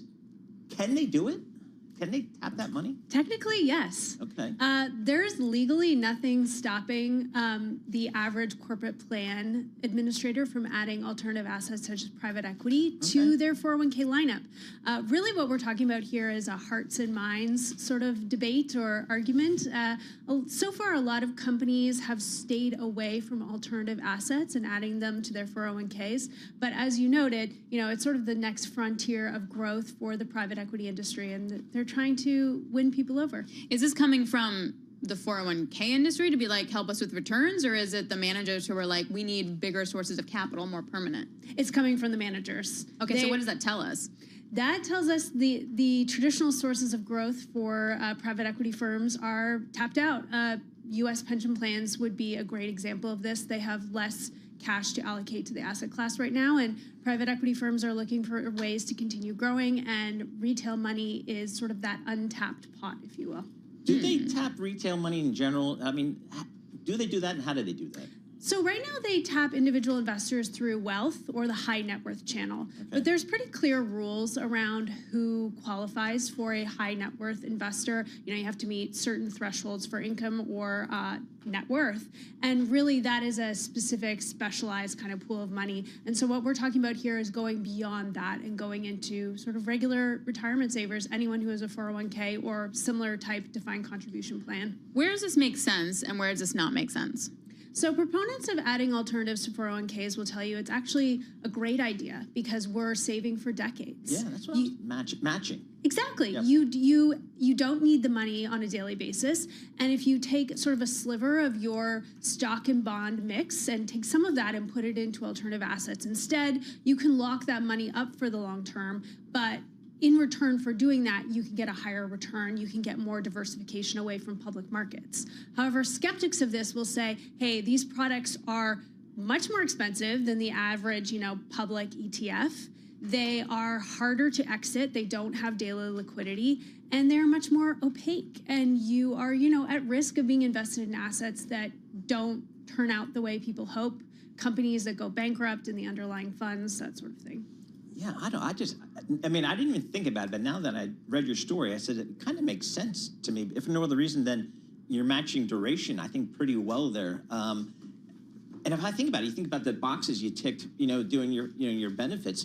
Boy, if I had a box for a PE or private credit, that might be interesting. Red headline crossing the Bloomberg terminal: Trump prepares auto tariff announcement as soon as Wednesday. So there you go. We'll have more reporting on that. Tariff news continuing. So what's the next step, Allison? Is this a regulatory, do we need some more regulatory clarity here to see whether private equity can get access to these funds?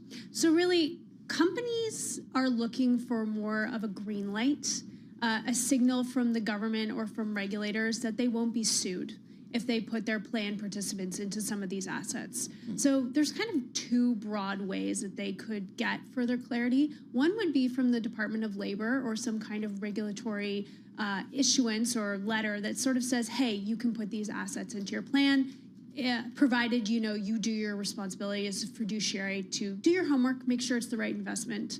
That's one option. The second option would be Congress acting and passing some kind of legislation that explicitly states that alternative assets such as private equity have a place in 401ks. That is a more difficult route than the regulatory guidance, but I think the industry is really hoping that under the second Trump administration, they will see, more of a signal that this is okay for companies to do. I wonder if you can get an executive order for that. I mean, that seems to be the tool of choice. Maybe. I don't know. Is that a thing? That is something that, you know, people have kind of wondered about themselves. I'm not sure if we know at this point, but it's a great question. Well said. All right, Allison, thanks a lot. Allison McNeely, private equity reporter. Really great stuff. Big Take story. Definitely check it out. You can find it on Bloomberg.com/BigTake, or you can find it on the terminal. Let's get back to that headline that just crossed. President Trump preparing auto tariff announcement as soon as Wednesday, which would be today.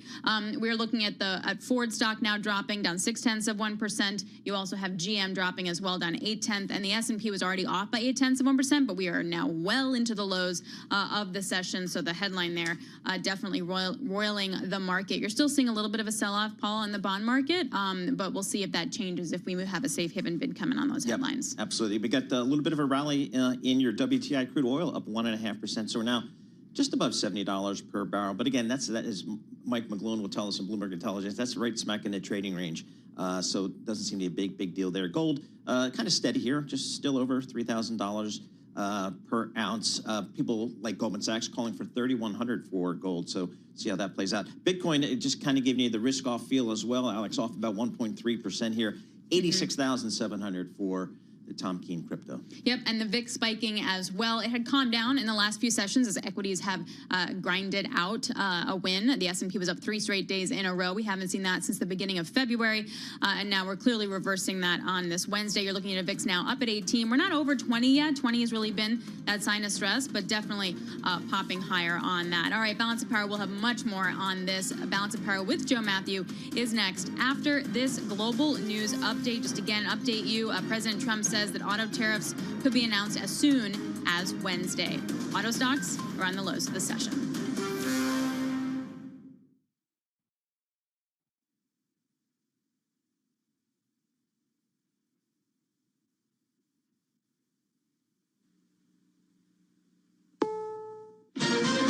This is CBS News on the Hour, sponsored by Progressive Insurance.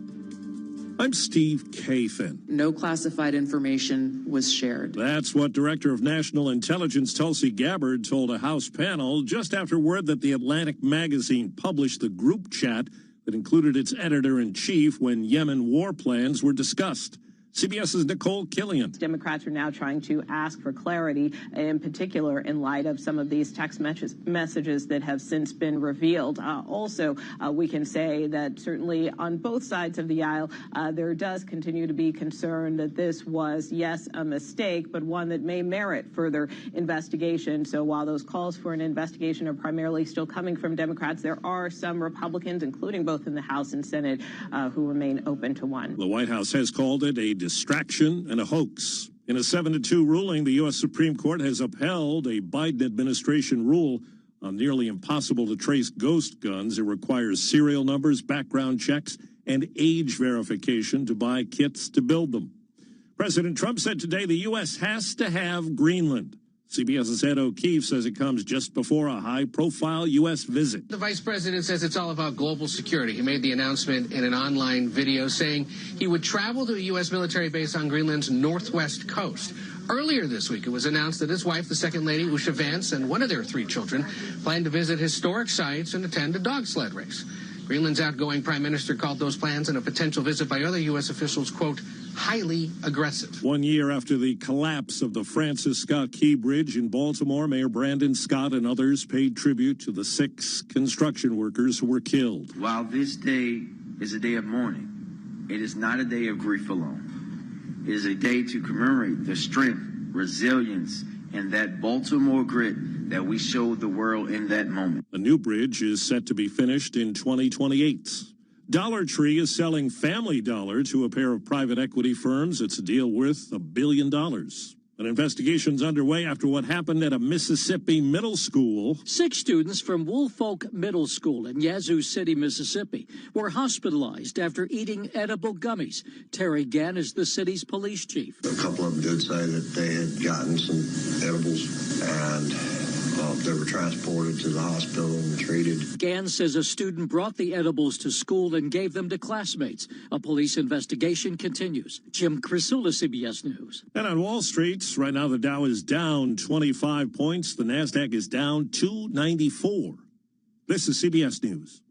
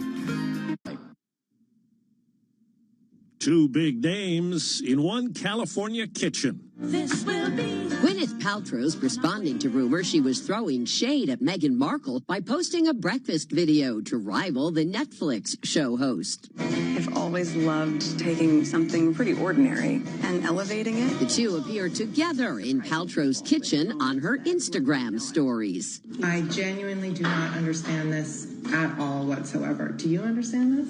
And to Markle, who eats a bite of pie and shrugs. The Duchess of Sussex posted the clip to her own account as well. Deborah Rodriguez, CBS News. In a first, track and field's world governing body has approved a DNA sex testing plan for those entering female competitions, including the Olympics. Athletes will have to take the test just once during their career. Officials call it a move to restore integrity. Steve Kathan, CBS News. From the world of politics to the world of business, this is Balance of Power.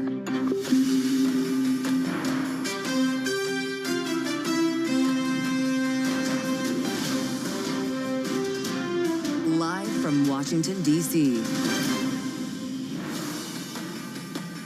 The waters get deeper. Welcome to the fastest show in politics as The Atlantic updates its reporting on the Signal chat flap to include the actual texts of attack planning and timing, damage control underway at the White House and at the Pentagon. And we're going to get the latest ahead from Bloomberg Pentagon reporter Tony Capaccio. He's back with us today with new information. Bloomberg News now just reporting redhead on the terminal. President Trump will make an announcement on auto tariffs as soon as today.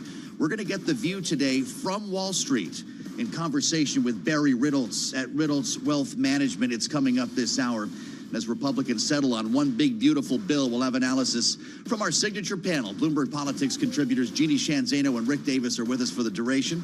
And we start, as always, on Wall Street. This tariff news could be hitting home right now. Charlie Pellet has his view on the markets. Charlie? And here's what's going on. Joe Matthew, we have got the Dow, the S&P, NASDAQ all in the red. Tech shares under pressure. Right now we got NASDAQ down 283. That is a drop of 1.5%. S&P 500 index keeping it all in context down 45, down 0.8%. Dow Industrials down 27 right now. For the Dow, a decline of 0.1%. A sell-off in tech mega caps driving stocks lower, halting a three-day rebound. Concern about the economic impact of a trade war certainly weighing on risk appetites today. Stay with Bloomberg for the latest on any tariff developments out of Washington. 10-year at 4.33%. We've got the 2-year 3.99%. Spot gold, little change, down 0.1%. 3,016 the ounce. West Texas Intermediate crude up 1.2%. 69.84 a barrel.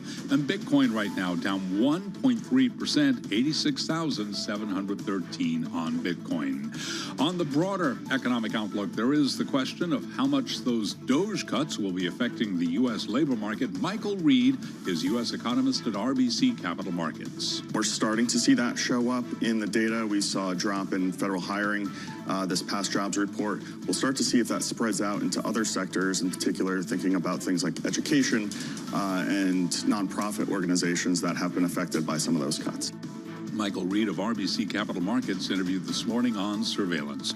Auto stocks lower, a topic we'll have a lot more on coming up right here on Balance of Power. GM, case in point, down 0.6%. Ford down 0.7. Stellantis right now down by 0.4%. Balance of Power continues right now. Back we go to Washington. Once again, your host, here he is, Joe Matthew.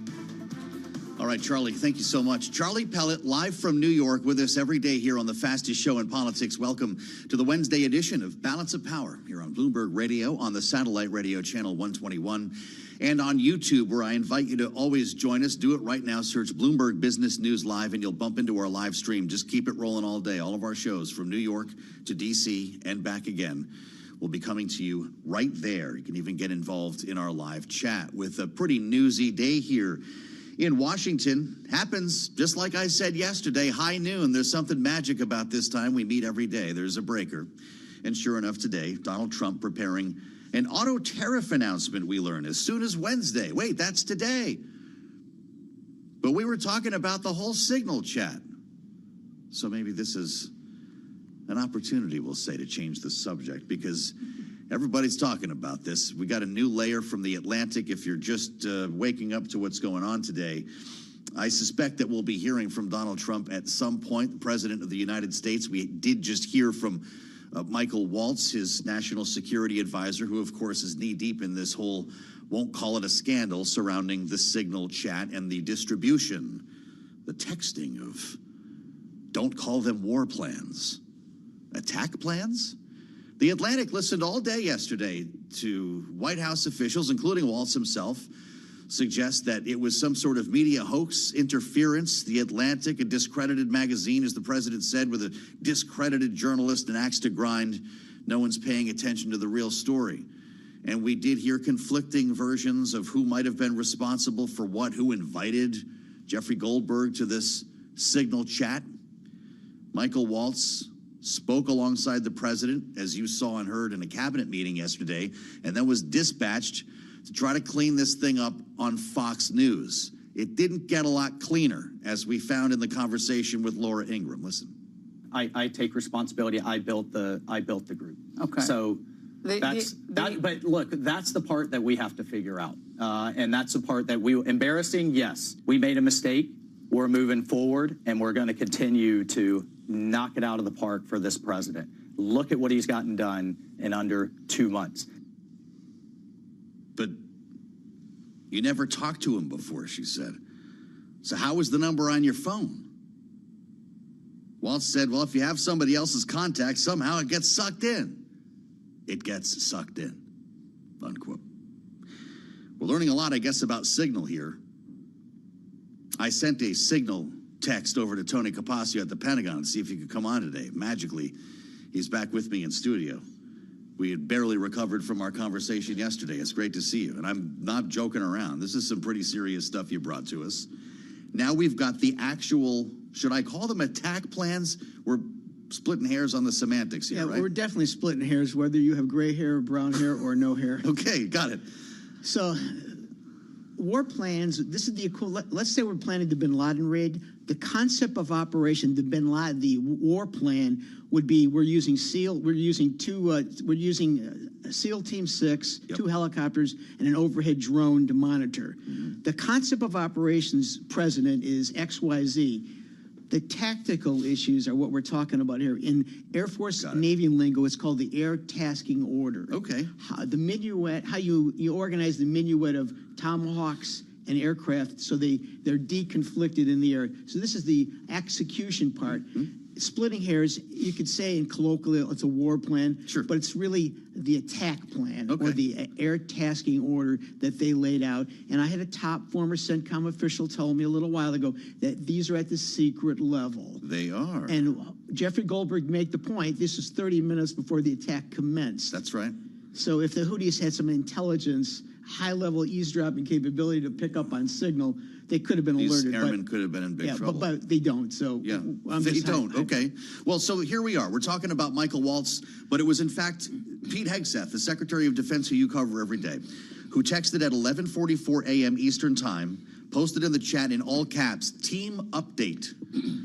Text begins, time now, 11:44, weather is favorable, just confirmed with CENTCOM. We are a go for mission launch. It continues, 12:15, F-18s launch, first strike package. It continues at 13:45, trigger-based F-18 first strike window starts. Target terrorist is at his known location, so should be on time. Also, strike drones launch. MQ-9s. What are we talking about here? Well, we're talking about MQ-9s picking up real-time imagery, beaming it back to the Truman Battle Group, mm-hmm, and maybe CENTCOM and some command and control nodes there, and actually, queuing the aircraft in. The Tomahawks they fired were called they're tactical Tomahawks. They're the lightest models. They can loiter and be retargeted. Uh-huh. So this is a real impressive minuet and the importance of the drone. Yeah. So one of the sources and methods that they disclosed in this, when Waltz says the first target, their top missile guy, we had positive ID of him walking into his girlfriend's building, and now that's collapsed. Well, that's the sources and methods. That's the MQ-9 actually seeing and beaming back. Wow. In commanding and linkages that Actually, the taxpayers should be happy it actually worked, if not maybe disclosed this way. Well, an impressive minuet, I believe, Tony Capaccio just said. And it's not even a Twyla twerp ballet. We go on. VP building collapse. This is Waltz now. Had multiple positive ID. 6 minutes later, the vice president confused, messaging what? Waltz responds. This is incredible stuff.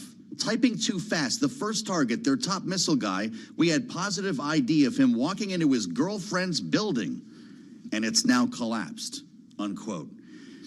We had a hearing today, House Intelligence, second day, Tulsi Gabbard, CIA Director Ratcliffe, Kash Patel from the FBI.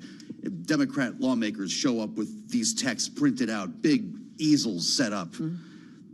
It's hard to deny that we had sensitive information here. You heard from a former CENTCOM official say that this is classified. This was at the secret level. It would have been downgraded as the attack after the attack proceeded, but this was before. So, I mean, it's hard to say that. It's hard to argue that this was not classified information, and it was a plan of attack versus a strategic war plan. Yep. I want to go back to the Senate Intelligence Committee. Senator Heinrich here from the Intel hearing, much like what we saw today on the House side. Martin Heinrich, a Democrat from New Mexico, talking to John Ratcliffe, the CIA director, Tulsi Gabbard, DNI. Let's listen from yesterday. Did this conversation at some point include information on weapons packages, targets, or timing? Not that I'm aware of. Director Gabbard, same question. Same answer, and defer to the Department of Defense on that question. Well, those are two different answers, but you're saying that was not part of the conversation. That's my knowledge. The precise operational issues were not part of this conversation. Correct. Okay. We isolated that, Tony, because again, the question, did this conversation at some point include information on weapons packages, targets, or timing? Clearly it did. It surely did. And I listened to her today at the House when she was hit by one of the House Democrats. And it was the I don't recall argument. Which Kash Patel actually said numerous times. You ever use Signal for, I don't recall. It works better in court, I don't recall. right? That's a good Watergate hearings thing from 52 years ago. So we're back to Pete Hegseth today. By the way, if you're with us on YouTube, I don't know. I think they found us. They got our backdrop. They must be listening in. What happens to the Secretary of Defense in a damage control moment like this, having said on the tarmac over the weekend that this didn't even happen? Yeah, he's in Asia, and I think he's going to come out unscathed on this. But his press secretary sent out this note a little while ago. It's no surprise hoax peddlers at the Atlantic have already abandoned their war plans claim. These additional signal chat messages confirmed there was no classified materials or war plans shared. Okay. So I don't want to read the whole thing, but that's their response, which is not totally accurate. We're out of time.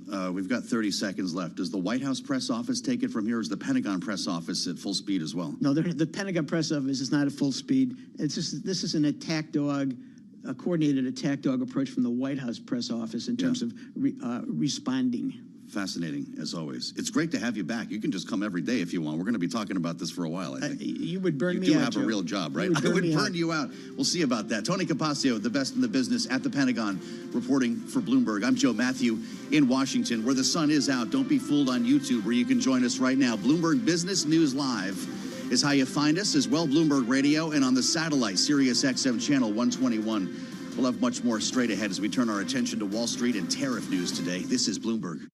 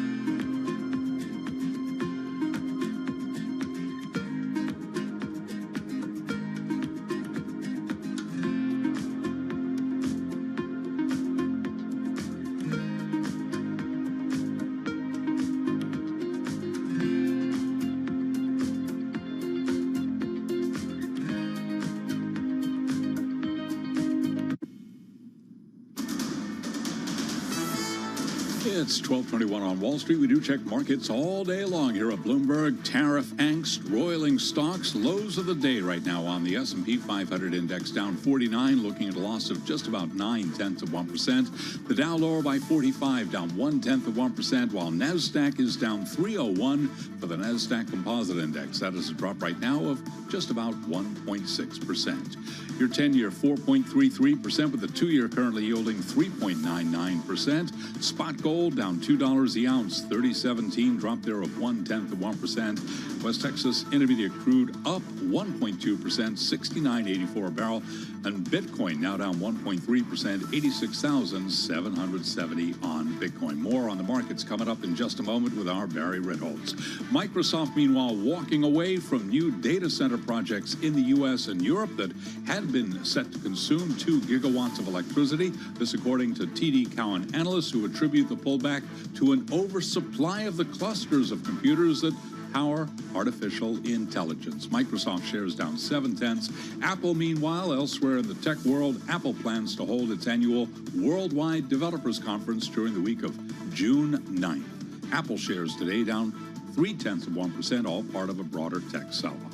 For on-demand news 24 hours a day, subscribe to Bloomberg News Now wherever you get your podcasts. And Balance of Power continues right now. Back we go to Washington. Once again, your host. Here he is, Joe Matthew. All right, Charlie, thank you so much. Charlie Pellet, live from World Headquarters in New York. I'm here in the void in Washington if you're with us on YouTube. If you're not, search Bloomberg Business News Live. Also, of course, always on the radio, Bloomberg Radio and Satellite Radio Channel 121. This is feeling kind of familiar. You listen to Charlie. He tells you that stocks are lower. You look at the terminal. You see the headline, NASDAQ down 1.5% as tariff angst roils stocks. Then you look at the next headline, Trump prepares auto tariff announcement as soon as Wednesday. Well, here we are again. This is a familiar place. And as we watch the markets try to get legs back after the brutal reversal that we saw taking us all the way back before the election, we haven't even reached Liberation Day yet. The lovely Kaylee Lyons reminded me this morning when I got to work that we're a week out from Liberation Day. Yeah, April 2nd, right? Reciprocal tariffs. But what about the auto tariffs? Now we understand those could be coming as soon as today or not. President actually talked about the tariff situation specific to reciprocal, as he calls it, in an interview on Newsmax. This idea that there could be lots of exceptions. He said so yesterday at the White House. Maybe not so much. Here's the president. Not too many. Not too many exceptions. No, I don't want to have too many exceptions. Yeah. We're just going to be reciprocal. In fact, I'll probably be more lenient than reciprocal, because if I was reciprocal, that would be very tough for people. As we cover the intersection of Washington and Wall Street, it's a great pleasure to bring in Barry Ritholtz, the sage, founder of Ritholtz Wealth Management, and of course, host of Bloomberg Radio's Masters in Business. He's got a new book out as well. We're getting him on the book tour. How not to invest, the ideas, numbers, behaviors that destroy wealth, and how to avoid them, which I think we could all use right about now. Barry, it's great to see you. Welcome back to Balance of Power. I'm not sure I know where to start with you, other than to ask if we're really building a bottom here. Is Wall Street getting numb to this, or this is just the go forward? Donald Trump is the market. Yeah, well, go back to 2016. If you remember, in Trump 1.0 or 45, however you want to call that election, he was tweeting, back when X was called Twitter, at specific companies, at specific CEOs. Remember Tim Apple, and General Motors. And, you know, the first couple of weeks when that happened, the first few months, every time he would pick a company and tweet at them, the stock would wobble. There'd be all sorts of, people running around with their hair on fire, analysts downgrade. And then it took a couple of months before people realized, oh, this is just the new operating procedure. This is the environment we're in. And the ability to move markets kind of lost its power. Eventually, if you just have noise blaring in the background, eventually it just becomes background noise. Yeah, and so maybe this is a little bit of wishful thinking on my part, but it very much feels like that's what's going on now. Hey, we're barely 2 months into this administration, and we began with Wall Street celebrating, hey, new administration, we're going to get tax cuts, we're going to get deregulation, business-friendly environment, look for more M&A and more buybacks. And that narrative dominated for a few months, from election to pretty much till January 20th. And then the crazy thing is, none of this is a surprise. This is what Donald Trump, candidate, told us he would do as Donald Trump president. That's right. Hey, I'm going to put in some tariffs, brace yourself. And so now he's doing what he said he's doing, and people seem to be kind of shocked. Maybe it's the sort of chaotic nature, and it just feels like everything is random and spitballing. The signal snafu and the sort of, I don't think we could call that group the best and the brightest. I think that's making people a little nervous, and you're starting to see CEOs say, let's just slow our roll with some CapEx till we have a little clarity, because this chaos, I hate the word uncertainty, this chaos is not encouraging us to spend tens of millions of dollars on new projects. So was it just a matter of getting past Liberation Day, the announcement of reciprocal tariffs next week? Or is this a market that's basing right now, and all of a sudden chaos or uncertainty lifts after that date, or it's going to take a while for us to get to know this new version of Donald Trump? I don't know. I'm a little hesitant to say that the market is basing here, although I will tell you, I started on a trading desk 30 years ago. 10% pullbacks from all-time highs happen. Go back to 1950. We've had about 53 examples of it. So over that 75 years, what is that, like once every 18 months or so? Not that it's clockwork, but 2 out of every 3 years, you're going to get a 10% pullback. I cannot recall more angst and wailing and pulling of the hair out of the head for 10% off the highs. Are you kidding me? Do you not remember down 57% in the financial crisis? Like, you have to learn to accept volatility as the cost of admission for long-term gains. So maybe this was due anyway, but if you look at an S&P chart, it's broken still, right? We're below the 50, we're below the 200. At what point do you start buying into weakness here, so you look like the smart guy when all of this short-term pain supposedly pays off in the second half? So the data tells us never just pick a point. You want to, if you are buying on weakness, if you have cash you're lying around, first, the data says put it all in at once. 2 out of 3 days on a rolling basis, you're better off doing that than scaling in.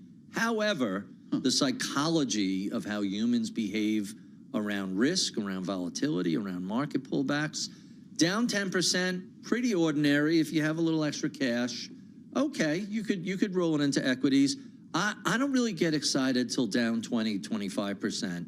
And down 30%, I'm flipping over couch cushions and looking for loose change, anything I could do down 30%, because that's really a pretty rare event. Q1 2020, down 34%. You got to go back to the GFC before that, and then the dot-com implosion, and then you really have to go back to 87 before you see that again. So that's a much more infrequent event. And the data says, all right, down 10%. So what? About half the time, the pullback stops there, and half the time it keeps going down 10 to 20%. So it's really a coin flip here. I know no one likes that answer, but that's the math. Well, you're honest. Yeah. Look, I associate Riddle's wealth management with, as you put it, getting rich slowly, building wealth slowly. And people who come to you know this. That's why they come to find you. But what's it been like lately? What are the questions? What's the sense of urgency that you're getting from clients over all of this? And are you telling them just to hang on? So we do quarterly calls for clients, and in the January 2025 quarterly call, having nothing whatsoever to do with President Trump or tariffs or anything else, we said, hey, back-to-back plus 25% years. That is so rare that when we went back in history and looked at the data, we had to use back-to-back 20% years, because you really don't see a lot of 25 plus 25 in a row. And the range that you end up with following that, it could be anywhere from minus 10% to plus 10%. But the takeaway was, Don't expect double-digit gains in a year that follows 2 years like 23 and 24. Lower your return expectations for equities. Look for a modest year this year. And pretty much so far, I mean, and that's not a forecast. That's just, here's what's happened historically. Given how rare this is and the relatively small data set, it's not conclusive, but seems pretty reasonable to say we don't get a lot of plus 25s 3 times in a row. Let's just lower expectations. That seems to have been pretty good advice heading into 25. Wow, this is great. I don't know what we're going to get charged for this, but this is a great session with Barry Riddles. We've got a couple of minutes left, Barry. What's the action item that worries you the most? Is it lawmakers having to deal with the debt ceiling at the same time as Trump tax cuts, or is it the unknown about tariffs? So I really don't care about the debt ceiling. I don't care about deficits. Ever since I was yay-hauled to a grasshopper, all I've heard, literally my whole adult life, is, hey, deficits are going to cause structural inflation. It'll crowd out Uncle Sam from borrowing. It'll crowd out private capital. It'll destroy all the deficit. Ray Dalio was sounding the alarm down here yesterday, as I'm sure you heard. Can I tell you something? When somebody is wrong for half a century, right? If you're wrong every year for half a century, if the deficit hawks were running a fund, they would have been out of business a long time ago.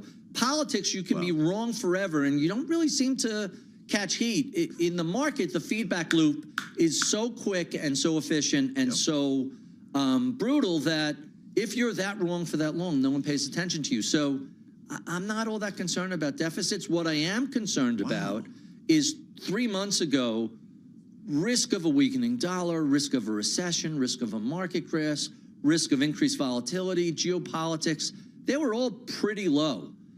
They're not like flashing red yet, but they certainly have become elevated. Risk of recession is probably up from 10% to, call it 30%. I don't know how you put a real number on that. We've obviously seen volatility spike. Questions about alternatives to the dollar are erupting. Listen, it's our exorbitant privilege that our currency is the world's reserve currency.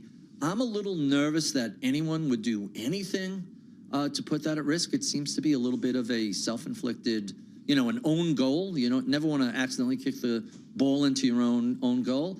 And so just the general lack of structure, organization, this sort of chaos presidency, we're starting to see this, not just the soft data make us a little concerned about a potential recession down the road. That can easily bleed into the hard data as we see CapEx spending fall off, as people take fewer vacations, as they throttle back their savings. That's a rising, it's still not a flashing red light, but it's worth paying attention to. Fascinating deep dive with Barry Riddles. I'd say he should get his own show, but he has one. It's called Masters in Business here on Bloomberg. Founder, Riddles Wealth Management. Thanks for the wisdom, Barry. You're always welcome here. The book is How Not to Invest. This is Bloomberg.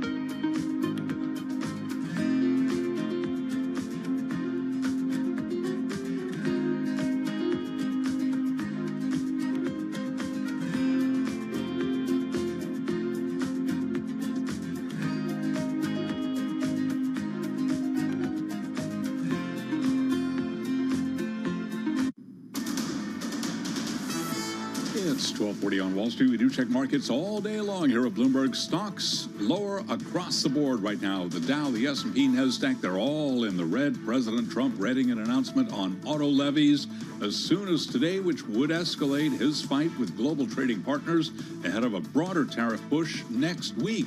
Complete coverage right here on Balance of Power. The S&P now down 48, a drop of 0.8%. We've got the Dow lower by 0.1%, down 44. NASDAQ lower by 1.6%. Tech being hit hard today. 10-year 4.34% with a 2-year 4.00%. Gold little change, down 0.1%, 3,017 the ounce, and Bitcoin right now down 1.2%. 86,829 on Bitcoin. Recapping, S&P down 0.8%. Balance of Power continues now. Back we go to Washington. Once again, Joe Matthew and Kaylee Lyons. All right, Charlie Pellick, thank you, sir. Live from New York, I'm Joe Matthew in Washington, where it's all about the Signal chat again. Thanks for being with us on Bloomberg Radio, on the satellite radio, channel 121, and on YouTube, where you can dial us up right now. Search Bloomberg Business News Live.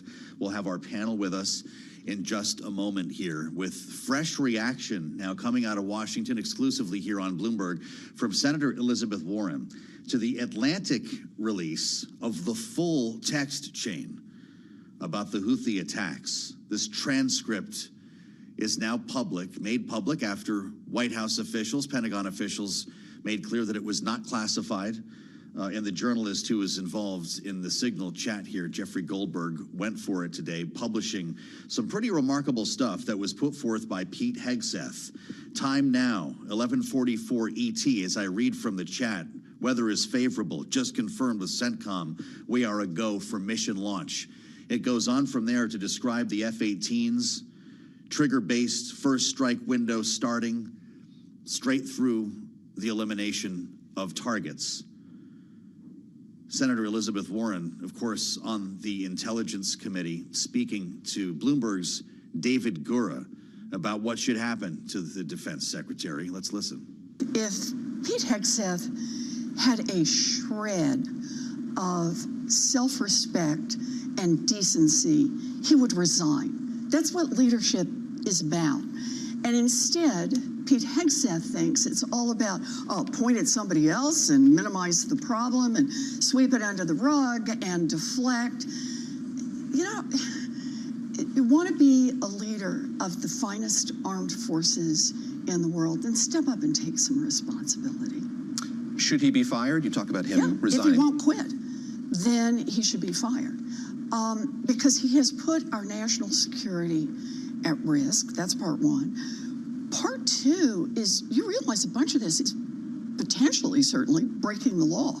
So, for example, because of the Freedom of Information Act, there are laws that require that people in the administration, all of them, have to preserve the records of their texting back and forth. I know this from the days when I served in the administration, and we were carefully cautioned about the importance of preserving records. Signal, as you know, disappears those records.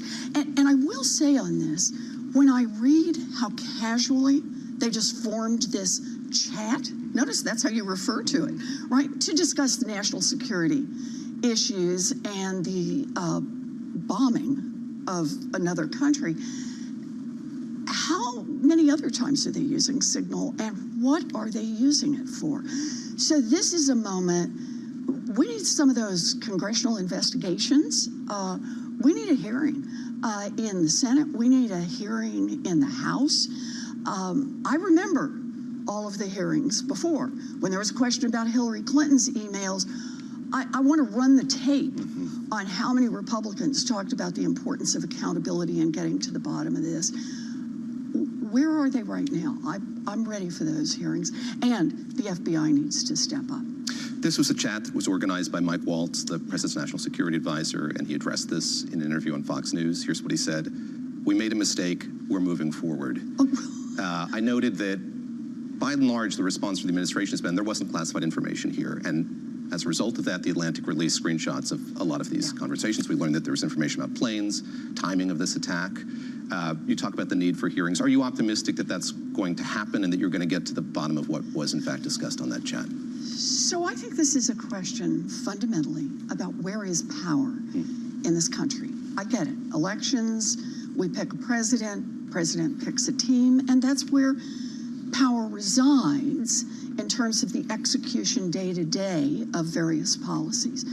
But ultimately, it's people across this country. Senator Elizabeth Warren, the Democrat from Massachusetts, speaking again with David Gura. We'll have much more of that conversation in our second hour. They just sat down a short time ago here in Washington. Of course, member of the Armed Services Committee, to be clear here, calling for a hearing to investigate what happened and, in fact, calling for the resignation of the Secretary of Defense. Let's assemble our political panel, our signature panel with us today with Rick Davis here in Washington, of course, partner at Stone Court Capital and Bloomberg Politics contributor, our Republican strategist, Jeannie Sheehan Zaino in New York, Democratic analyst and political science professor at Iona University. It's great to have you both here. We got into this yesterday.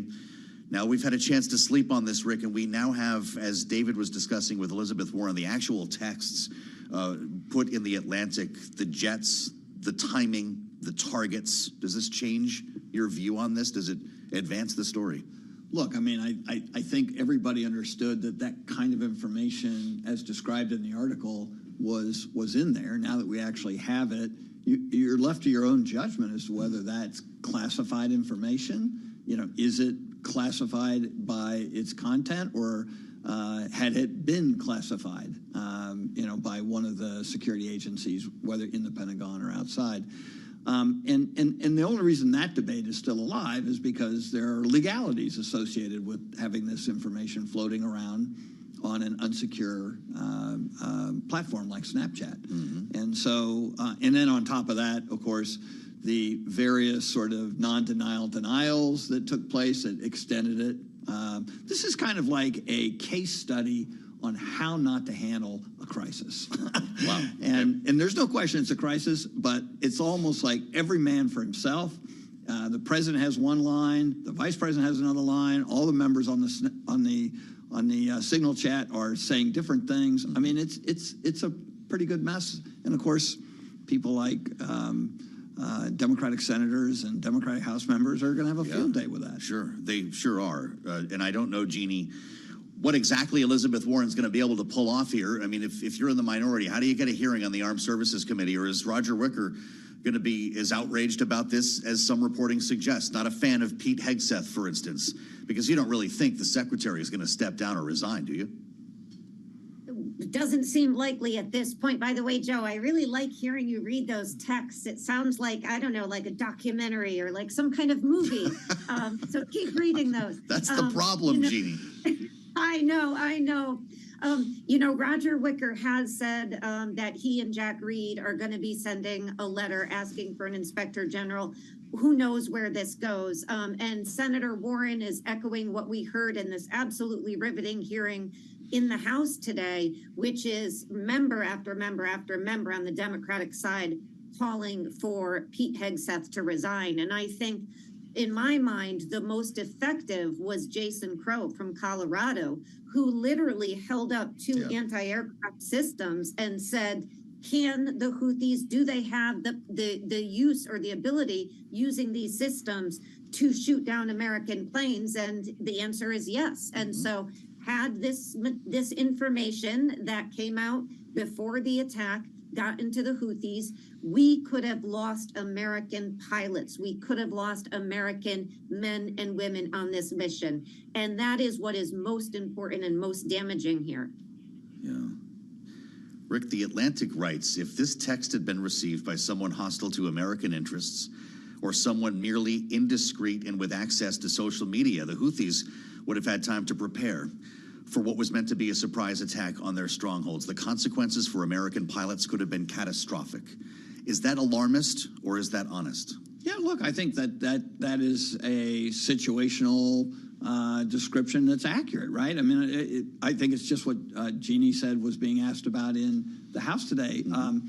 Did they have the means to be able to do harm to our our pilots. Yes, and another thing that we were after a specific target. It was mentioned in the signal chat. I mean, if that person knows that they got planes in the air coming for him, and he's got an hour's notice, he's going to go hide in a bunker somewhere. Yeah, time to move. So look, the element of surprise is the number one way to have an effective ops like this, right? If they don't know you're coming, it's too late to do anything about it when they show up on the radar, because that instant the bombs are dropping. And so I think it's incumbent upon everybody. I mean, like, we want to have people in high office who feel responsible for the lives of the service members that are put in harm's way. And that should be the number one thing. And so you don't have to really be an expert to realize that broadcasting this kind of stuff in a platform like that, I mean, for heavens to Betsy, didn't ever think I'd use that term. And heaven to Betsy, Steve Witkoff was in Russia, getting those texts on signal that they're trying to attack. Tried to clarify this to say he was on a secure line. I'm not sure what that means or how Signal is more secure in a different environment than on your personal phone. But we also got an ex-post from Mike Waltz, from the National Security Advisor. It says very simply, we can put this up for you on YouTube: no locations, no sources and methods, all caps, no war plans. Foreign partners had already been notified that strikes were imminent. Bottom line, President Trump is protecting America and our interests. Is that enough for you, Jeannie? Heavens to Betsy. No, it is not, Joe Matthew. You know, the reality here is we have this statement from Pete Hegseth, which Mike Waltz is now reiterating apparently on X, and they sound like Clinton debating the definition of is. They are fighting now and quibbling over, what do you mean by a war plan? What do you mean by an attack plan? What do you mean by classified? And the reality is, to Rick's point, you don't have to be a genius and you don't have to be really in depth on this story to know that this was a gigantic mistake. And they should admit that, to John Thune's point. They should assure us they are making sure this is not happening now, and they should have a plan to make sure it doesn't happen going forward. What they're doing now by going back and forth is making the pain politically for themselves that much worse, because they simply today just, really required that Goldberg release those texts because they kept suggesting that he was lying. So it's getting worse for them. They should stop the semantic games. They should admit they were wrong. It was a mistake. It's a horrible mistake, and they should try to correct it and investigate it. Caroline Leavitt is going to be having a news briefing at the White House, scheduled to start about 7 minutes from now. Took to X to write, Steve Witkoff was provided a secure line of communication by the U.S. government, and it was the only phone he had in his possession while in Moscow. If the Wall Street Journal editorial board cared about the truth, they could have reached out to our team for comment before running these lies.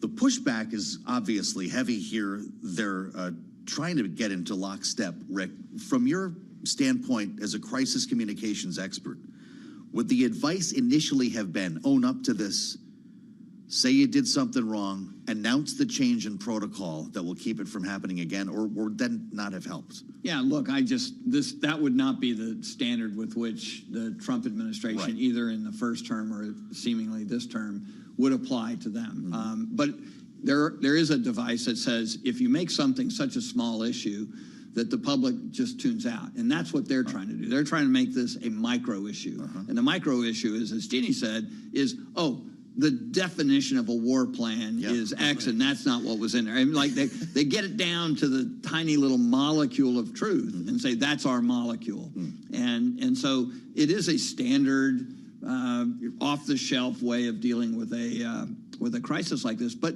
at the end of the day, too, I do think it's incumbent upon somebody in this chain to say that we're not going to do this again. This put potentially our people at risk. And certainly Pete Hegseth, chairman, the Secretary of Defense, could say, I'm going to do everything I can to protect my people. And so I'm just going to make sure that we're not on this anymore. Right. I just think that kind of thing would, the American public are fair, right? They're not just hunting around looking for scalps every day. Sure. They want to do the right thing, but they want their elected office holders and those appointees to do the right thing too. And be able to trust the solution. Meanwhile, all these same people are walking around with Signal on their phones. Maybe you'll be added to a chat. Rick Davis and Jeannie Shanzano stay with us. Our signature panel back with much more in hour 2 as we follow the beat on this breaking news story live from Washington. Kaylee Lyons will join our conversation coming up straight ahead as well as we welcome our global television audience to the fastest show in politics here on Bloomberg.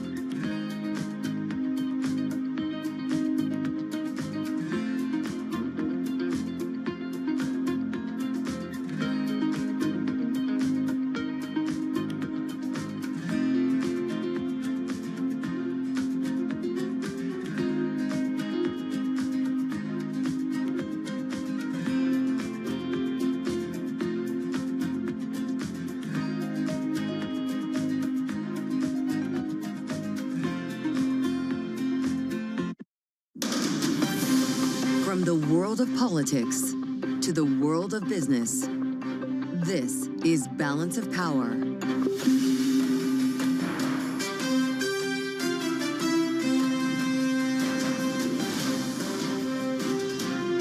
Live from Washington, D.C.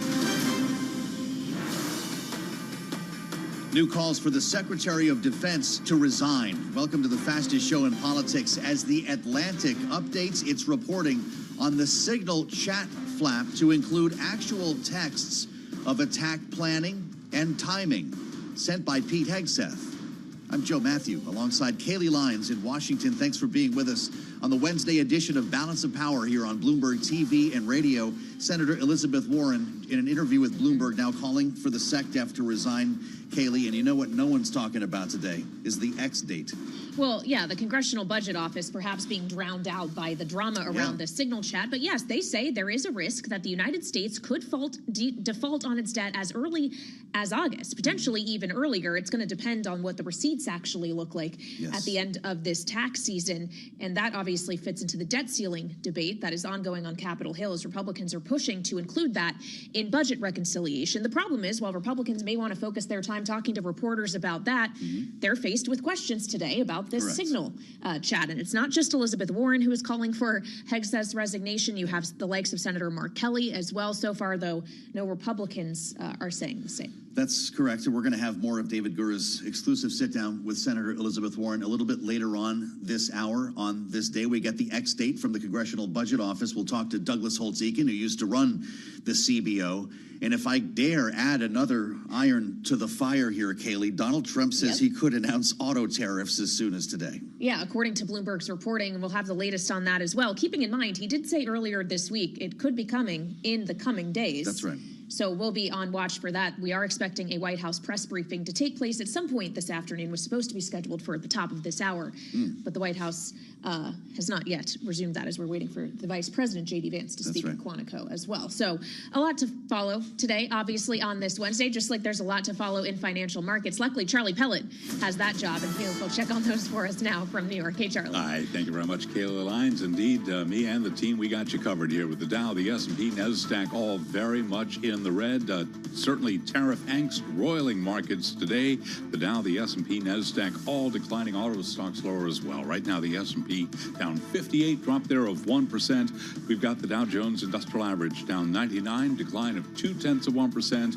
While NASDAQ is lower by 337 now, down 1.9%. Tech stocks getting hit hard today. The Russell 2000 index of small cap shares lower by 1%. 10-year at 4.33%, with the 2-year that's currently yielding 4.00%. Gold, little change, down 0.1%, 3,015 the ounce. Gold down $4. West Texas Intermediate crude up 1.1%, 69.78 a barrel. And Bitcoin now down 1.5%, 86,541 on Bitcoin. Rivian Automotive is spinning out of business. It will develop small electric vehicles designed for short trips. The new micro-mobility company, known as Also, is launching with $105 million in funding from Rivian and venture capital firm Eclipse. Rivian shares, they're down today with other automakers. Rivian down now by 1.2%. Rival Tesla down 5.7%. GM lower now by 1%. Ford down 0.8%. Stellantis down by 1.4%. Stay with Bloomberg for the latest on tariffs. Again, recapping here, S&P down by 1%. Balance of Power continues right now. Back we go to Washington. Once again, your hosts, here they are, Joe Matthew and Kaylee Lyons. All right, Charlie Pellet in New York, thank you so much. Myself and Joe Matthew in Washington, where the entire city remains captivated for now a third day by the Signal Gate story, as it's being called, which has some new developments today after The Atlantic decided, after not publishing on Monday the specific details shared by the Defense Secretary Pete Hegseth in regard to planning strikes in Yemen, to do so today after repeated statements from the Trump administration and officials who were involved in this Signal chat that no classified information had been shared and no war plans were discussed. Enter the receipts, including screenshots of this Signal chat, in which, for one example, Pete Hegseth says 13:45. Trigger-based F-18 first strike window starts. Target terrorist at his known location should be on time. Also, strike drones launch MQ-9s. Those are Reaper drones, Joe. And this, of course, is after the Director of National Intelligence, Tulsi Gabbard, the CIA Director, John Ratcliffe, had suggested in testimony yesterday that no targets were named, no times were given. This may beg to differ. And of course, the person who originated this Signal group chat is the National Security Advisor, Mike Waltz, who took to Fox last night to try to explain what happened here. I take responsibility. I built the group. Okay. So But look, that's the part that we have to figure out. And that's the part that embarrassing, yes. We made a mistake. We're moving forward, and we're going to continue to knock it out of the park for this president. Look at what he's gotten done in under 2 months. We're moving forward, except that was before The Atlantic came forth with what Kayleigh just described to us, the actual texts from those who were in the chat, including the Defense Secretary, Pete Hegseth. Laura Davison is with us now, Bloomberg Politics editor at the table, having spent the better part of 24 hours reporting on all of this.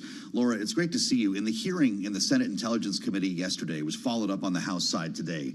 Tulsi Gabbard, CIA Director Ratcliffe were asked, did this conversation include information on weapons packages, targets, or timing?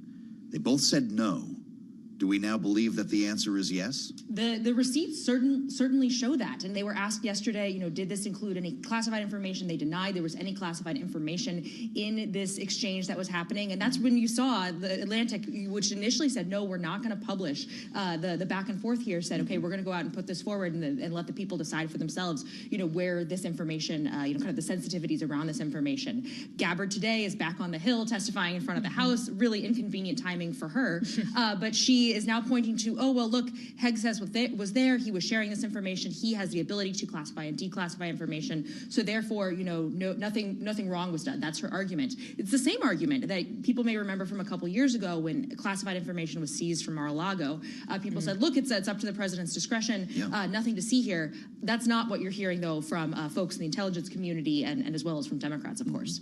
Well, and all the while, President Trump, to this point, is standing by his team. No suggestion that he's looking for anyone to lose their job over this. He maintains that Mike Waltz, while he made a mistake, is a good man, reiterating that again this morning. And it does seem that maybe the administration is trying to shift the news cycle, if you will, with other announcements. As Bloomberg is reporting, it could be as early as today, Laura, that the president announced his long-awaited auto tariffs, which he's been teasing for weeks, if not months. Yes, this would be, sort of ahead of that April 2nd date of sort of the big reciprocal tariff day. Auto tariffs is one he's been targeting specifically. The White House has not come out and confirmed whether this is happening, but this is one of the key ones. Trump, for a long time, has talked about wanting to make other countries' car companies, German car companies, wanting them to come to the U.S. So this is what he's targeting here. But this really has the auto industry worried because, especially across North America, these supply chains are very interconnected. Parts and cars cross the border between Mexico, Canada, and the U.S. multiple times.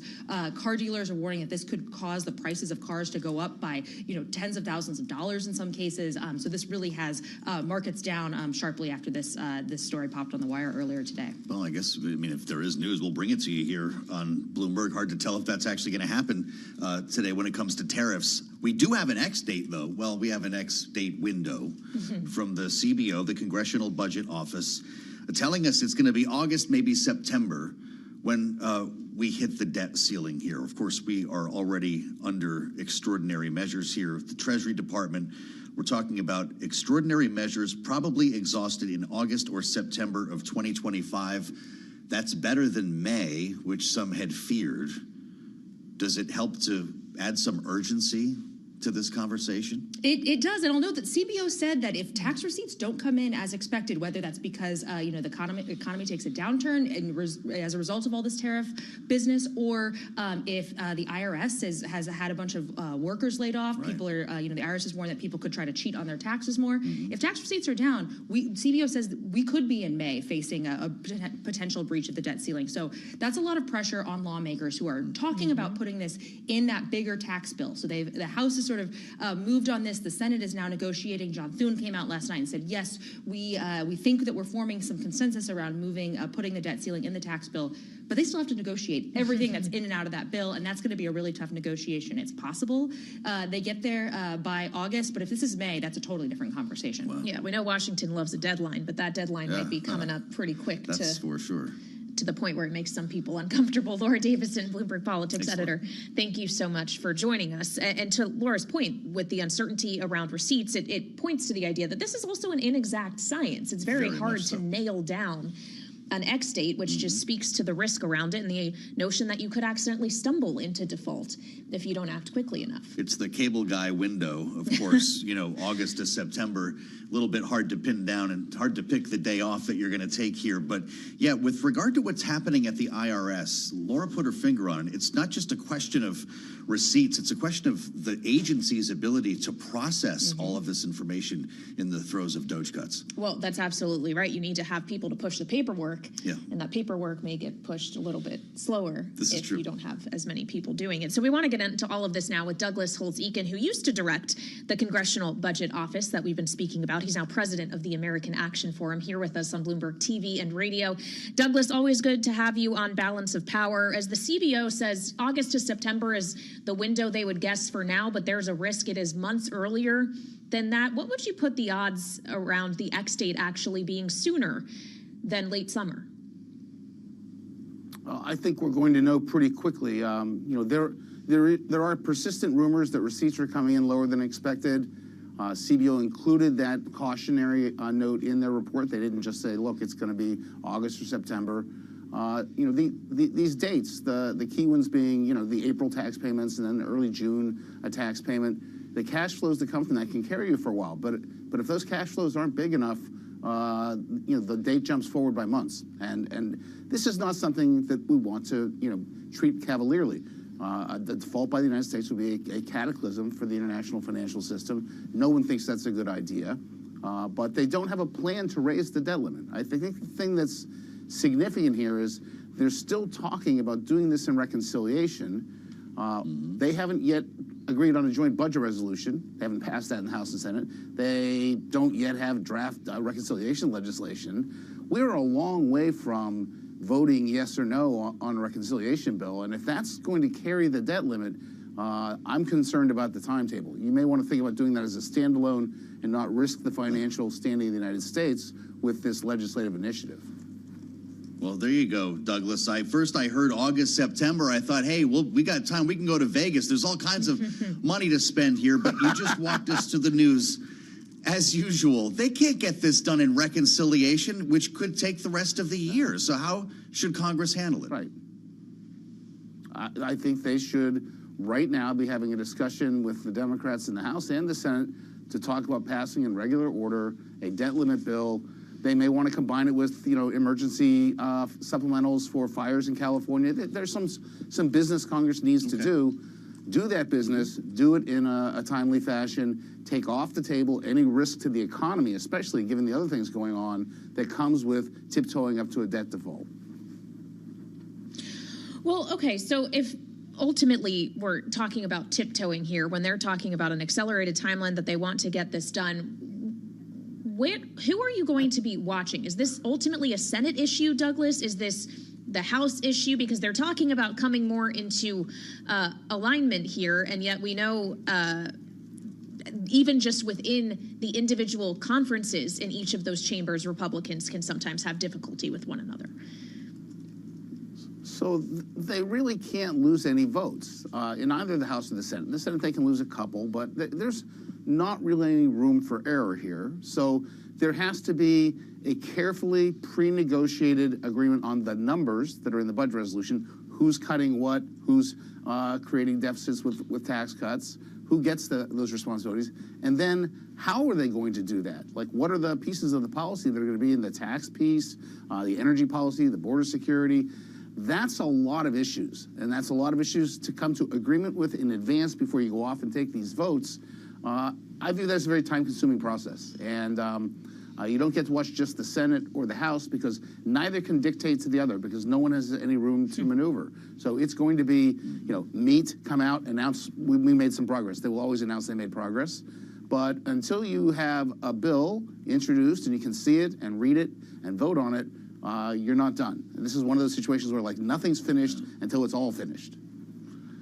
Isn't that right? And we haven't even gotten to the CBO scoring, which we discussed last time you were on, Douglas. I wonder if you're a Republican leader, if you're Speaker Johnson, if you're Senator John Thune at this moment, are you more worried about the CBO score that lands on a final reconciliation bill, or should you be more worried about the parliamentarian, the gatekeeper, about what can go in? I think they're equal worries because they have these two big guardrails on the reconciliation progress. The first process, the first is what is in and out, what is germane and not germane, and in principle, reconciliation bills, all of the provisions are primarily budgetary in nature. That definition has been stretched over the years, and so what will the parliamentarian allow us to go in these bills, and what will they pull out? Will they, for example, be able to do regulatory reform and reconciliation? We'll see. And then the second big guardrail is you can't create new deficits past the 10-year budget window. That comes down to the scoring. What are you doing in the way of spending cuts? What are you doing in the way of tax provisions? That gets to the Joint Committee on Taxation and the CBO. They're both comparably important issues for the leaders, and so they're going to be checking with their members, checking with the scorers, checking with the parliamentarian, and just hoping they can check all three boxes and get to yes. And this is a very difficult endeavor for them. Well, and we've heard some consternation from Republicans about the idea that the CBO also can't factor into scoring tariffs that are starting in the executive branch. And we just got some news on that, Douglas. The White House Press Secretary Caroline Leavitt has begun her briefing and says that President Trump will be announcing auto tariffs at 4 p.m. this afternoon. He, of course, has been teasing that this could come in the coming days. We're expecting this could be about 25% on auto imports. And this is before, a week from today, Liberation Day on April 2nd. If the CBO could factor in tariff revenue that they're scoring, Douglas, do we even have enough clarity as to what exemptions will be, what the levels are, when all of this is going to impact, to even consider what kind of revenue source it could be for the United States Treasury? Yeah, a couple things. Number one, they can't because they score legislation and the tariffs aren't being legislated. Congress delegated this authority to the executive branch, and so the president's often doing it. So they can't be in there. If they were, you would have to write down the tariff schedule. You'd have to write down the date of it becomes enforced, the rate at which is applied, what it is applied to, all the exemptions that would be there. So we'd have a lot more clarity if it was done legislatively and if you know, originated in the Ways and Means Committee the way revenue measures are supposed to. We don't have any of that clarity. And you know, you've been watching this story. Why do you think the auto tariffs are being announced today? Let's stop talking about Signal. Wonder if it's let's a talk news about cycle something pivot. else. That is the only thing. That is all this is. It's almost like you've been around Washington for their a minute. messaging. Maybe. I mean, it might be good for their messaging, but that's bad for the economy. We've seen this before. It's on again, off again, uncertainty about the nature of the tariff burden. So this is a bad news day for the economics profession and the outlook for the economy, but it's a good news day if they can change the subject, and that's where we are. Well, great to have you back. Douglas Holtz-Eakin, as always, used to run the Congressional Budget Office, president of the American Action Forum, with us live on Bloomberg TV and radio. He's suggesting the tail is wagging the dog today. Yeah, the timing certainly is something. This was not originally on the White House schedule that was sent out in terms of guidance. This is a new addition, 4 p.m. Eastern time. The president is expected to announce auto tariffs 1 week before he's expected to announce reciprocal tariffs. That's correct. Liberation Day, as you put it. Yes. So we have a little program As at he 5 puts it. o'clock. I'm quoting. Quoting him. 5 p.m. Eastern time. That's why you need two balances of power. We'll have much more on the news conference coming up a little bit later on. We'll assemble our signature panel next for their take right here on Bloomberg.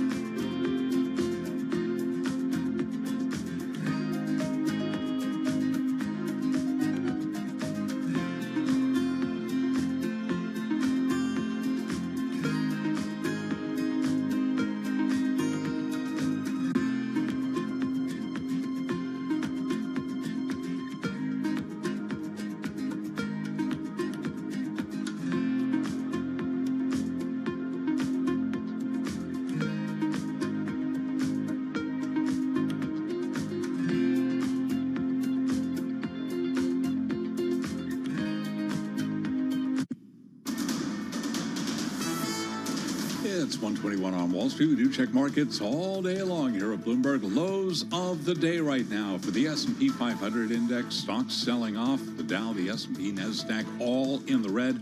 S&P down 63. That is a drop right now of 1.1%. The S&P at 57.12. The Dow down 153. A decline there of 0.4%, while NASDAQ lower by 360, down by 2%.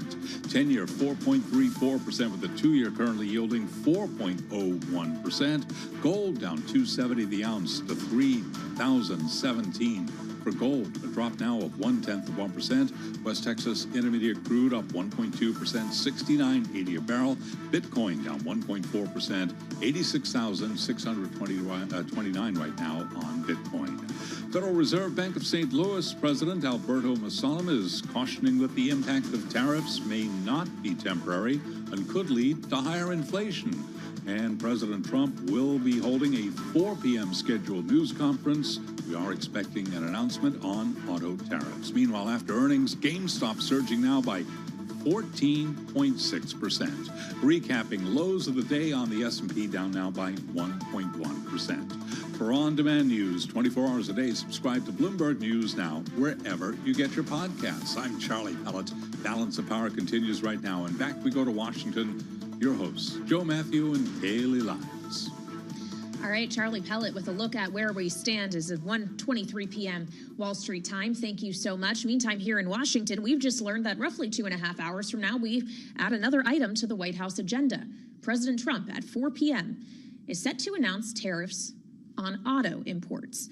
Now, he's long said these were coming. He actually said earlier this week he could be making this announcement in the coming days, but we've learned that today is going to be that day, Joe. It is an interesting case of timing here, as the day to this point, by and large, has been dominated by the Signal group chat story. Signal group chat story that takes on new meaning after the Atlantic went ahead and published some of the attack plans that were texted by the defense secretary, the reaction that we saw from Michael Waltz, the national security advisor, as well as Vice President J.D. Vance. It's a little different when you can actually read this, having heard that these were not classified and that some of these directives were not shared. Apparently they were.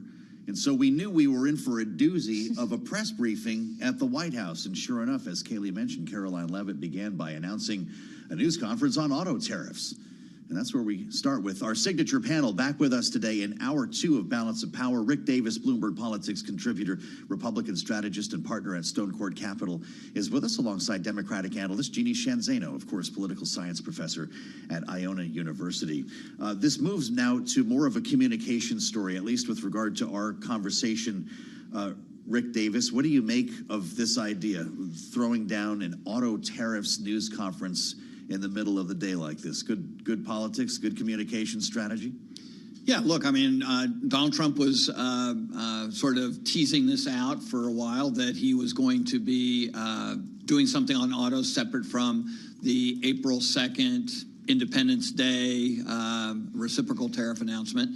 And it makes sense that if it's not a reciprocal tariff, why not take it out and do it separately for impact? Obviously, today, you don't have to sit through too many communications meetings at the White House to realize, what are we going to talk about today to change the topic away from Signal? And so it makes sense that this is going to be the case. And the question is, what does that do to markets? How is that going to be accepted? I mean, part of the narrative that's building around the economic policies of this administration, specifically to tariffs, is that you never really know what's going to happen day to day. It's not well rolled out. There's no expectation within the, affected parties. Are there preliminary communications about how big these tariffs are going to be and what they're going to apply to?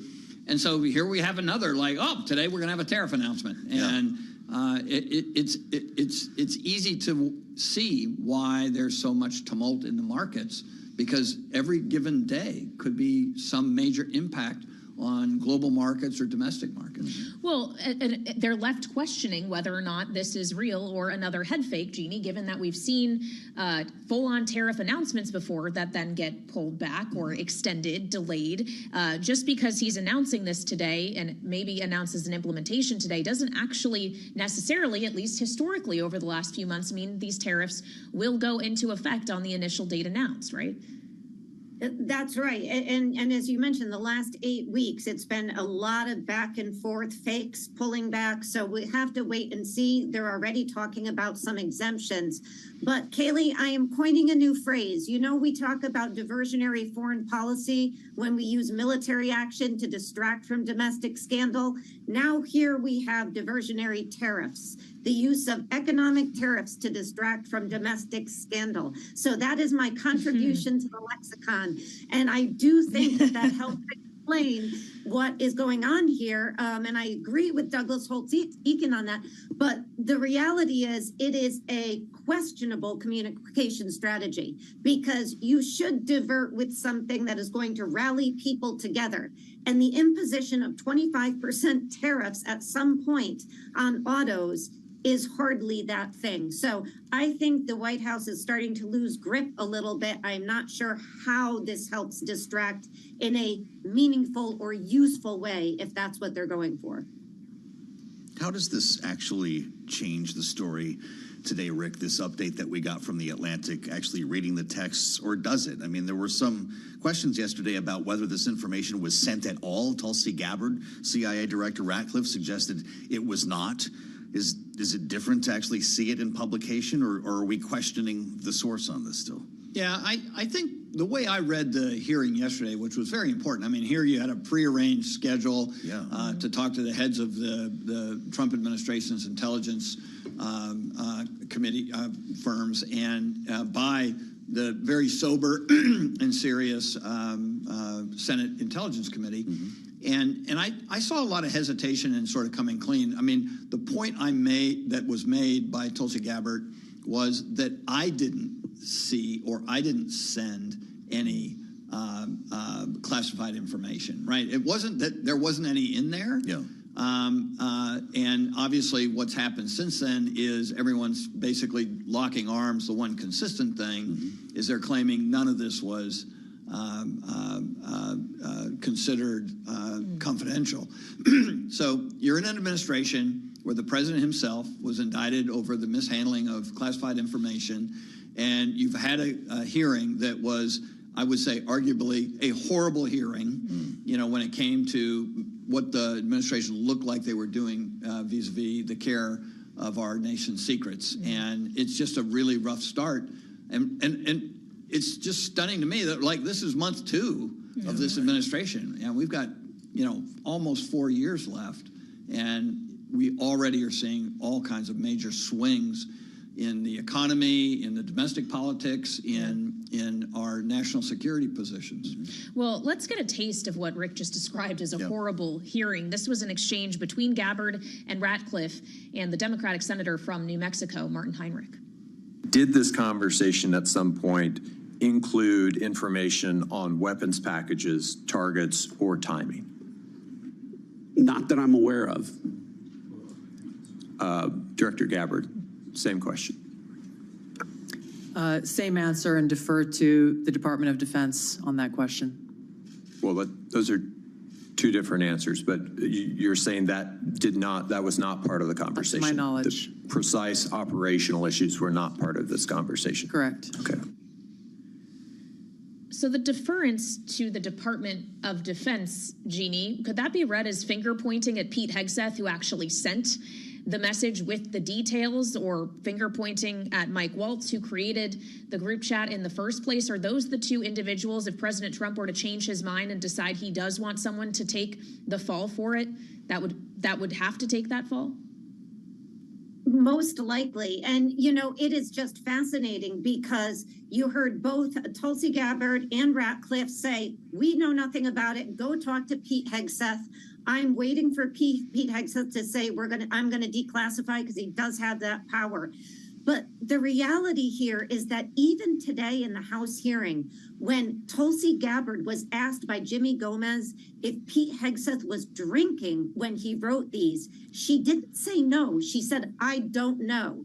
Director Ratcliffe at least came back and said, oh, that's an outrageous question, right? So it is getting ugly in the administration. And I think from a policy perspective, something to keep in mind is that these two who are on the hot seat, Hegseth and Mike Waltz, these are the most conventionally hawkish of the people in the administration. administration. And there is some talk out there that the isolationists, the Tucker Carlson wing, if you will, who J.D. Vance apparently is representing now, they would like nothing more than to oust a Waltz and or a Pete Hegseth in favor of somebody more isolationist. And we saw some of that in the back and forth as well. So there are enormous implications here on both sides, but it is getting ugly and they are pointing fingers.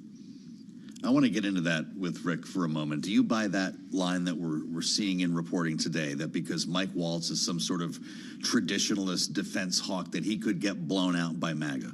Well, there are always those kinds of things, no matter what is happening. The push and shove ideologically and politically in this town is constant, right? There's never a day where you are safe to wander the halls of Congress or the White House that somebody isn't shooting at you. And so that shouldn't surprise anybody. It is a blood sport in Washington.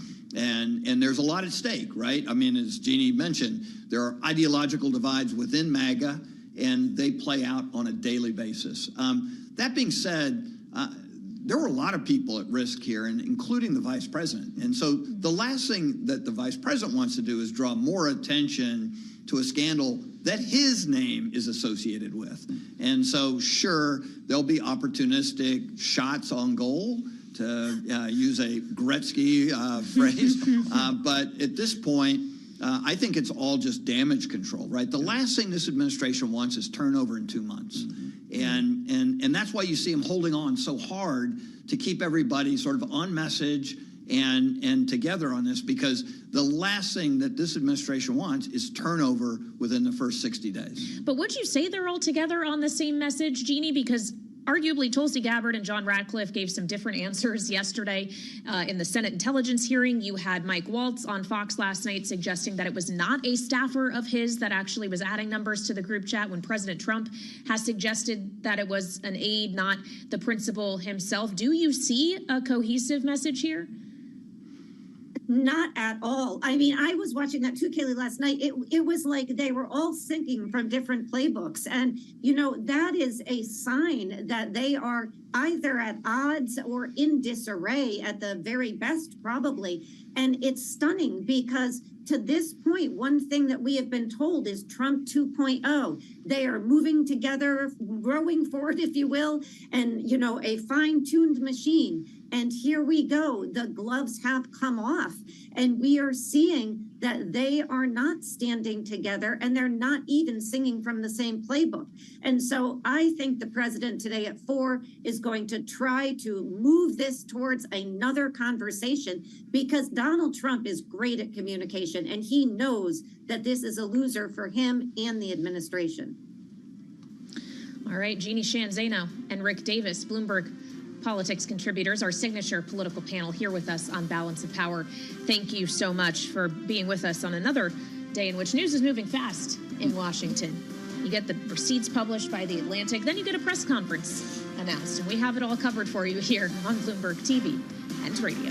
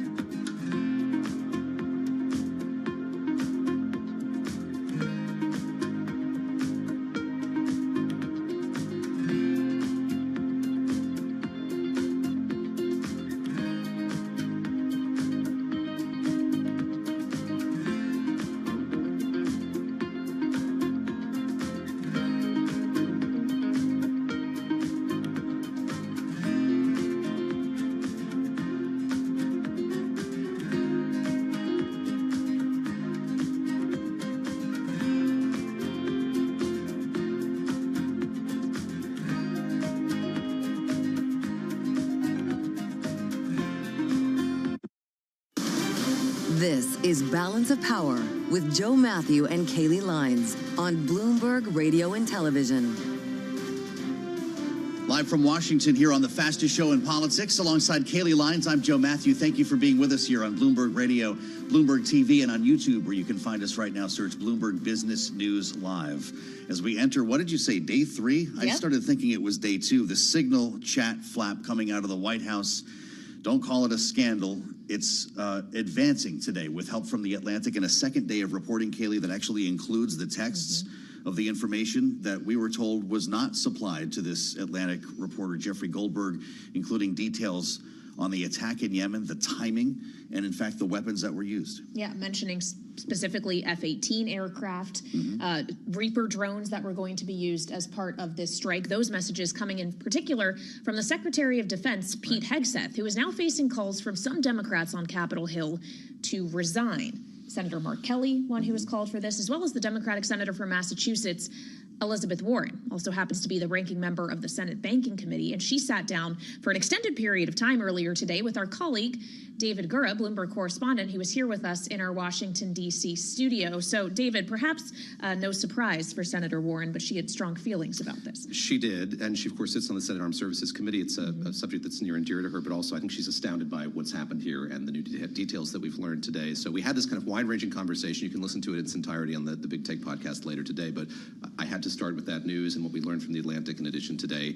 Here's what she had to say about that call again for Pete Hegseth's resignation. If Pete Hegseth had a shred of self-respect and decency, he would resign. That's what leadership is about. And instead, Pete Hegseth thinks it's all about, point at somebody else and minimize the problem and sweep it under the rug and deflect. You know, you want to be a leader of the finest armed forces in the world, then step up and take some responsibility. Should he be fired? You talk about him resigning. If he won't quit, then he should be fired. Because he has put our national security at risk. That's part one. Part two is you realize a bunch of this is potentially, certainly, breaking the law.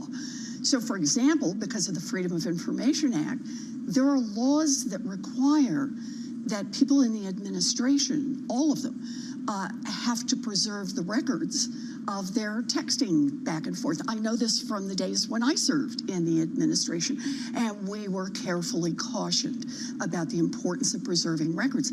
Signal, as you know, disappears those records. And I will say on this, when I read how casually they just formed this chat, notice that's how you refer to it, right? To discuss the national security issues and the bombing of another country. How many other times are they using Signal, and what are they using it for? So this is a moment, we need some of those congressional investigations. We need a hearing in the Senate. We need a hearing in the House. I remember all of the hearings before.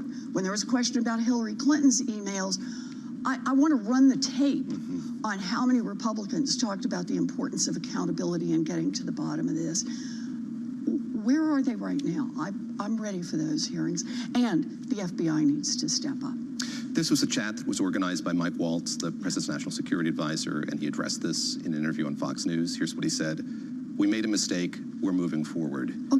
I noted that, by and large, the response from the administration has been there wasn't classified information here, and as a result of that, The Atlantic released screenshots of a lot of these conversations. We learned that there was information about planes, timing of this attack. You talk about the need for hearings. Are you optimistic that that's going to happen and that you're going to get to the bottom of what was, in fact, discussed on that chat? So I think this is a question fundamentally about where is power in this country. I get it. Elections, we pick a president picks a team, and that's where power resides in terms of the execution day-to-day of various policies. But ultimately, it's people across this country. And when people across this country say, wait a minute, the Secretary of Defense, I mean, this is not some random guy off the street who stumbled across some secret information and kind of didn't know how to handle it. This is the Secretary of Defense. And the Secretary of Defense went right along with exchanging this information in a place that is not secure. Again, I just got to stress, over here, we want to look at any secret information, any confidential information, any classified information. You got to go down to a secure location to do it. You physically have to go in. You have to hand over your phone. By the way, somebody stands at the door and says, do you have any electronic devices on? And you've got to say, no, I don't, before you're allowed to go. Pencil and paper is how high-tech they get, because of the importance of protecting candid conversations that need to occur. And those candid conversations need to be shielded from the rest of the world. When the White House wants to say, nothing to see here, just flip it the other direction and ask yourself, if the Atlantic had called the White House and said, let me show you what we've got in advance of the bombing, you guys okay if we put it up on our website? How many heart attacks would there have been over at the White House saying, no, no, no, no, no, you can't do that? Well, if it wouldn't have been okay for the Atlantic to publish all of that in advance, you got to worry. It's not published on a website, but I don't know who's listening on Signal. The Chinese, the North Koreans, the Russians, some other bad actors out there. It is important that we follow through as a nation and say, look, you put our whole country at risk. Our allies, I'm getting asked in the hallways by foreign reporters, can we actually trust the United States of America? If we tell secrets, are they going to end up on some Signal chat with the Secretary of Defense? So there needs to be an investigation, but there needs to be some accountability, and the accountability should start right now. Hegseth should resign, and if he won't do that, then Trump should fire him. He knows how to say, you're fired. I want to ask you about the moment that we're in. This is part of that moment. We're 2 months into this administration's tenure. How are you thinking about the role of the Democratic Party in this moment and just its gravity overall for the country itself? So let's set the table for this moment. Donald Trump ran for office saying over and over and over and over and over, I will lower costs on day one. Those are his words, not mine. I will lower costs on day one. He said that to millions and millions of people. And right after he got elected, he was interviewed. His very first interview, he said, that's how I got elected, was saying, I'm going to lower costs on day one. So here we are, 2 months in. He has done nothing to lower costs. I mean, no. All that's happening is we're watching places where costs are going up, up, up. But he and his co-president, Elon Musk, have been out there with a chainsaw moving through government, trying to fire the financial cops, for example, by trying to shut down the Consumer Financial Protection Bureau, laying off tens of thousands of federal workers who kind of do the job of Social Security, making sure people get their Social Security checks each month, ending contracts for medical research. So there's this, and playing red light, green light with tariffs, right? Yes, there's a tariff. No, there's not a tariff, right? Playing that game. So it's important to remember, we're in a system right now that is deeply chaotic. I think of it like a sandstorm, you know, the sand is blowing everywhere. I think the job of the Democratic Party right now is to say, there's a lot going on. We are in the fight. We are in the fight to save Social Security. We are in these fights. But to pull back and to look at the bigger picture. The media will do the day-by-day fights, but our job is to pull back. And the bigger picture is that other promise that Donald Trump made when he was running for president. Remember, to millions of people, he said, I will cut your costs on day one. To a handful of what he called his rich as hell donors, he said, I'm going to give you tax breaks like you've never seen before. So right now, Trump, the Republicans, and the billionaires are working together to move forward on a tax giveaway of about $4.7 billion, mostly sucked up by billionaires, billionaire corporations, and then paid for on the backs of elderly people in nursing homes who will lose federal support. Your neighbor down the street who has a disability and needs a home health aid paid for by the federal government. Kids in public school who need help, and those public schools need help. Cutting scientific research and medical research.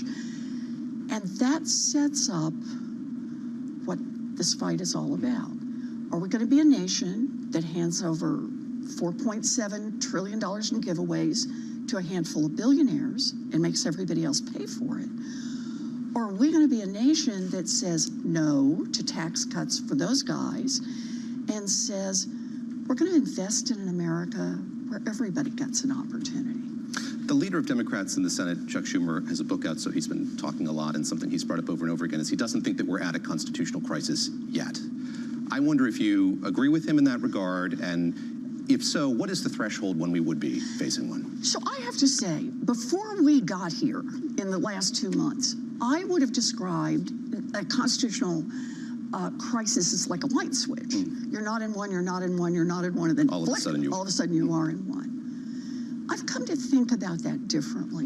When you've got a president who just right out of the chalks says, yeah, I know the Constitution says birthright citizenship, but, you know, Constitution's Constitution. I don't have to pay attention to that. When you've got a president that has a co-president who poses with a chainsaw and has a job in government, doesn't have a job in government, fires people illegally, tries to shut down agencies illegally, cuts off contracts illegally. In other words, shows a hostility to the law.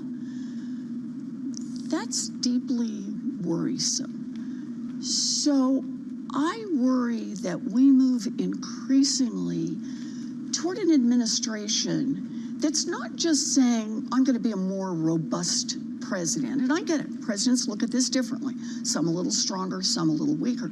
But a president that says there are no constraints on me. And that takes me back to Constitutional Law 101. Legislature writes those laws. That's our part. Congress. The administration, president and those who work in the administration, administer those laws.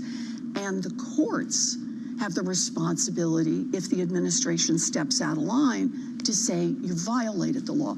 We keep all three parts in balance. And I'm watching Donald Trump and Elon Musk say, no, they are not three equal branches of government. It's just one. And Senator Warren and I talked a lot about regulation in the course of that conversation as well. We were sitting in a hearing room where tomorrow President Trump's picked to be the next head of the SEC is going to face questions from Senator Warren and her colleagues. She has written a 34-page memo to Paul Atkins, that nominee, with a lot of concerns about his background and positions he's taken that would affect him if he is confirmed as the SEC chair. And you know, something we really talked a lot about is just sort of the way the regulatory landscape looks today. The SEC has 2 Republican members and 1 Democrat whose term will be up soon. The president hasn't announced any plans to put anybody forward for that Democratic role or the other vacancy. You look at the FTC, it's kind of in a similar position now where there are just 2 Republican members. And as you might expect, the senator has a lot of concerns just about how hollowed out that leadership level has become, in addition to how hollowed out many other parts of the federal government become as well.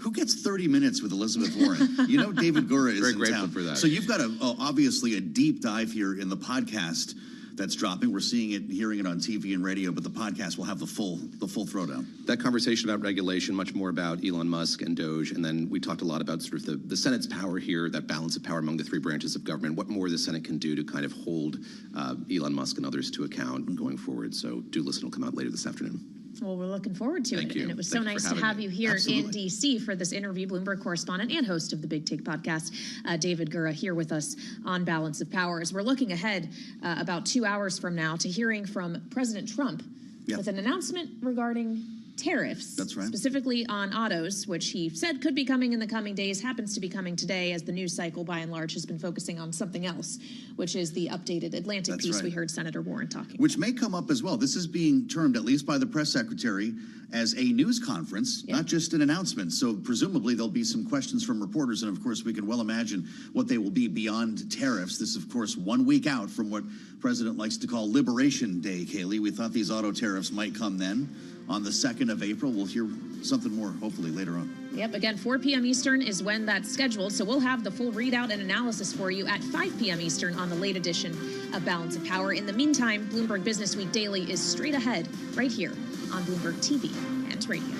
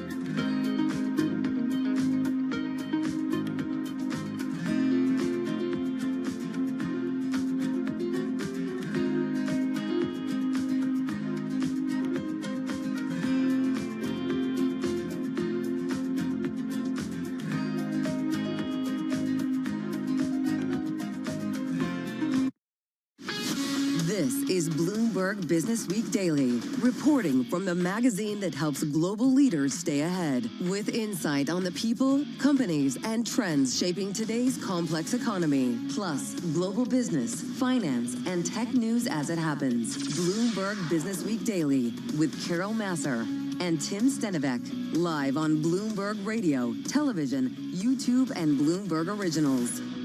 And a very good afternoon, everybody, live on radio, TV, YouTube, and Bloomberg Originals. This is Bloomberg Business Week Daily on this Wednesday, March 26th. And don't look now, but we've got stocks pretty much hovering near their lows of the session. So much for that recent bounce, Tim. Yeah, 3 days in a row is looking like all it could be. NASDAQ Composite down more than 2%, being dragged down right now by shares of NVIDIA. The S&P 500 down 1.3%. The Dow in the red by about half a percentage point. Yeah, looking at the Bloomberg Mag 7, they're down about 3% as a group.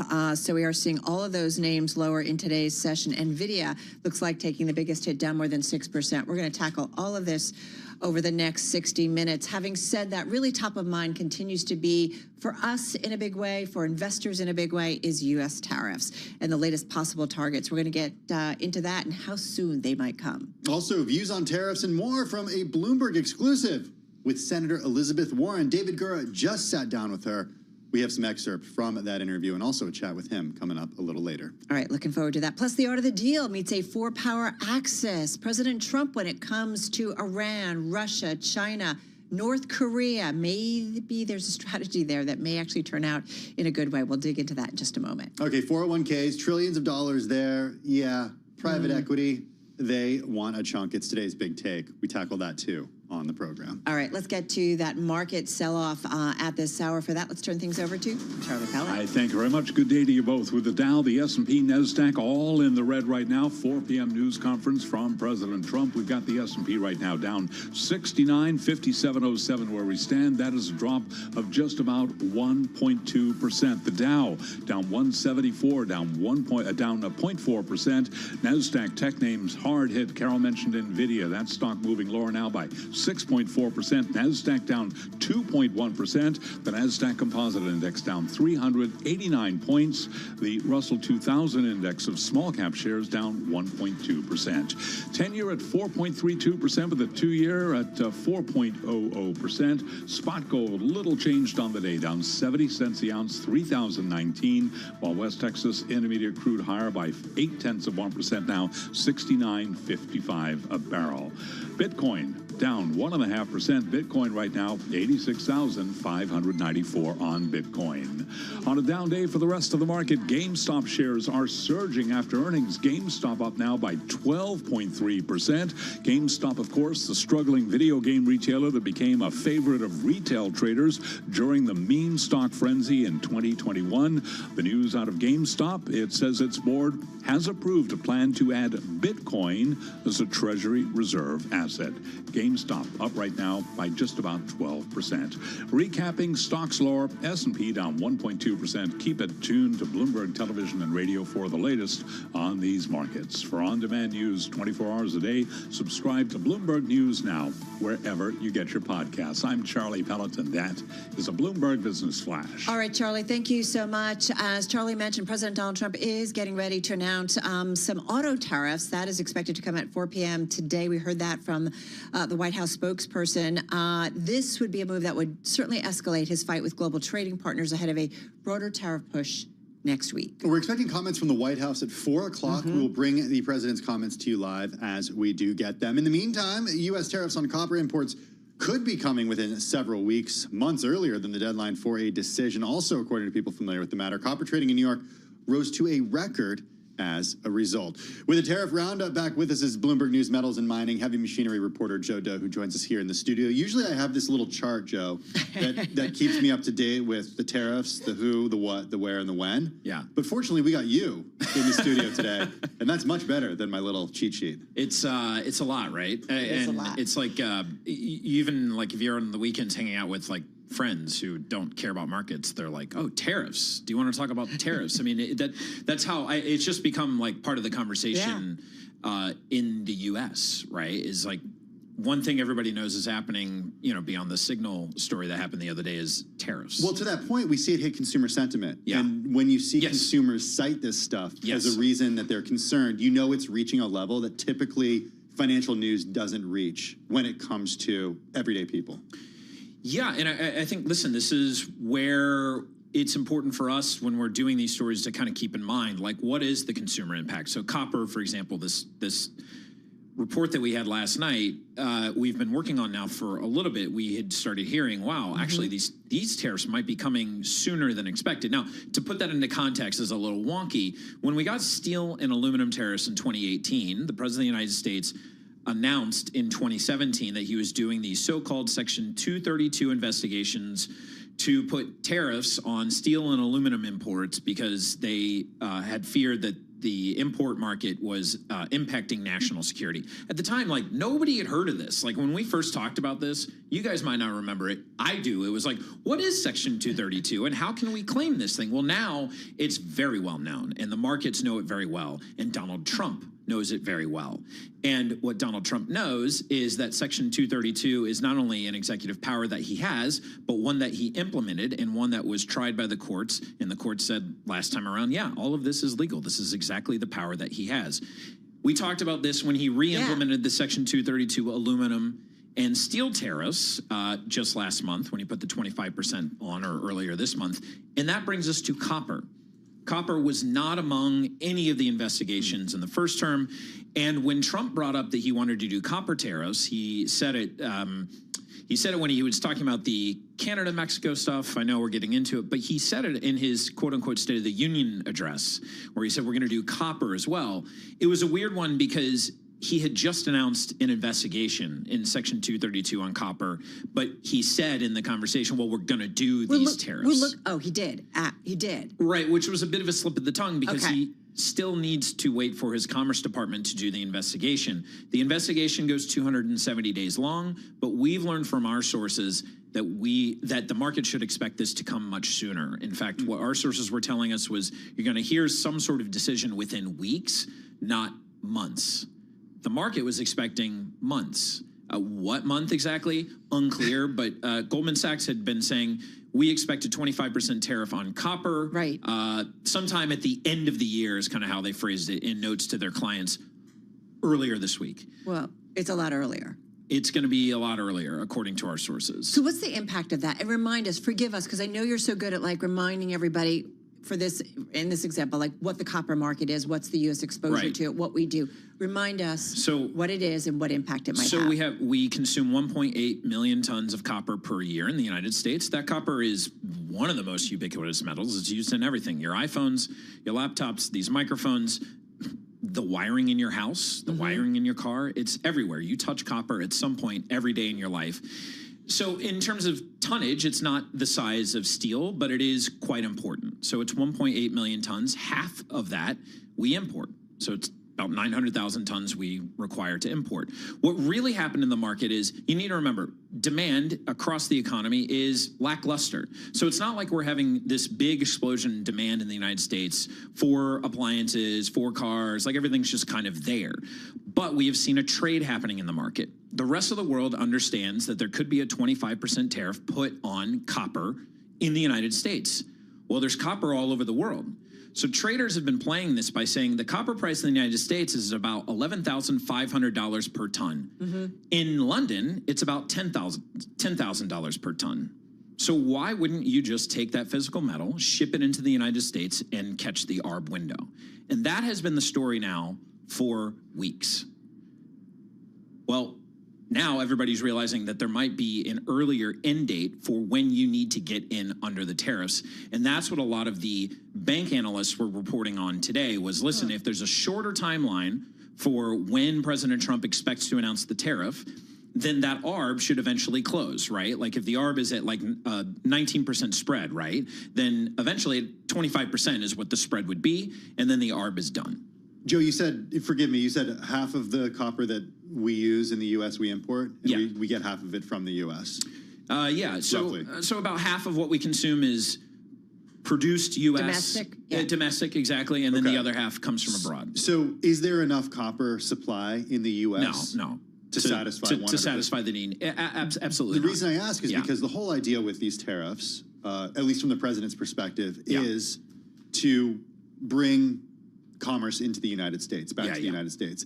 In this case, it's not like you can start producing more or extracting more copper from the U.S.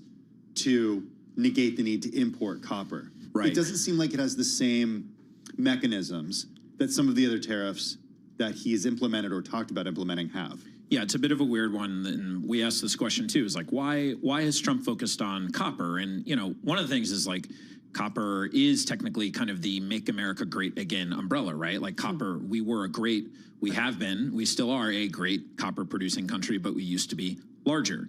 The question becomes, can you get the mines up and running, and can you get the processing facilities to a scale that you'd be talking about to offset it? Honestly, I don't think the discussion has been, oh, well, let's just like completely, change the way production is in the United States. The conversation has more just been, let's do this because we should. And listen, Freeport McMoran, Rio Tinto, like there are big names that operate inside this country, and sure, they'd probably be more than happy to start doing a little more production, mine production, more processing production. But like at the same time, they're also shipping into the United States. All right. I know there's going to be more to come. We know we could probably talk an hour with you, but you're just going to have to hopefully come back tomorrow or something. Jojo, thank you, because it certainly is top of mind for us on this Wednesday. Bloomberg News, metals and mining, heavy machinery reporter, Jojo, joining us here in studio. Now, tariffs, policies, all of this may recreate global alliances, and that's where we want to go right now, specifically foreign policy, and to what Bloomberg opinion columnist Andreas Kluth wrote about today, about how President Trump's foreign policy may inadvertently prevent the formation of an anti-American axis among China, Russia, North Korea, and Iran, despite the president's reckless pursuit of short-term deals and photo ops. Andreas, by the way, covers U.S. diplomacy, national security, and geopolitics. He joins us from Washington, D.C., our news bureau there. Andreas, want to get to your column. Before we do so, though, on a related matter, safe to say U.S. allies and really the world at large have been watching the reporting around the Trump administration security breach involving the app, Signal app, and so on. The Director of National Intelligence, Tulsi Gabbard, acknowledged today that details of the planned attack on those Houthi forces in Yemen were shared in a chat among U.S. officials that inadvertently included a journalist, but that classified material was not shared. She appeared earlier before a U.S. House Intelligence Committee hearing. Let's listen to what she had to say. But as the President National Security Advisor stated, no classified information was shared. There were no sources, methods, locations, or war plans that were shared. This was a standard update to the National Security Cabinet that was provided alongside updates that were given to foreign partners in the region. All right, that, of course, was National Security, Director of National Intelligence, I should say, Tulsi Gabbard, earlier today. Andreas, I do just want to start there. Whether or not classified information was indeed shared, how this incident and the inclusion of a reporter in a highly sensitive government chat possibly has changed the world and the allies and how they look at the United States, and its allies, I should say, look at the U.S. Well, it's not really changed, but confirmed a change in the world that's already happened. It confirmed what the world, and I think many Americans already knew about this cabinet, people like Hegseth, Gabbard, that I columnized about, is that they're incompetent, that they're not qualified for the enormous responsibility that they're wielding right now for these roles. That was incompetent and irresponsible. And number two, that America thinks, under the Trump administration, I should say, thinks very poorly, disparagingly, contemptuously about its allies, specifically in Europe. J.D. Vance jumps out in this thread on Signal. He, basically has a loathing for Europe, and which he also expressed in a speech he gave at the Munich Security Conference very recently. And it just came out again. And then Hegseth, the defense secretary, jumped on top of that. Couldn't agree with you more. It's pathetic. We got to make them pay, them being the Europeans. So that message was out there, is that Trump cannot be relied on to, for example, honor the mutual defense clause of NATO. He is no longer interested in alliances or America's traditional friends, and is happier being cozy with its former enemies and adversaries like Vladimir Putin. So that was all in that chat as well. So it was kind of a weird kind of like you open the mind of the administration and out it spills, and now it's there for all of us to see. We knew it before, but every time we see it confirmed, we get a little bit more nervous. Andreas, I think it's fair to say that there are quite a few Americans who do also subscribe to that view that, for example, Europe is not necessarily pulling its weight. What would you say to those Americans who don't see the same importance of those European allies as you do? Make the case. No. And in fact, I am one of these Americans that hold that view, that the Americans, that is a different matter. Going back to many administrations, Democrat and Republican, American presidents have agreed or stipulated and told the Europeans that you're not pulling enough weight. What I'm talking about is the disdain, the contempt that this administration shows for the allies who are still allies, and the lack of appreciation that there are bigger strategic, sometimes moral, sometimes geopolitical advantages of having these allies who now are scrambling to find alternative alliances or other arrangements up to and including building their own nuclear weapons. That's a debate in South Korea, in Poland, in Japan, all over Europe, because they feel they can no longer rely on the United States. This has a lot of ramifications that go beyond whether each country spends 2% of GDP on the military or even more, all of which I think they should do anyway.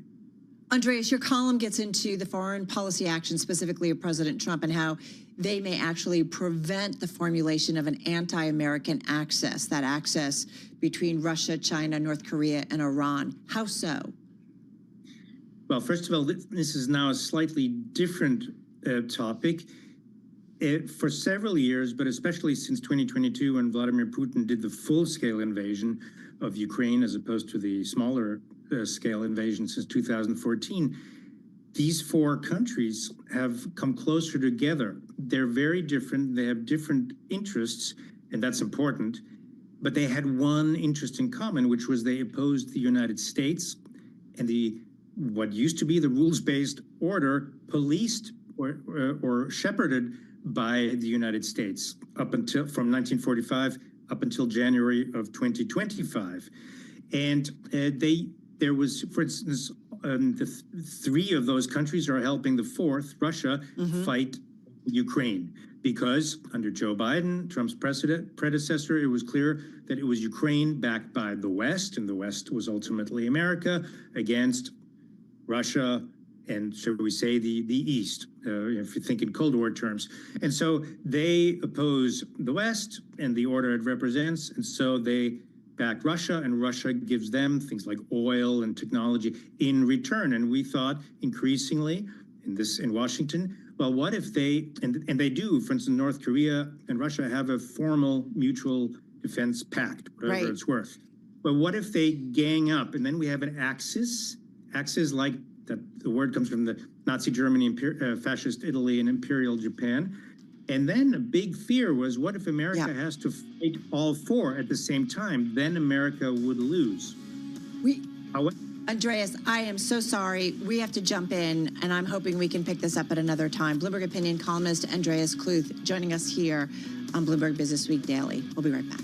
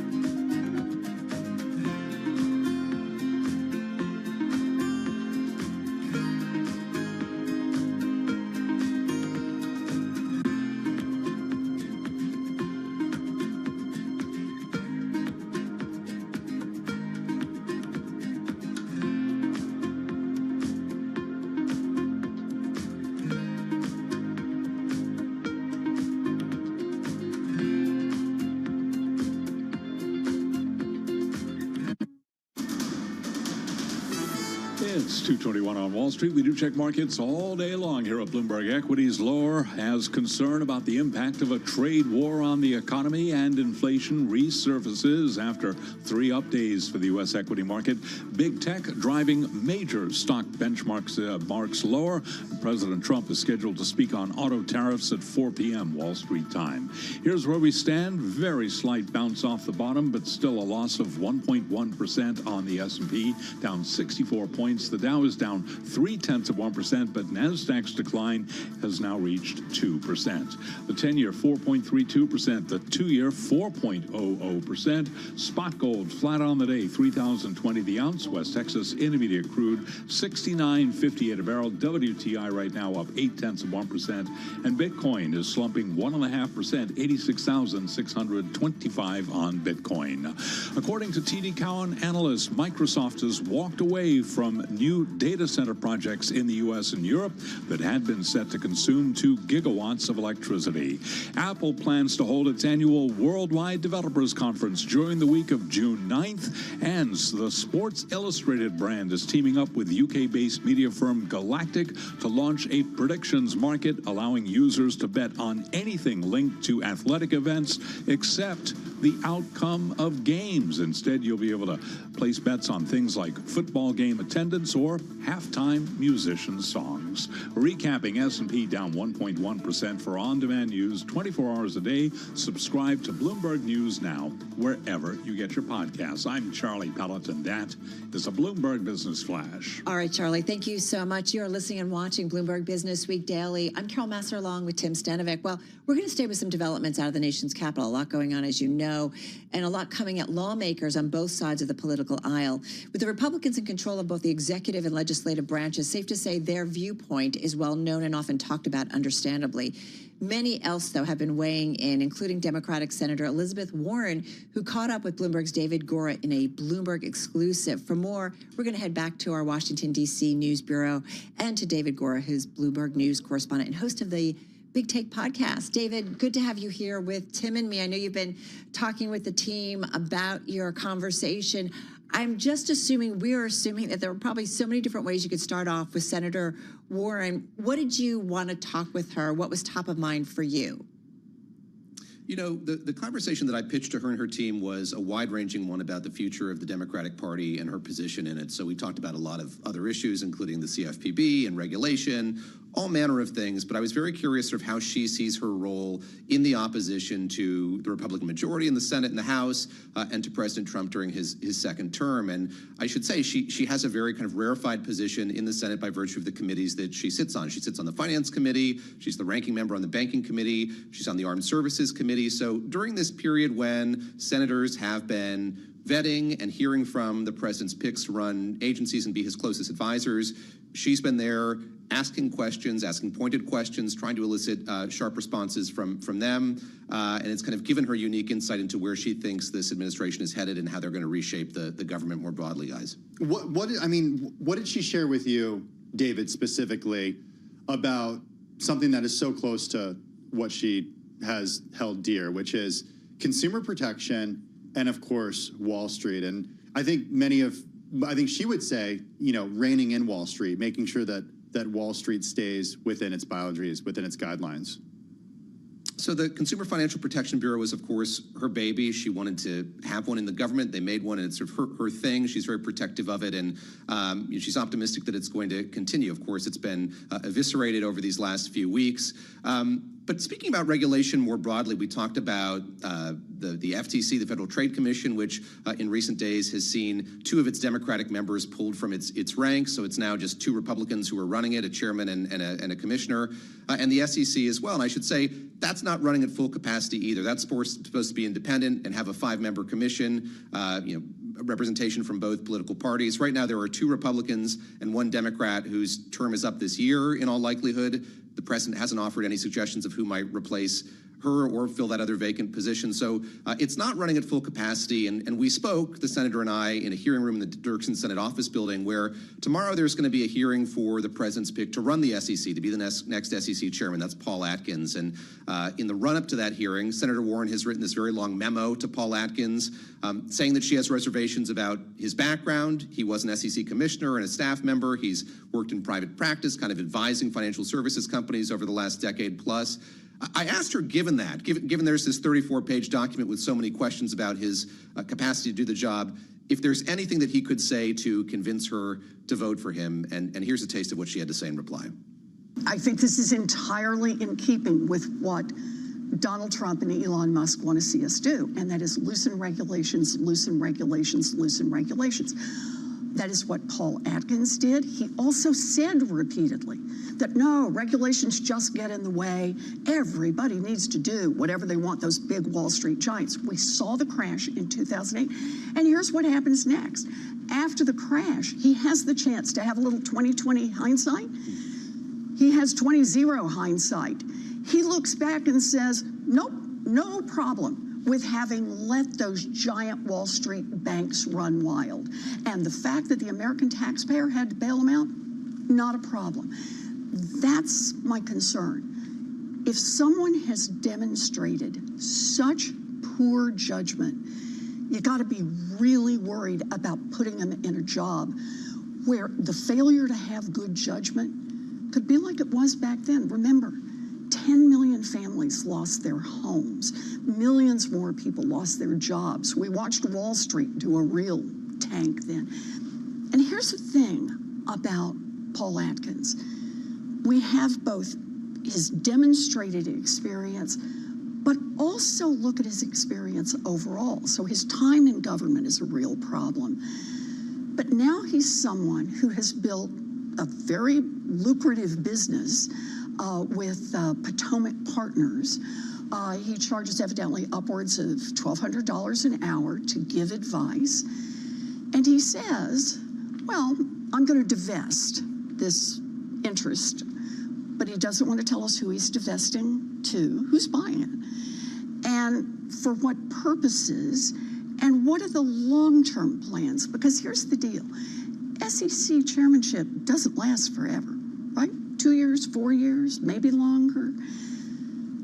My concern is, and so what happens on the other end? Does he just come right back out and instead of charging $1,200 an hour, it's now $2,400 an hour? But it's who do you work for? And why that matters is it has an effect on the time you sit as chairman of the SEC.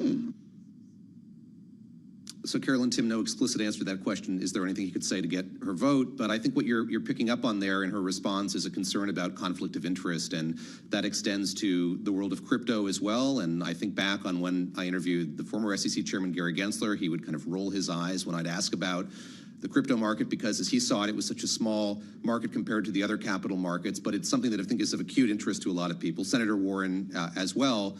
And she, in that memo, in her comments, is really focusing on the fact that the president now has such a stake in that world. Having a meme coin, having companies that are dealing with cryptocurrency, that's bound to create problems for whomever's picked to head the SEC, be that Paul Atkins or someone else. All right, I got to ask you, David, what was your favorite part of the conversation? What was it that you really wanted to see what she had to say? You know, I was very curious if she still supported the Senate Minority Leader Chuck Schumer. Of course, he's taken a lot of flack for the position that he took during that continuing resolution. But I also just wanted to get a sense from her of, like, the role that she plays now in the Senate and in Democratic politics more broadly. She described the world that we're living in as kind of a sandstorm where there are all of these executive orders and proposals, and Doge is doing what Doge is doing, kind of cutting parts of the government. How do you see through that? How do you find what you are wanting to do? And she said that she's trying to be as clear-eyed as possible. And I just thought that part of the interview, which you can hear in its entirety on the Big Take podcast this afternoon, was so interesting. Just the way that she still has faith in the power of the other two branches of government, the legislative branch, the judicial branch as well. And of course, she was a law professor before, has great reverence for the judicial system. She did say quite candidly, though, she is optimistic about the court's ability to handle all of the actions that are going against what this administration has done, but she recognizes the fact that DOJ, the administration are moving so quickly. That is just not how the judicial branch is built to work. Courts move a lot more slowly, and there's an inherent tension between those two things, Carol. Is she optimistic about the future of the Democratic Party? Is she optimistic about the leadership? Or does she, I'm just curious because it seems like they've been, many would say, kind of quiet with everything that's been going on in government. Does she feel comfortable with the approach of the current Democratic Party? I asked her if she sort of changed her thinking about leadership of the party in light of what happened with Chuck Schumer, and she didn't really bite at that, but she did say the Democrats have to stick together here, and she talked about the need for everyone to recognize the gravity of this moment, and I think that it may not surprise you, but she thinks the Democrats have to focus on this economic message here. What are the consequences of these tariffs going to be for regular folks? What are the consequences of these job cuts and agency cuts going to be for regular folks? And also, what's it going to mean for the economy? I mean, she went back to what President Trump said on the campaign trail over and over again about lowering prices, brought up the fact that we really haven't seen a whole lot of movement there. And in fact, we're seeing economists caution that a lot of what he's proposed would be inherently inflationary. So again, she's centering that message. She thinks Democrats need to have a stronger message about the economy. We'll see if they're able to coalesce around that going forward. Well, speaking of the economy, it was notable to me that she expressed concern that the president could actually fire Fed Chair Jay Powell. What did she tell you about that? So I brought this up, having talked about the Federal Trade Commission, the fact that the president was able to fire those two Democratic commissioners. And of course, they're fighting for their jobs back. They think they have a legal case to do that. But I said, look, Fed Chair Jerome Powell is quite confident that he'll be able to withstand the political pressure that he's under and keep his job. But she, in quite a sober way, talked about how, while she has had many policy disagreements with the Fed chair, with Jay Powell, she has not disagreed with him on the importance of the Fed's independence, and allowed to me that what we saw at the FTC is quite frankly worrisome to her, that if President Trump feels like he has the power to do that with that independent regulatory agency, why might he think that he has no power to do that when it comes to the Federal Reserve? So it was an astonishing allowance by her, and I think kind of flies in the face of what we've heard from certainly the Fed chair, that he thinks the position is safe, despite what we've kind of seen, the kind of like political encroachment that we've seen here in recent months. Hey, any chance Elizabeth Warren uses Signal, David? I'm assuming I should say we joked about this at the top. I said I want to talk about the party and regulation, all this, but I got to ask you about this Signal messaging chat. And she said, "Oh, I'm ready for it." And so at the top of that interview, we did talk in great detail about it. And she's calling for both the resignation of Pete Hegseth, and if he doesn't do that, his firing as well. So it's something that clearly animates her. And suffice to say, she can't believe how this story is taking so many twists and turns. And I think a lot of us feel similarly about that. Again, a shame there was nothing to talk about, right? I mean, unbelievable. 30 minutes flew by. It was wild. Can only imagine. Great stuff as always. David, thank you so much. David Gora, he is Bloomberg News correspondent, host of the Bloomberg Big Take podcast, joining us from our Washington, D.C. News Bureau. If you missed any of the conversation, David really hitting on some of the highlights, but there's a lot more, as he said, 30 minutes with the senator. Check it out at Bloomberg.com and certainly on the Bloomberg video feed and at the Big Take podcast, the entire thing. Later, yeah. I'm not going to give away the whole thing, but she did say we need a hearing on the Signal chat. She said that the Doge chainsaw could weaken the U.S. stock market, and as David mentioned, she is concerned that Trump could fire Fed Chair Jay Powell. Yeah, kind of interesting, right? I mean, not kind of. Yes, very interesting and just a part of our time. Speaking of time, folks, we've got about an hour and a half to go until we wrap up the day on Wall Street. We're just bouncing off our lows of this session. What does that mean? We're down about 1% on the S&P 500 and down about 1.8% on the NASDAQ 100. Those big tech mega caps really giving some downward pressure on the overall trade. Still ahead, we're going to talk a little bit about fixed income. That's next.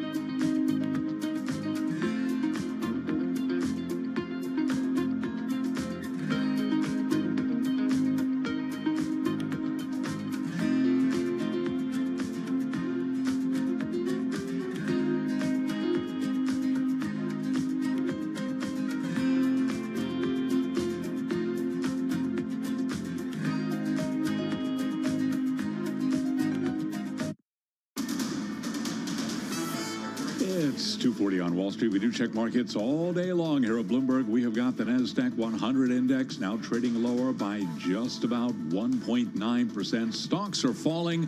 Tariff angst roiling markets. We will be hearing from President Trump coming up at just about 4 o'clock Wall Street time. We'll have that for you live on Bloomberg Television and Radio. The S&P, to keep it all in context, down 66 right now. That is a drop of 1.1%. The Dow lower by 142, a decline of 0.3%. NASDAQ down 2.1%, with the NASDAQ 100 index now down 1.9%. The 10-year 4.34%. The 2-year yield 4.01%. Spot gold flat on the day, $3,019 the ounce. West Texas Intermediate crude up 1%, $69.67 a barrel, and Bitcoin down 1.5%, $86,585 on Bitcoin. Rivian Automotive is spinning out of business. It will develop small electric vehicles designed for short trips. The new micro-mobility company, known as Also, is launching with $105 million in funding from Rivian and venture capital firm Eclipse. Rivian down now by 1.9%. Larger rival Tesla is slumping by 6%. For on-demand news 24 hours a day, subscribe to Bloomberg News Now wherever you get your podcasts. I'm Charlie Pelleton. That is a Bloomberg Business Flash. All right, Charlie, thank you so much. Well, borrowers are piling into the global bond market, and what they're looking to do is get some deals done ahead of U.S. President Donald Trump's plans to impose global tariffs on April 2nd. You know, tariffs have been top of mind once again today. So global bond investors really kind of looking to take advantage of this week's relative calm in the market. That was before today. I was kind of like, I was thinking about this when I was reading. Relative calm, Carol. I know, exactly. It was kind of mellow for a while. I mean, the bond market's mellow today. Yeah, I guess you could say. I feel like tick, tick, tick. We're waiting to see what's next. With more, we got Rajiv Sharma with us, Managing Director of Fixed Income Investments over at Key Private Bank. It's a division of the publicly held $18 billion market cap bank, Key Corp, $60 billion in assets under management for Key Private Bank. Rajiv joins us in the Bloomberg Business Week studio. The fixed income market, we know lots of moving parts. The headlines, though, the developments that you're following the most closely, what is it? You know, there's been so much uncertainty in the market. There's been this big push for, are we having a growth scare? Is there going to be a slowdown in the economy? And what we're really looking at here is this is the opportunity right now for investors to look at asset allocation, how their portfolios look, and that's where fixed income comes into play. When you start seeing all this volatility in the market, you see most of it on the equity side. We haven't seen that level of volatility on the fixed income side. Right. So it gives us a good opportunity.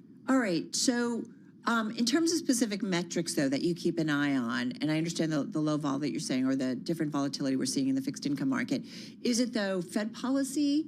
Is it tariff policy, Washington policy? What is it, like, top of mind? You get up in the morning and you're like, tell me what's going on. It truly is all of the above, because what ends up happening is you get the tariff headline policy, which is almost on a daily basis.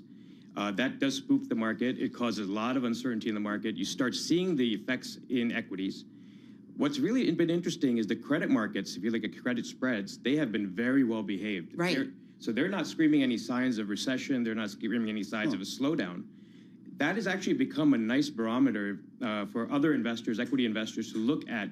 As long as there's nothing wrong in the credit markets, we should be okay in the equity markets. My instant Bloomberg is blowing up with people who want to ask questions about fixed income to you. First one coming, do you anticipate swelling from fixed income and that money then going into equities?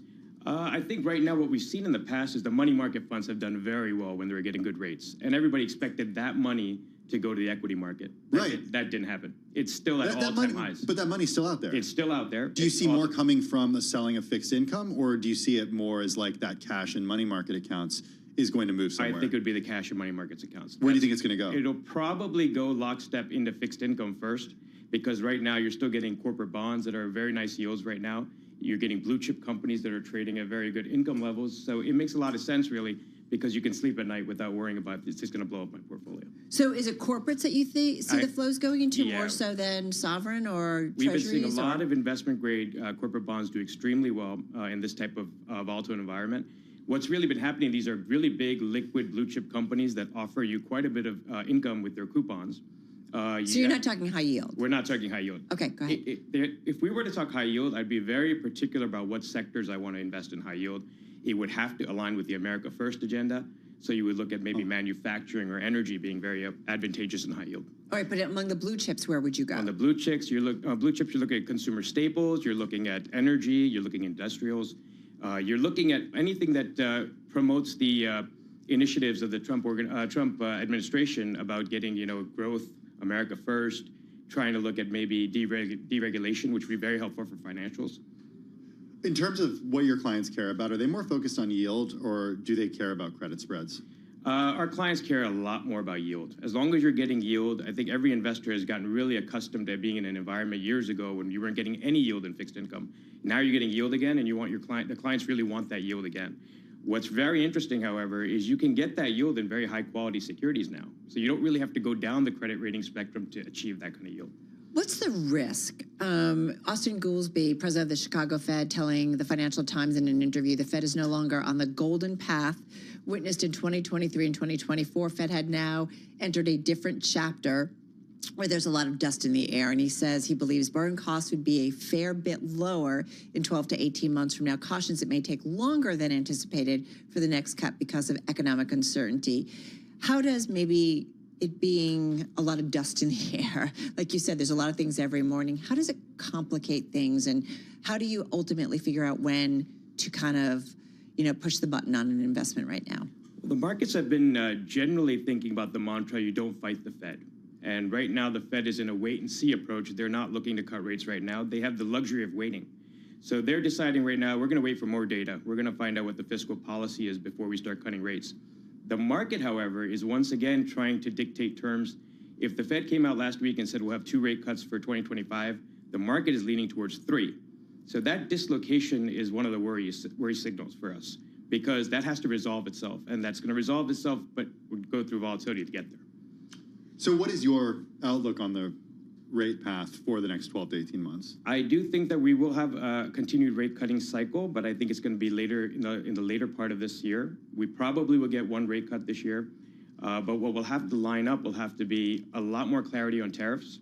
You'll have to see a lot more inflation data that kind of supports the trend towards the 2% goal, and you need to make sure the jobs market stays stable. Are you concerned that the tariffs are inflationary? Yes, I am. Tariffs are generally inflationary.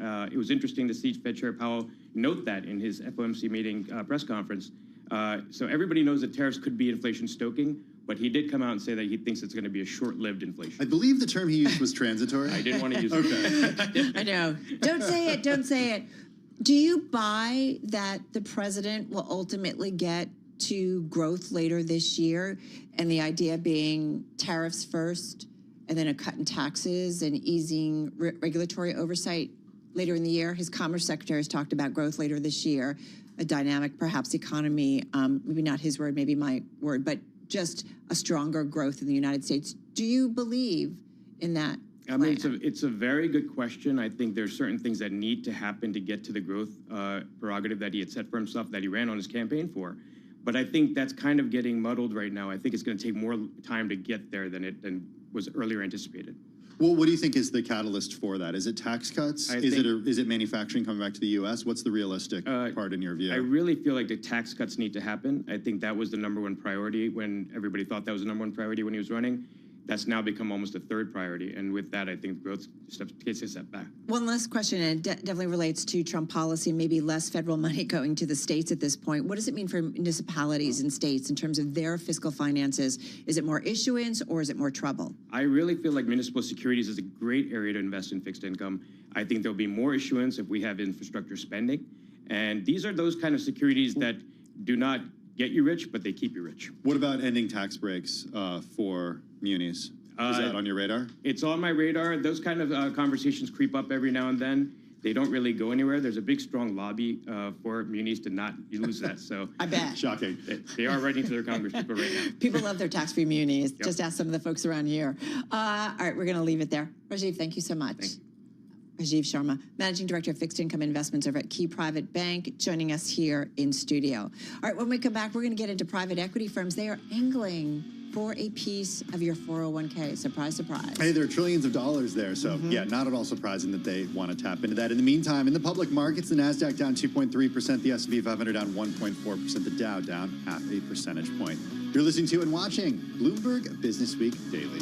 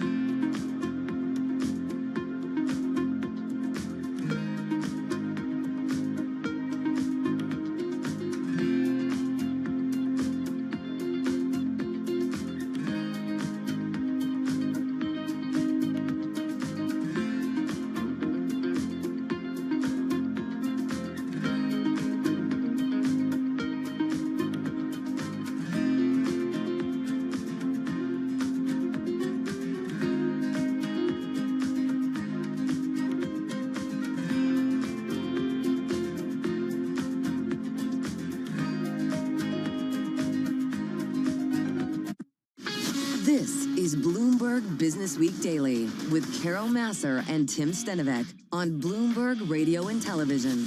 All right, everybody, we are back here on Bloomberg Business Week Daily. Sometimes it's the wild, wild west. Sometimes it's like, hey, what took you so long? Either way, private markets are the next frontier for the roughly $25 trillion alternative asset management industry as it aims to tap into more and more resources of wealth. For more on what is one of the most read stories on the Bloomberg and is today's Bloomberg Big Take, I want to bring in Bloomberg News private equity reporter Allison McNeely. She's here in the Bloomberg Business Week studio. The target, 401ks. Now, we've known that private equity wants a piece of your 401ks. Could it actually happen? It could happen. So, according to the law, there's nothing that actually prevents a company, a corporate plan sponsor, from adding an alternative investment like a private equity fund into their 401k. But the big thing that's held a lot of companies back is fear of being sued. Adding investments that are expensive, risky, difficult to understand. No transparency. Exactly, no transparency. But the industry sees a moment with President Trump back in the White House that maybe things could change, that there could be some regulatory guidance, some legal changes that might open that opportunity up by making companies more comfortable. Now, some accredited investors already get to tap into the private markets, correct? And that's usually what, you have to have $1 million in assets, or what are the rules? I forget. Yeah, you have to hit certain thresholds around like your salary as well as your net worth.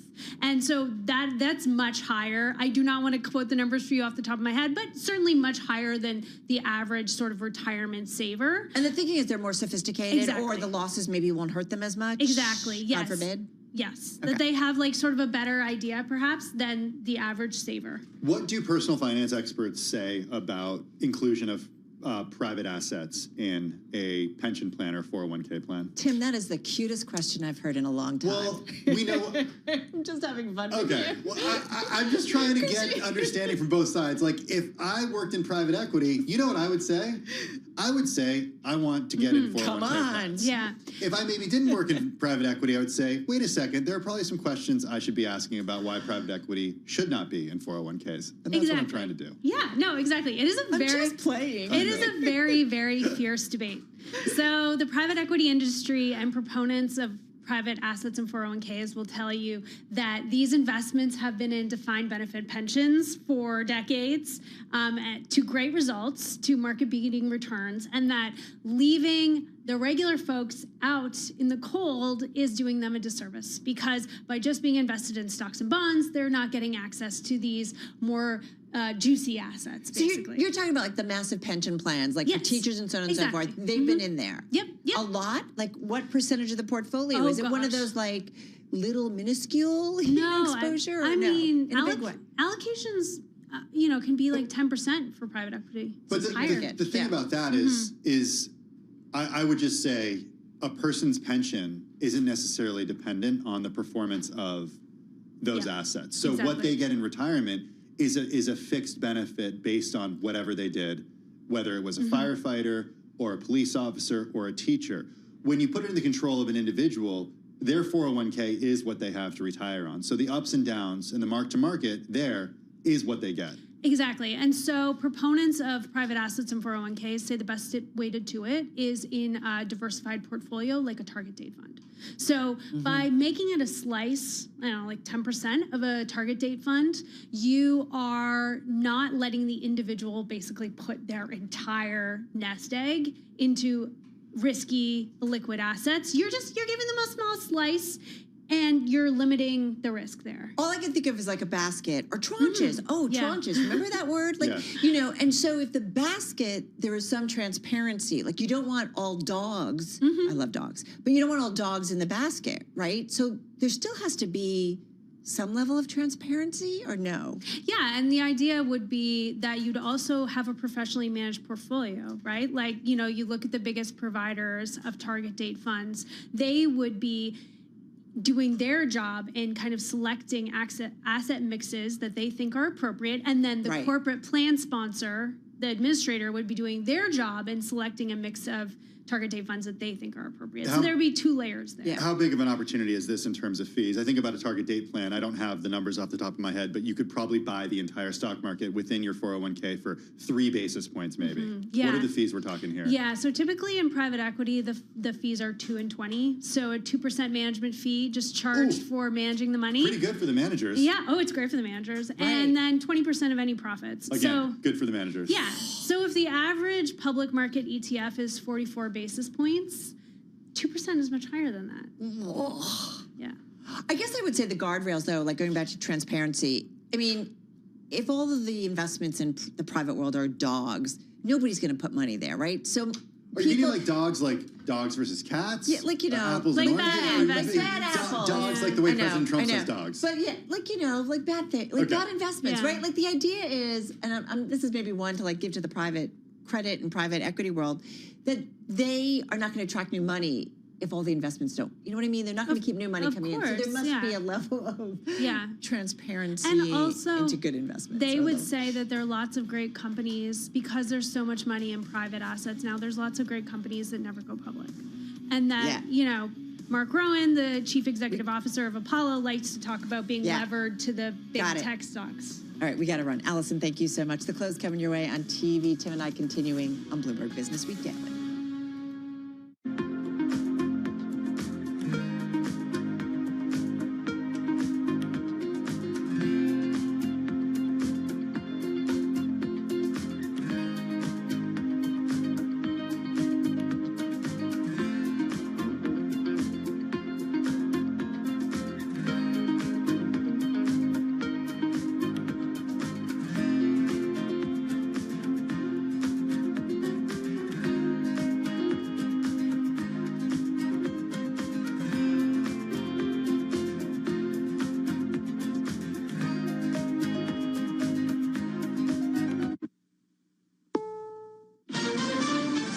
CBS News on the Hour, sponsored by O'Reilly Auto Parts. I'm Cammie McCormick. The Atlantic today released the transcript of the chat by Trump administration officials discussing details of an upcoming attack on Yemen.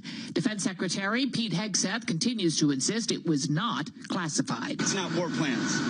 There's no units, no locations, no routes, no flight paths, no sources, no methods, no classified information. Security contributor Sam Vinograd has had a look at the transcript. There's information in there about when a strike is going to occur, what military assets are going to be used, and that's happening well before the strikes are launched. The reason that information is normally classified is because if it's provided in an unclassified setting in advance of the strike, that means that bad actors could get access to it and could disrupt the actual operation. Secretary of State Marco Rubio in Jamaica has just said clearly someone made a mistake and deferred to the Pentagon and the White House on the Signal chat. Analyst Jeff McCausland. I cannot believe that they used Signal for this one discussion and had not been using it routinely, which could have compromised all kinds of sources and methods of intelligence, might not have had a direct impact on a single mission, but certainly could have compromised and really damaged U.S. national security policy. Some senators want an inspector general investigation into the use of the app. 4 American soldiers who went missing while training in Lithuania have died. The NATO Secretary General announced the deaths, but he said he didn't have many details. A U.S. official would only say the 4 were involved in a training accident.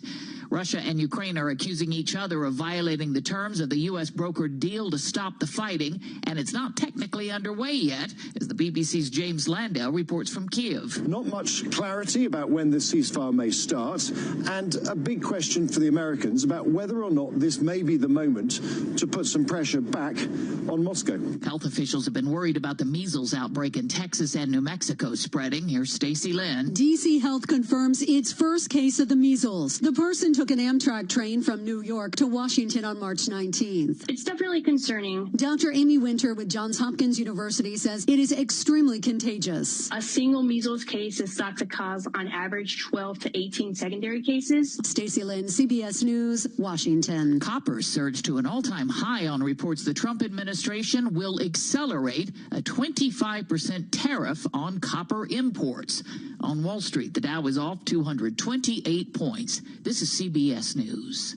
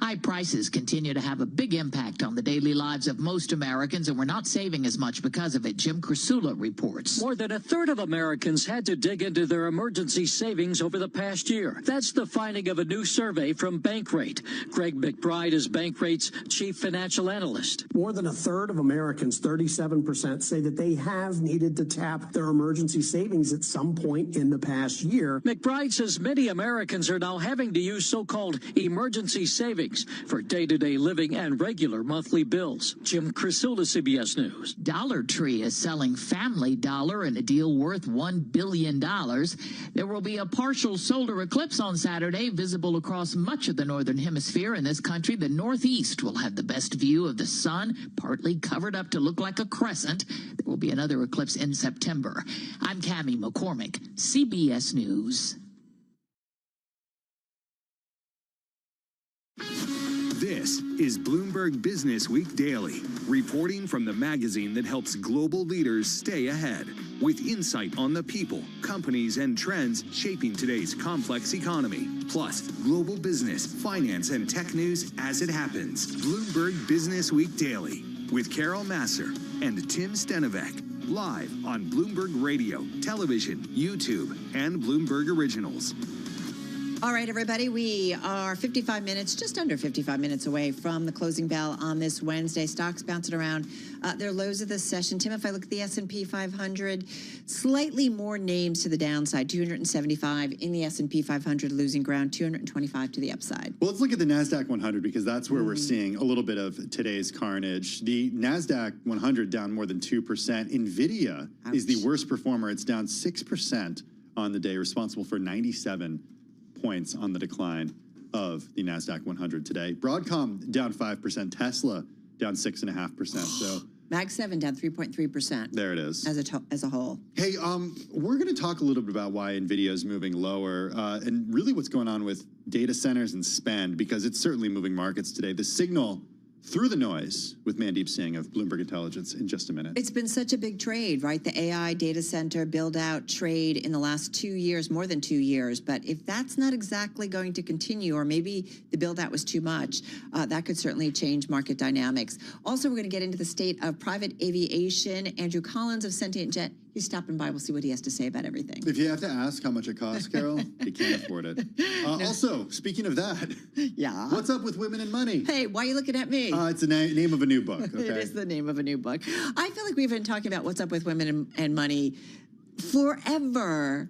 Yeah, this is a really, Not really just from our husbands. intensely personal book Yeah, from the yeah, author. yeah. She's going to be joining us a little later in the program. All right, looking forward to that. It's going to be good. Yeah, okay. Looking forward to it. I have to say, getting ready for this, one of our producers, Cece, like giving a bunch of questions, like just saying, I got a lot of questions for this person. So we're going to get into that in just a moment. All that and more coming up over the next 2 hours right here on Bloomberg Business Week Daily. First up, though, a check on the day's trade and top business stories. Here he is, Charlie Hi, Pellet. thank you very much. 53 minutes to go until that closing bell clangs on Wall Street. Stocks in the red. Do want to begin with a developing story, though, involving a potential IPO. Discord, the social communications platform popular with video game players and programmers, is said to be working with Goldman Sachs and JP Morgan Chase on an IPO. S&P right now, lows of the day, down 81, drop there of 1.4%. We've got the Dow down 257, a decline of 0.6%. The Nasdaq Composite Index down 433 points for the Nasdaq Composite Index, down now by 2.4%. NVIDIA particularly hard hit, down 6.3%. The Nasdaq 100 Index down 2.1%. 10-year 4.33%. The 2-year 4.00%. Spot gold down $2.50 the ounce, 3,017 down 0.1%. West Texas Intermediate crude up 0.9%. WTI 69.64 a barrel, and Bitcoin down 2.1%, 86,026 right now on Bitcoin. So with this market pullback, is it a time to be jumping in? If you do want to try to time the market, Ethan Devitt is Chief Global Market Strategist at Meta, and she's got this advice for investors. I heard a great expression recently around the Hall of Fame of market timers being quite empty. We know it's not easy to time markets, so we are encouraging our clients to stay the course and dollar cost average in, and really just rely on the broad-based exposure that we've built for them. Ethan Devitt of Moneta, again recapping stocks lower, S&P down 1.4%. For on-demand news 24 hours a day, subscribe to Bloomberg News Now, wherever you get your podcasts. I'm Charlie Pellet, and that is a Bloomberg Business Flash. Hey, thanks so much for that update, Charlie Pellet. Really do appreciate it. Some big headlines in the world of data centers and AI today. That's really moving stocks, too. Microsoft has walked away from new data center project in the U.S. and Europe that had been set to consume 2 gigawatts of electricity. This is according to a new note from TD Cowen analysts. They attributed that pullback to oversupply of the clusters of computers that power AI. Indeed, today we're seeing shares of companies tied to AI infrastructure falling, seeing NVIDIA stock move lower today. This is after a report in the Financial Times. We're going to get to all that in just a minute. For more on all things AI, data centers, and more, we bring in Mandeep Singh. He's Senior Tech Industry Analyst for Bloomberg Intelligence. Mandeep, I do want to start with this note from TD Cowen, because they're the ones who put out that note back in February that really rattled investors, that highlighted leases that Microsoft had abandoned in the U.S. Are you reading this as a pullback in spend on data centers? Well, so if you look at what has happened this year is the market has shifted in terms of, the focus of these hyperscalers from pre-training to reasoning models. And we saw that with the, DeepSeek model release back in January.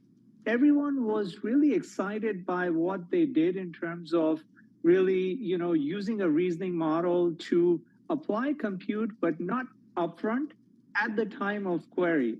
And I think since then, everyone is sort of shifting their strategy in terms of what they want to spend upfront on pre-training versus how much they want to spend on building, a reasoning type of infrastructure. And we have seen the success of OpenAI models like O1 and Deep Research as well. So clearly, I think all the LLM players, whether it's Microsoft, OpenAI, or Google, or Anthropic, have shifted their strategy towards inference time reasoning.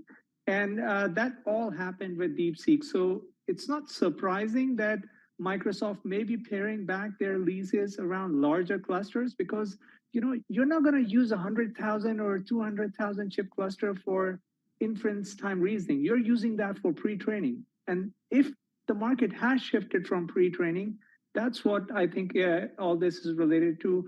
Overall deployment of AI continues to be strong. I mean, based on our checks and our analysis, this is still a very durable trend. So we're not seeing some sort of a crest in terms of, this demand rate.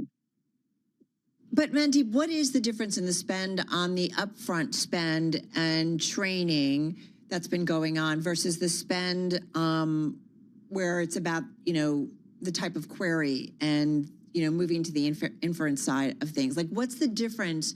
Does the spend stop if there's more focus on the latter versus the build out?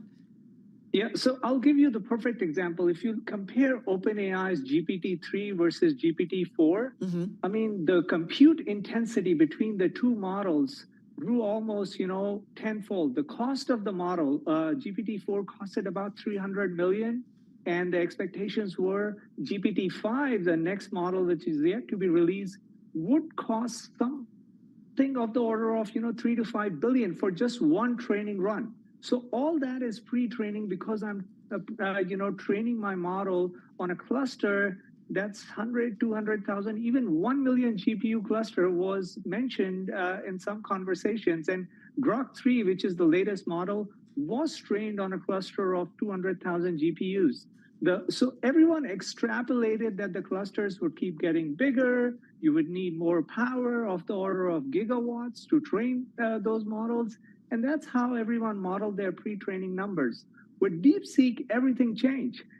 Everyone started focusing on, okay, maybe reasoning is a better approach. You don't need a precise model from the get-go in terms of a pre-trained model.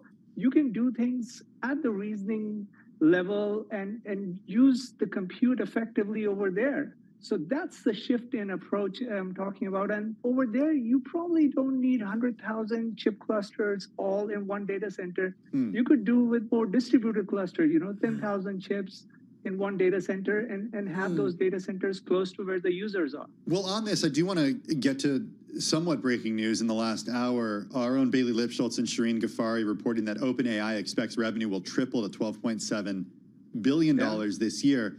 That said, OpenAI does not expect to be cash flow positive until 2029.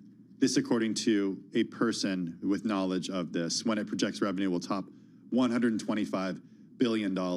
How should investors in public companies, Mandeep, such as NVIDIA, such as Microsoft, look at news from OpenAI that it doesn't expect to be cash flow positive until many years from now?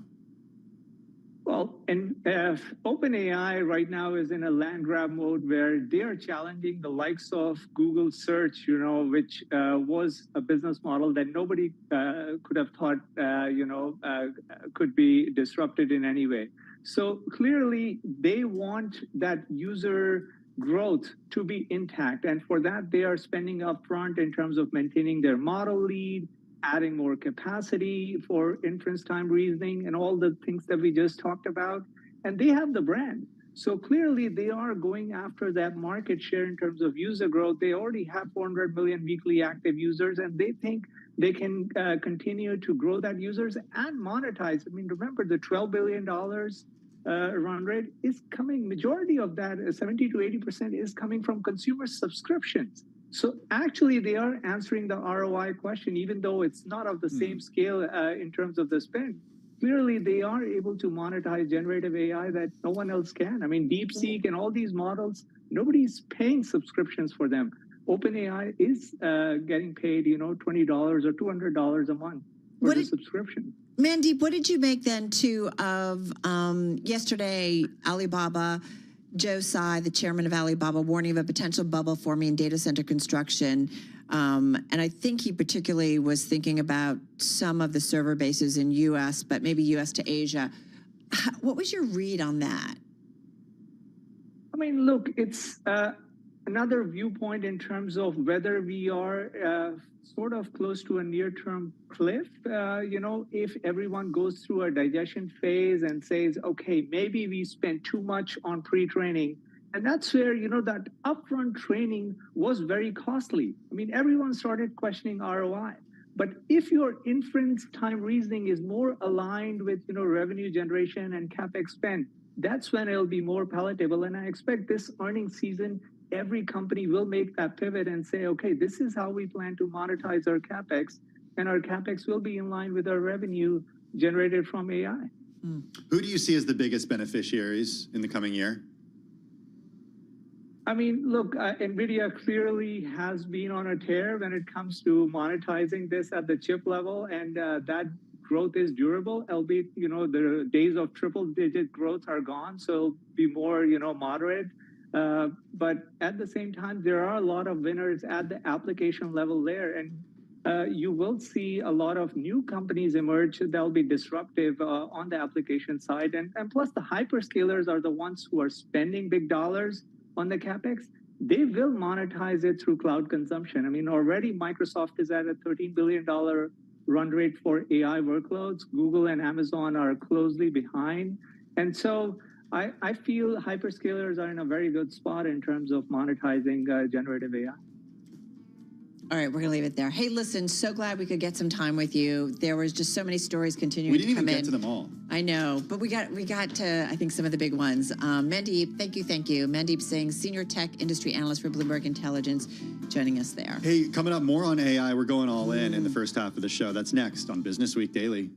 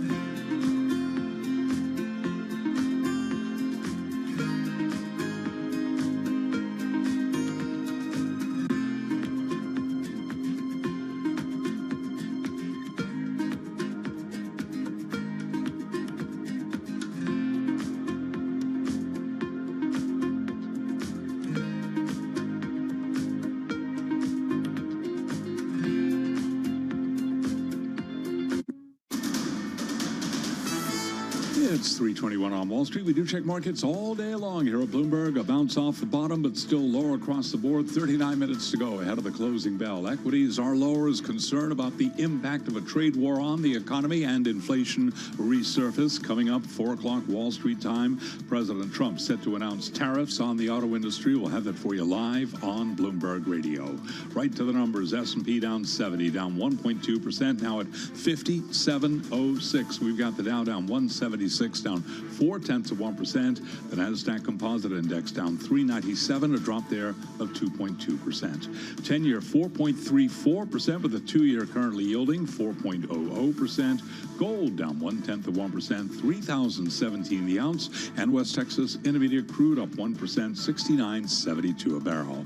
A major area of concern for investors is the outlook for the U.S. economy, and Danielle DiMartino Booth, the chief strategist at QI Research, says no question Fed Chair Jay Powell is keeping an eye on employment. The real risk is that Powell's going to have to pivot again in favor of the employment mandate if what we're seeing on the ground with layoffs and, of course, BCY Go bankruptcies running at about a 22 pace for $50 million or more in liabilities on the terminal that you can follow, they're going to have to start paying more attention to what higher for longer is doing to the real economy. Danielle DiMartino Booth interviewed on surveillance. She referred to the BCY-GO function on the Bloomberg. It makes following bankruptcies easy for Bloomberg terminal users.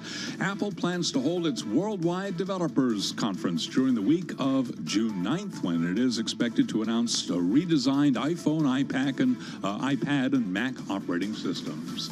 Apple shares right now, they are lower by 1.2%. After the bell, we hear from Jefferies. For on-demand news 24 hours a day, subscribe to Bloomberg News Now wherever you get your podcasts. I'm Charlie Pellet. That is a Bloomberg Business Flash. Thanks so much for that update, Charlie. Do appreciate it. Well, I said we're going all in on AI. We are. At least in the first half of our program today.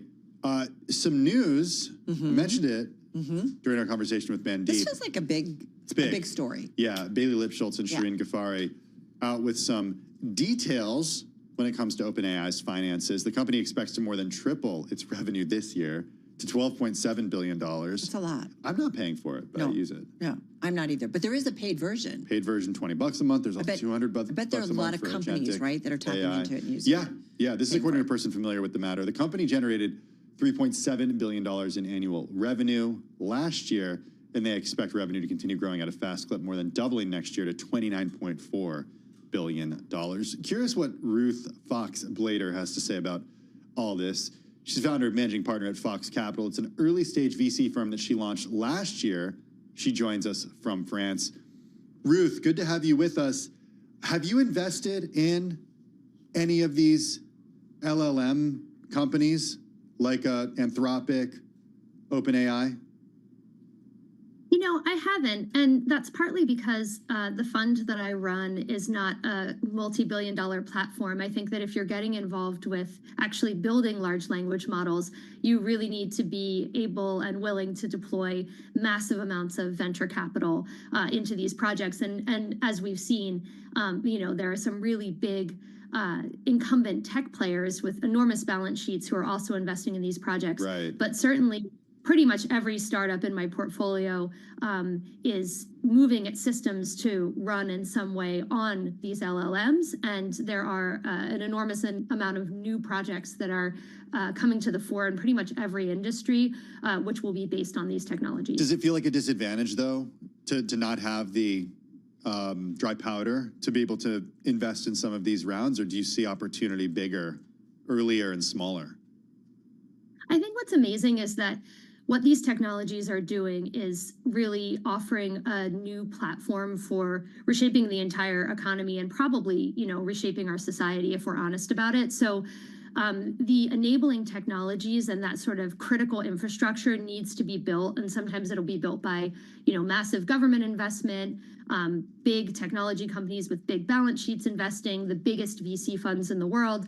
But there's so much just such an enormous, it's hard to describe how much opportunity there will be to use these technologies to really reshape every industry imaginable. And so there's more than enough opportunity for investors of all sizes. We certainly have dry powder. We're actively investing, but not in the models themselves. Well, let's talk about some of the areas that either coming across the pitches, coming across your desk or in your inbox that are, connected to AI, artificial intelligence. Walk us through, Ruth, some of the things that are coming across that you're like, wow, this is going to be potentially a significant trend maybe in the years to come. Yeah, we've seen a lot of early activity and early integration of artificial intelligence into the places where large language models really have a lot to say, and that's, things to do with language. So we're seeing a lot of activity in the legal tech area. A lot of companies are deploying large language models actively to do programming. So it's no surprise that the early adopters of technology would be technologists, and we're seeing just this tremendous ability to build companies that are much smaller. So a lot of the startups, even the early stage businesses that I'm seeing, it's just shocking how the size of company that you need to have from a full-time employee perspective to get to critical revenue is dramatically smaller than it was even a couple of years ago. How's the fundraising environment right now from the perspective of a venture capitalist? Is it difficult out there to raise money? So as a fund or as a startup? As a fund. The environment, I'm not currently raising capital, but, I have lots of friends and, the environment. Aren't venture capitalists always raising capital? Yes. And actually, it would be probably indiscreet to, acknowledge anything around actual capital raises. But I am, not as actively in market as I've been in the past and will be in the future. So what I'd say is, there are big platforms, as I said, which are really well known, which really have no difficulty raising capital. Actually, raising capital as a fund is very similar to the experience of raising capital as a startup. Venture is a game of exceptions, and there are absolutely no rules. So, we've talked about big dips in startup financing in particular sectors, in 2023, 2024. We'll see what happens this year. But then we'll also see these absolutely huge mega rounds. There tends to be enormous bifurcation in the venture market, and some people have it really easy, and some people find it to be a grind, even in the most excessive of capital environments. Right now, there has been, I think, a little bit of an overhang from the venture capital bubble that we saw during COVID and the zero interest rate moment when people were kind of running into the private markets, and really there was quite a lot of capital running into all markets. And there's been a slight correction, but I think that there's still, there's still capital out there for interesting projects.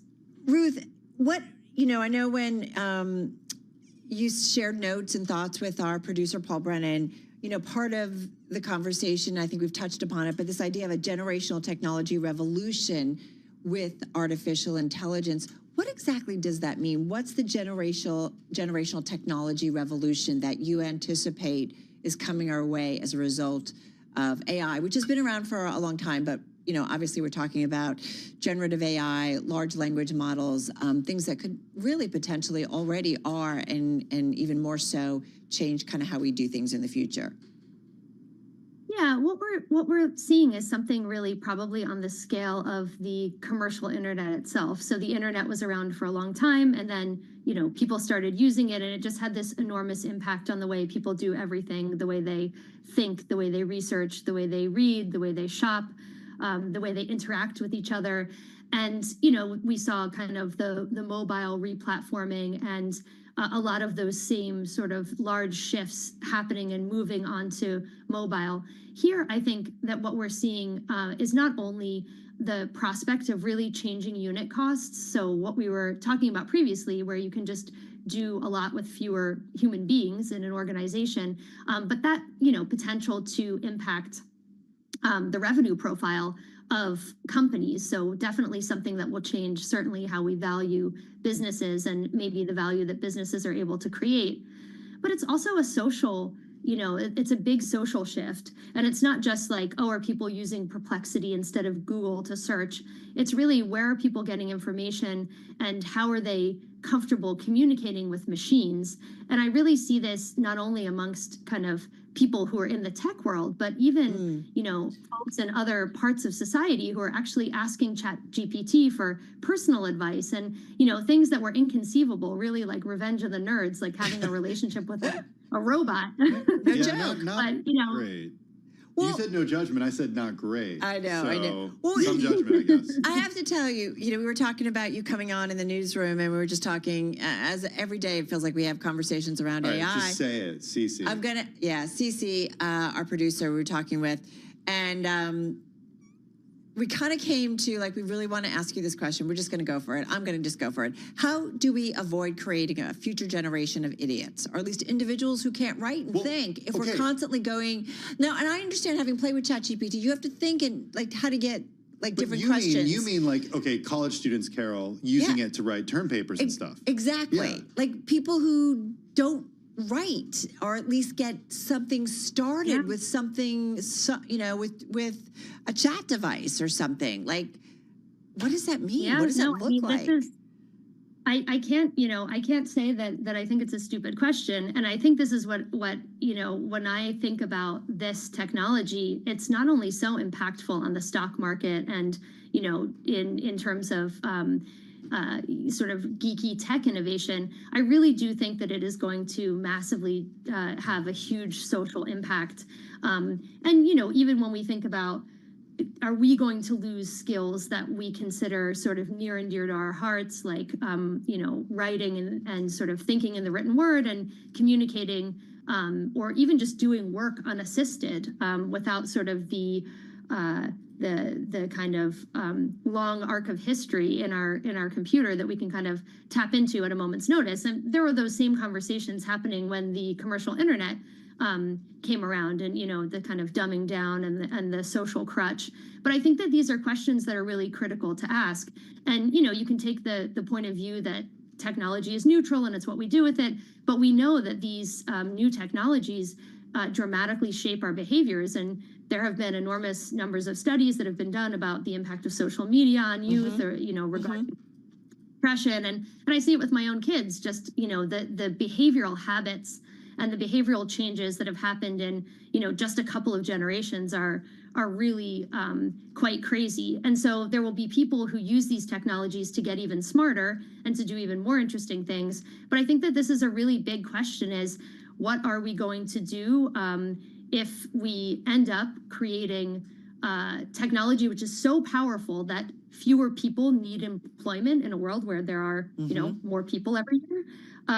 And how are we going to really hold our critical values, or continue to transmit values that we consider critical? And I'm sure that some of those values will go away. I mean, I think we're on the cusp of a really big social change too. Yeah, it's tricky territory, I think, especially as a parent in thinking about this technology for kids. Ruth the Fox Blader, founder and managing partner at Fox Capital, the early stage VC firm. She launched it last year. I've been playing a little bit with Lily, the Duolingo chatbot. And? Well, my son loves it, and he's 6, and like I don't want him to think that like this is real life. It's pretty cool, though. It is pretty cool. I don't know. Time will tell, right? This is Bloomberg Business Week.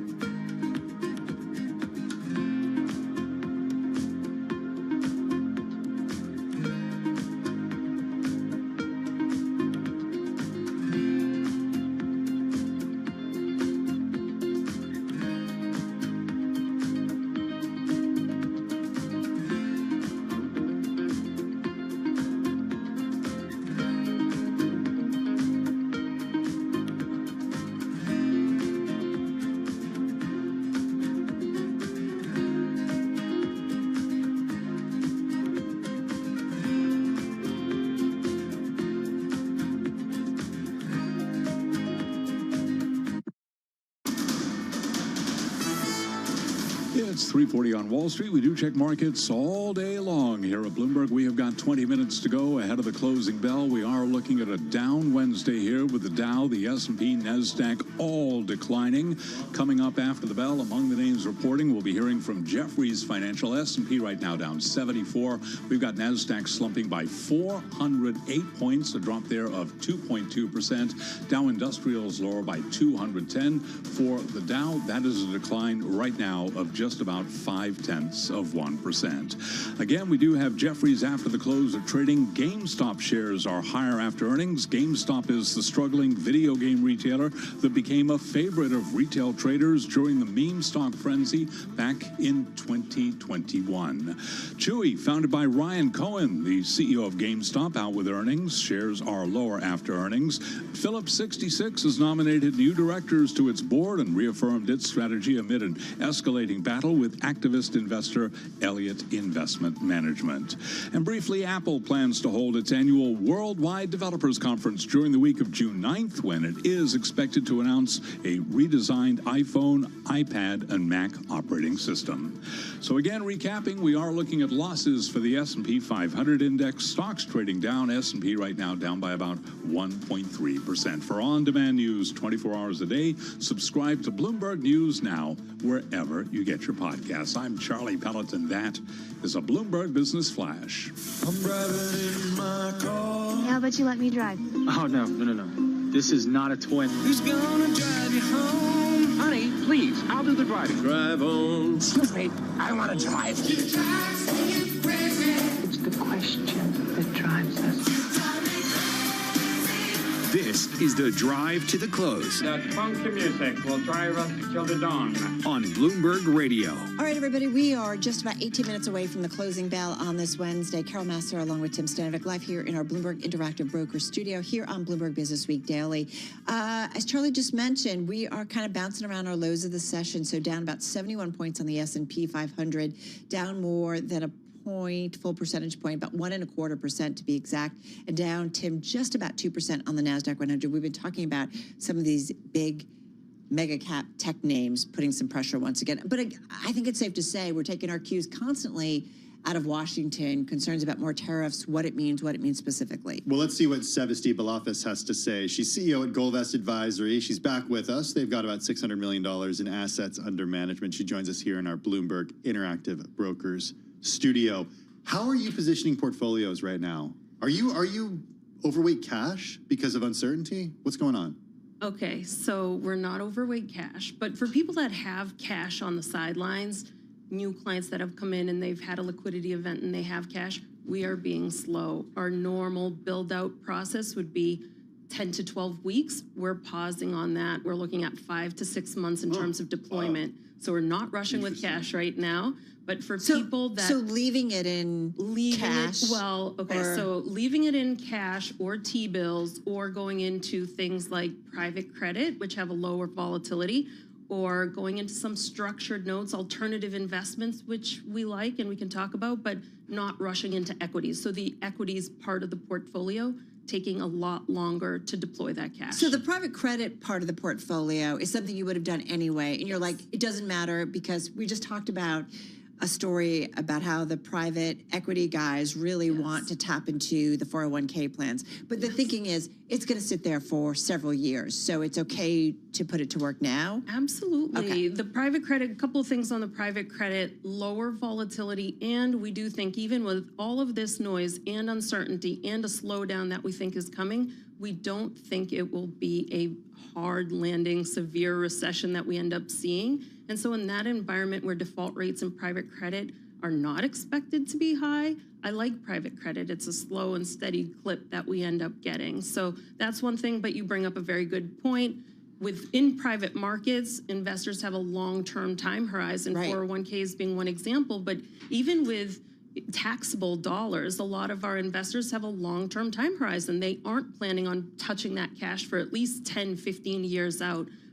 For some part of the portfolio, having private credit and private equity is certainly appropriate. Okay, that's a small part of the portfolio for most people. What's typical right now in terms of asset allocation? Because there's been a lot of talk this year of concerns around this idea of American exceptionalism and then also outperformance in Europe. Yes.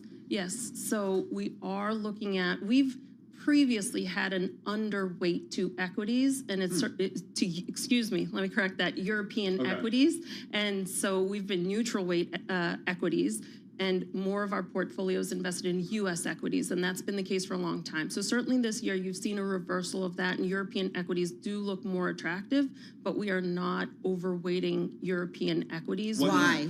This is why we work. That was in stereo. Yeah. Exactly. Okay, a couple of things. I think the reasons why, so European equities have had low relative valuations compared to U.S. for a long time. They've had lower valuations for a reason. Reasons why we didn't prefer European equities 6 months ago are still there. Things around demographics, for example, or things like regulation being more onerous in Europe versus in the U.S. Even if state like Germany said about the spend, Yes, like that doesn't. we love that. We love that. So do you like Germany? Germany and Europe overall, I do think that we'll see more spending. There's been this aha moment where all of a sudden Europe collectively realizes we need to spend more, and so I do think that'll happen.